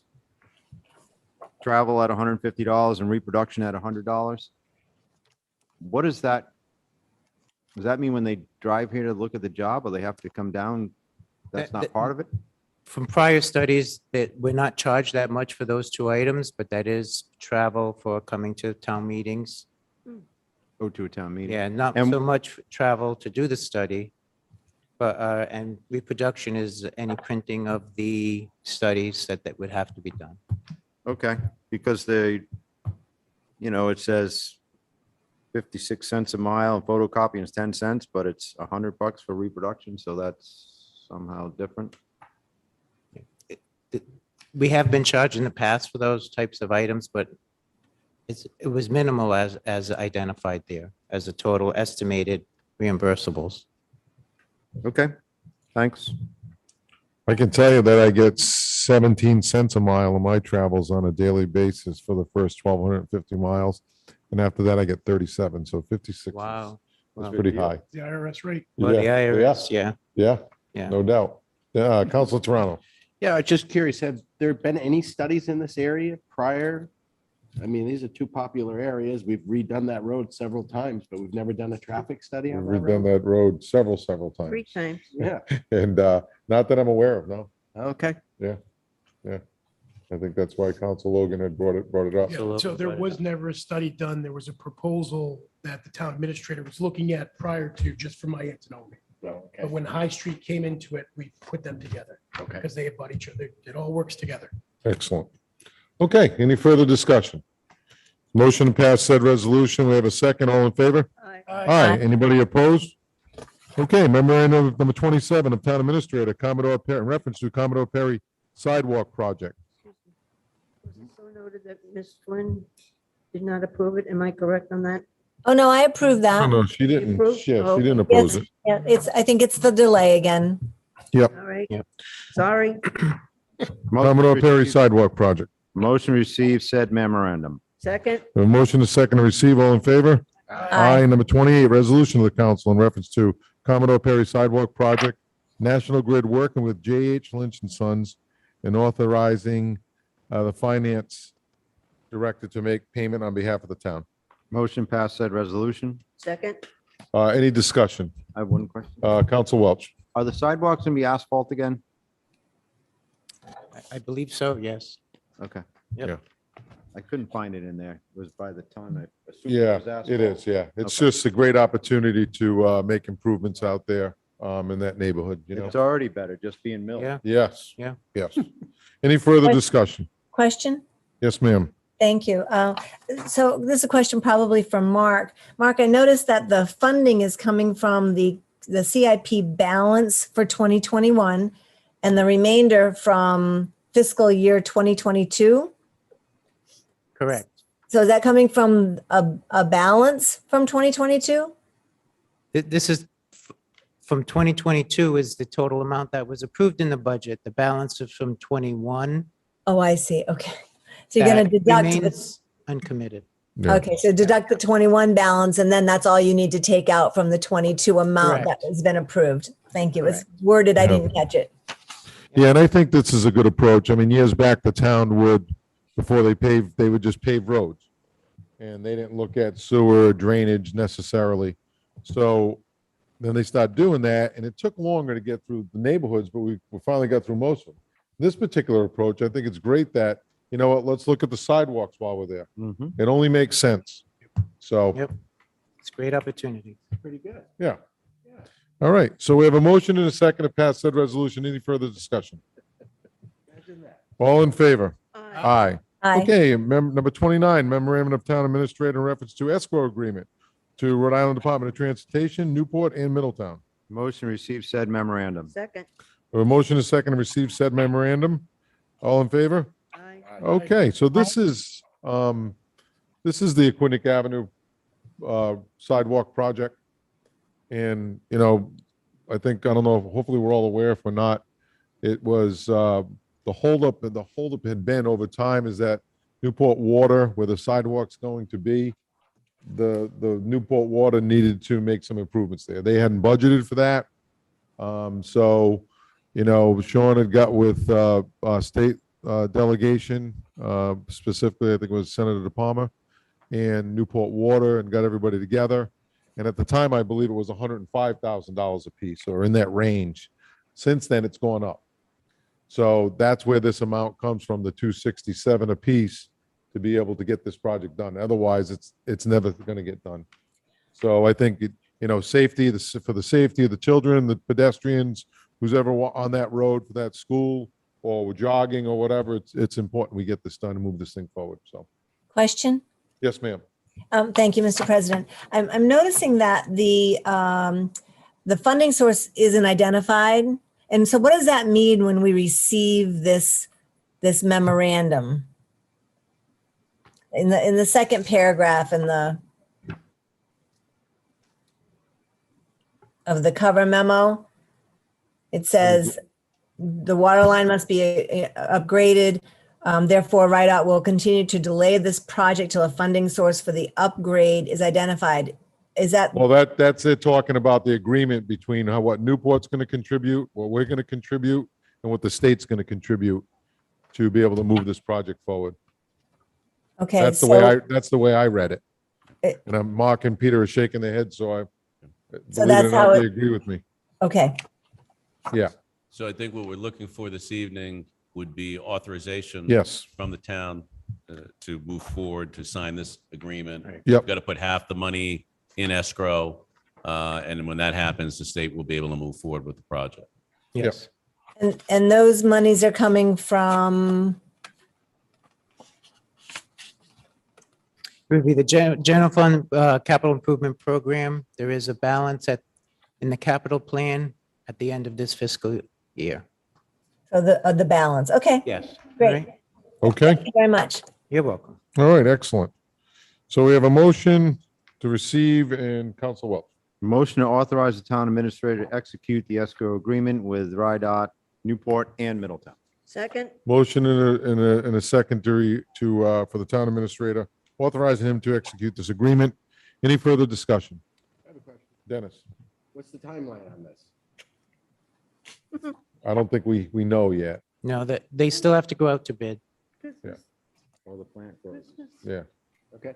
yeah. It's the state. Yeah, no, it's a good Correct. question. The state. So, Christmas. no, well, hopefully they can move this forward once they know the money's there in escrow. Wait a minute, Okay? this has been in the project since 2017. Oh, yeah, all day long. Oh, the price.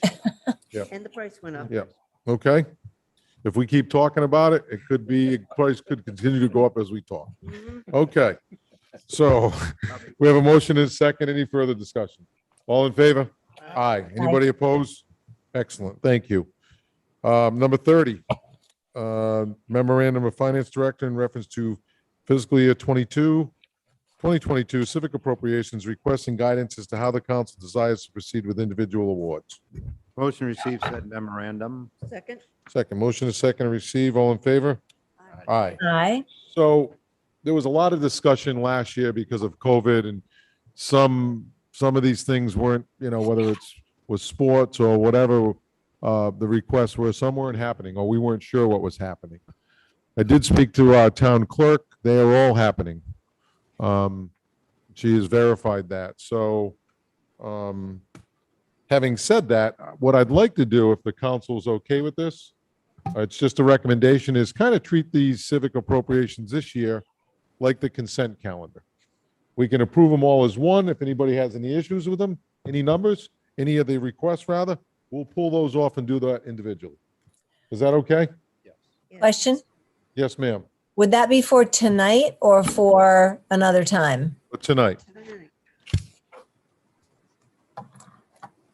And you're talking the numbers for fiscal year 2022?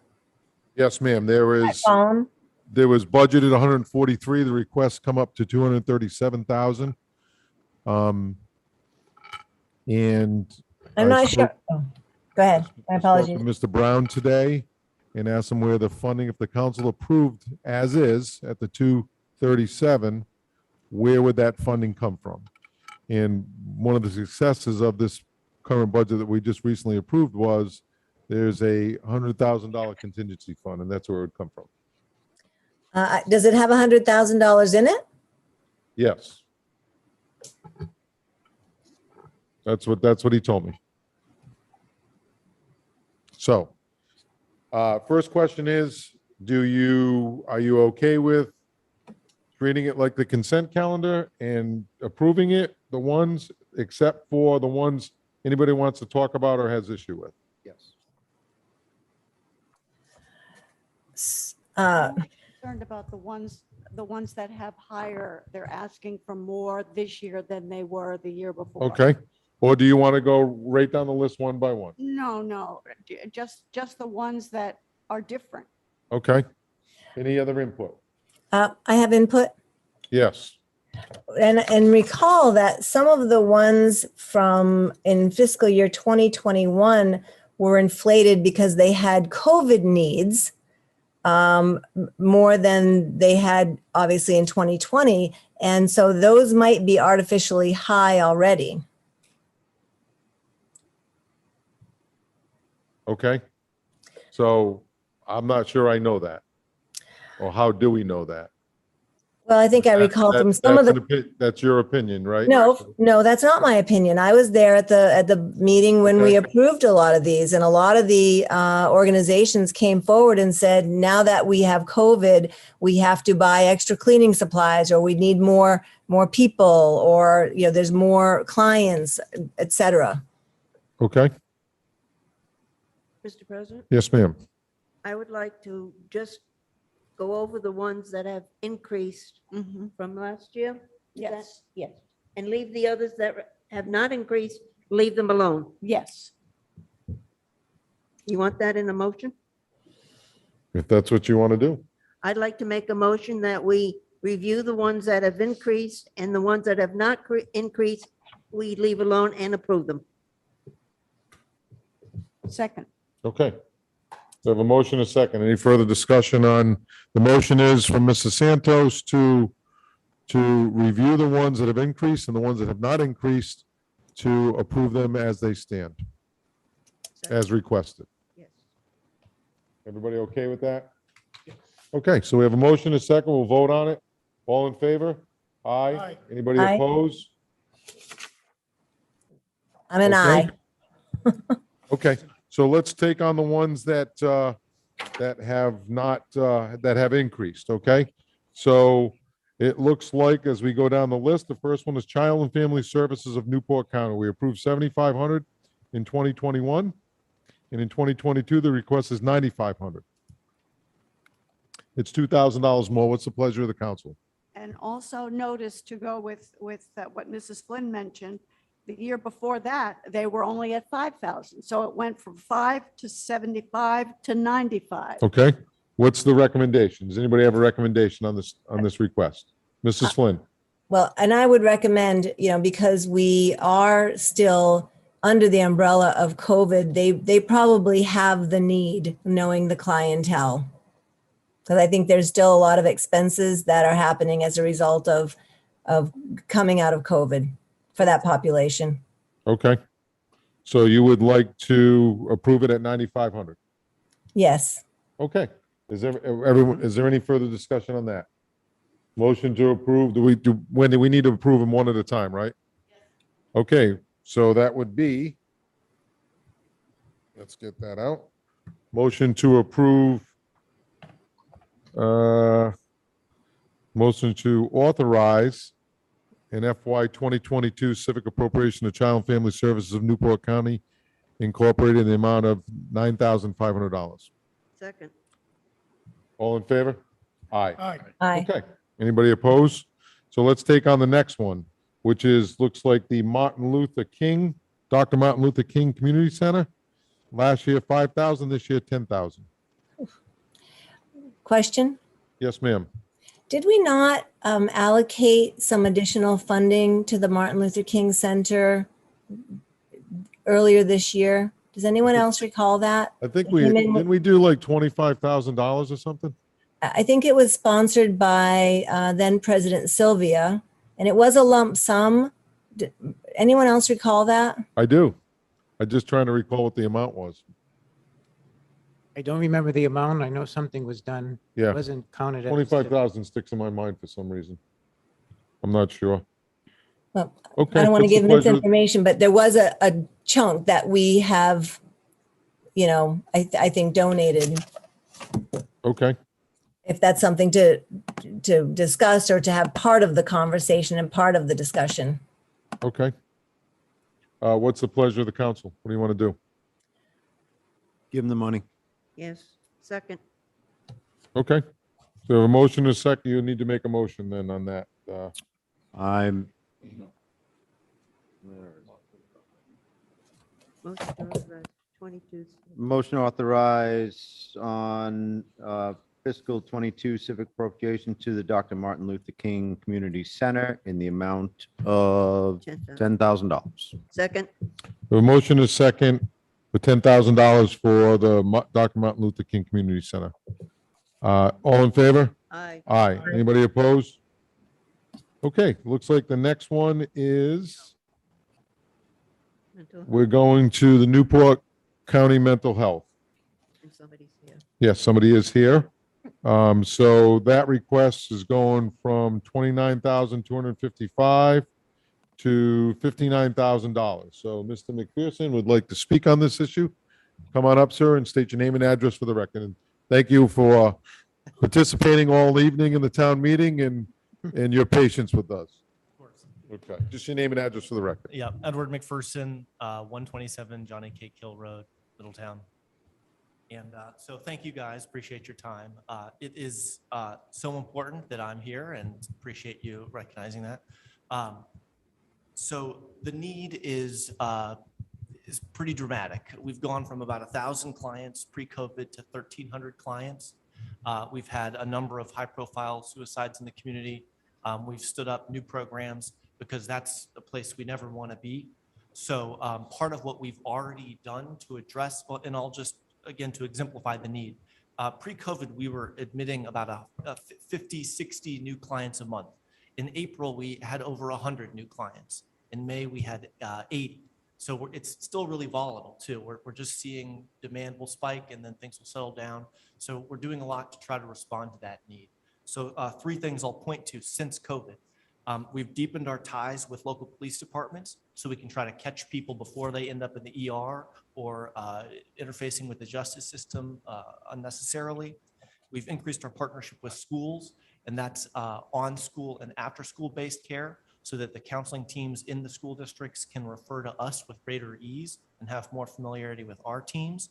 And we actually opened a young adult center in December in the middle of the crisis in Middletown on 42 Valley Road. That started, of course, with 0 clients in December. It's specialized care for 16 to 25-year-olds. We have 41 clients today. And that's 41 Newport County residents, 16 to 25, who would have had to leave the community if we hadn't introduced a higher level of specialized care that keeps young people with their support systems in school, in their jobs, around their families. The alternative is to institutionalize them and send them out of the community, which is a horrible alternative. So those are the things we've already done. What we're proposing with this additional money is a partnership with Kodak at our 65 Valley location. We've raised about $400,000 to date. We're going towards a $500,000 goal. We've increased our ask this year by $30,000. The same request is being asked of Newport and Portsmouth. So you're not being asked to do this alone. We want to work with you, town administrators. If this isn't the right bucket to pull from, then let's look at the ARP money as it becomes more clear how we spend that. So we're not trying to put you in a tight spot. We're trying to open a conversation about how we come together. There's been a conversation about addressing things from a community perspective. I think mental health falls into that bucket. We're working with the schools. We want to work with town administrations, town committees. So we're not trying to put you in a tough spot, but we're trying to work with you to address a really intense need. It's not going away. Excellent. We're in it for the long run. Yeah. Look, I know it's $30,000 more. This is a one-time ask, the 30. So based on what you're trying to accomplish there to reach your goal for, one thing sticks out in my mind when Chief Pisari was the chief a few years back was they were sending officers training for mental health, how to deal with mental health. One, which shocked me at the time. At that time, 1 in every 4 calls that they received or responded to was a mental health issue. So, you know, as our society evolves, this is what it's been evolving to. based on, number of calls, at least from the police department. Whether that number is still accurate or not, I'm not sure. I can't see it getting any better. So I know it's a lot of money. It's a one-time ask. I think it's fair that Newport and Portsmouth are being asked the same. Whether they contribute the same or not, I don't know. But at least at least they're asking the same. And, I think it's important to our community. So that's me. And if I may speak to our engagement with law enforcement, we work with Chief Cure, and like literally right now, we have teams of trained clinicians who are on call until 1 a.m. The police department can call us anytime, and at their request, we'll come out to help them work with folks that they feel like may not be engaged in a criminal misconduct, but they just need some mental health help. So that's one of the functions that we've enhanced in the last 18 months. Yeah. Question? Council Welch. Just a comment. Fire department, 25 years, and I have to say that we were woefully behind in any mental health training. Now, I know today it has gone on much more, and I don't know if it's 1 in 4, but it was very often that could have been very helpful. So I am all for it. Question? Mrs. Flynn. Yes, this is a question I think for Edward. Is this the 30,000 for the proposed doctor's offices? That project? Yes. Yeah, that's correct, Councilor Okay. Flynn, exactly. Yeah, so to give a little bit more detail there. So we currently operate an adult treatment site at 65 Valley Road. It's been there for many, many years. We're partnering with Kodak because they have doctors, primary care physicians on their staff. We are renovating one quad. It's about a quarter of the building to create 2 doctor's office suites there. And the idea here is 96% of our clients and patients have health insurance, but only 34% of them had seen a primary care physician in the last 12 months, which is, it's wild. So they're coming to see us, but they can't get in to see a doctor. People that have complex, they're on meds, they've got complex co-occurring conditions. 40% of our clients are smokers. Many have hypertension. Like, you need to see a doctor. So we're working with Kodak to bring the doctor to them. And that is one of the big ways we can help improve people's quality of life, reduce the total cost of care to the community, keep people out of the ER needlessly. And these are folks, you don't see a doctor, you end up in the ER. One of our family members needs the ER, they can't access it because there's a frequent flyer in there. Yep. So. So if Middletown contributes the 30,000 and one or both of the other communities do not, what happens to that project? Yeah, we certainly are doing sort of an all of the above approach. We have a verbal confirmation from Newport. We're not there with Portsmouth yet, but we'll go to our private base of donors. We'll ask generous people in the community to try to make up that difference. We've raised 400 of the 500. So, I mean, we're really coming, this is just a process that plays out, it's on your timeline. So as it happens, we're kind of coming to you at the end. So I have full confidence that we will raise the 500. And if there's anybody from the community that's still on, I encourage them to help out. And if they want to bring the check forward, then we'll just take this off the table. I would talk right to the now. guy on your end over here on your left. I'm just kidding. Would there be any benefit, Edward, to be able to go to Portsmouth and say, we've got 2 communities, they're waiting on you, and you benefit from this service as well? Yeah. I think that wouldn't hurt. And I would, we don't want any elected official to feel like we're holding them hostage. No, just, putting them this between a is, rock and a hard place. yeah, no. Okay. I wouldn't want to do the same to you. No. Okay. So, Go ahead, Tom. Motion to authorize in fiscal 22 civic appropriations to Newport Mental Health in the amount of $59,000. Second? motion is second. Any further discussion? All in favor? Aye. Anybody Aye. opposed? Good luck. Thank you. Yeah, Appreciate you. appreciate you. Okay, so let's move on to the next one, which is Norman Bird Sanctuary. They're going from 7,000 to 7,500. Any discussion on this?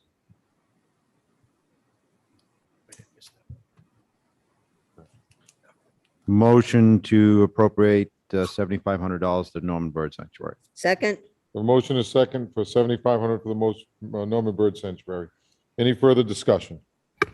All in favor? aye. Aye. Okay. The next one is, it looks like it's a new one, Wildlife Rehabilitators Association of Rhode Island, $3,200.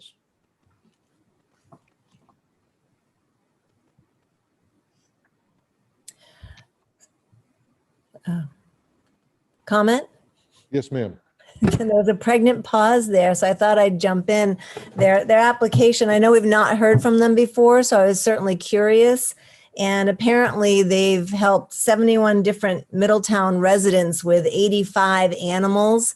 And this organization, it reports that they spend over $12,000 a month on animal care. So it seems like like just like we support the Potter League for helping out our residents with and the area's animals. I think this is something that should be supported. Okay. Vice President. Motion to authorize fiscal 22 civic appropriation of the Wildlife Rehabilitators Association of Rhode Island, the amount of $3,200. Second, The motion is second. Any further discussion? All in favor? aye. Aye. Anybody opposed?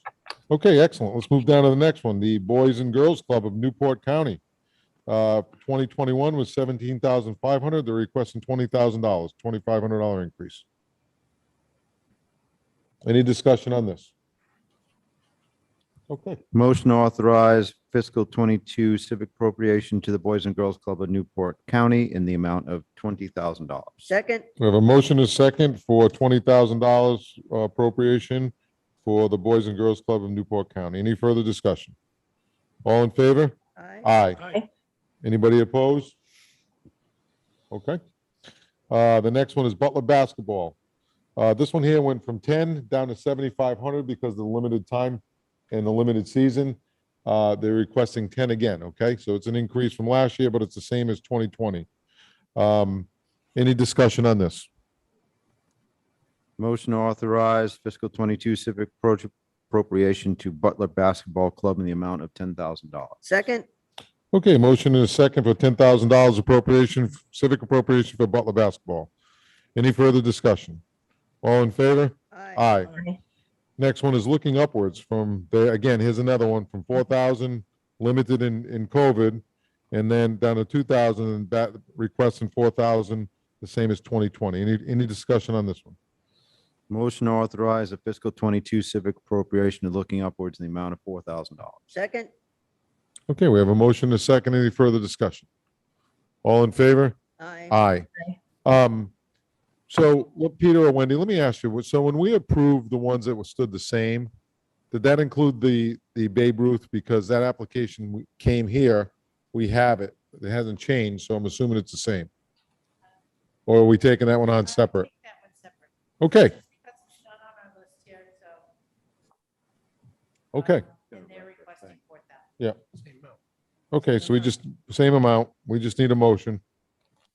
Motion to authorize fiscal 22 civic appropriation at Middletown, are we on Middletown Hockey? Booth? Babe Ruth, Middletown Babe Ruth, Babe Ruth in the amount of 4,000. $4,000. Second, Okay, we have motion, a second, 4,000 for Babe Ruth. Any further discussion?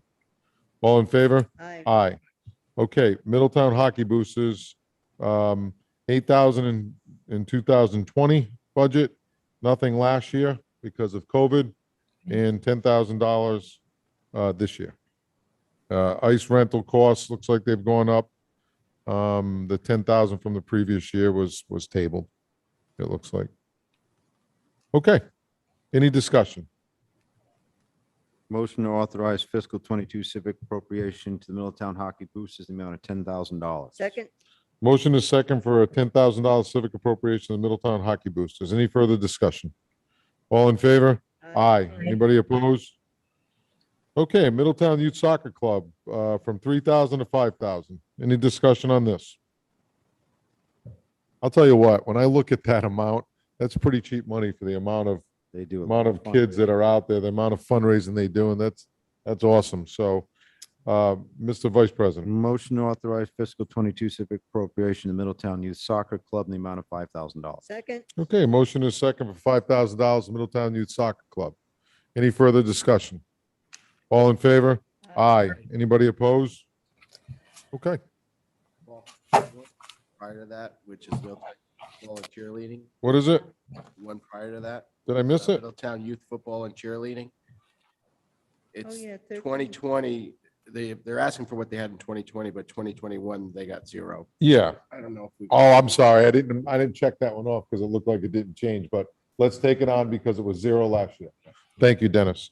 So Middletown Youth football and cheerleading, because of the COVID, nothing, it was the 13,000 was tabled.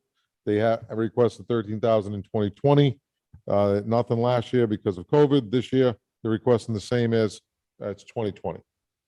Any discussion on this? Motion to authorize fiscal 22 civic appropriation to the Middletown Youth Football and Cheerleading in the amount of $13,000. Second, Okay, motion is second for $13,000 civic appropriation for Middletown Youth Football and Cheerleading. Any further discussion? All in favor? Aye. Aye. Okay, excellent. Good job, everyone. Thank you. Thank you. And let's get to the important stuff here. So as we talked about boards and committees, we are going to, Wendy, I still read that in and continue it? Okay. So 31 boards and committees, appointment of 4 members to the zoning board of review, 1 vacancy, regular member, term expiring April 2026, 1 vacancy first alternate, term expiring April 2022, 1 vacancy second alternate, term expiring April 2022, and 1 vacancy third alternate, term expiring April 2022. Motion to continue to July 19th.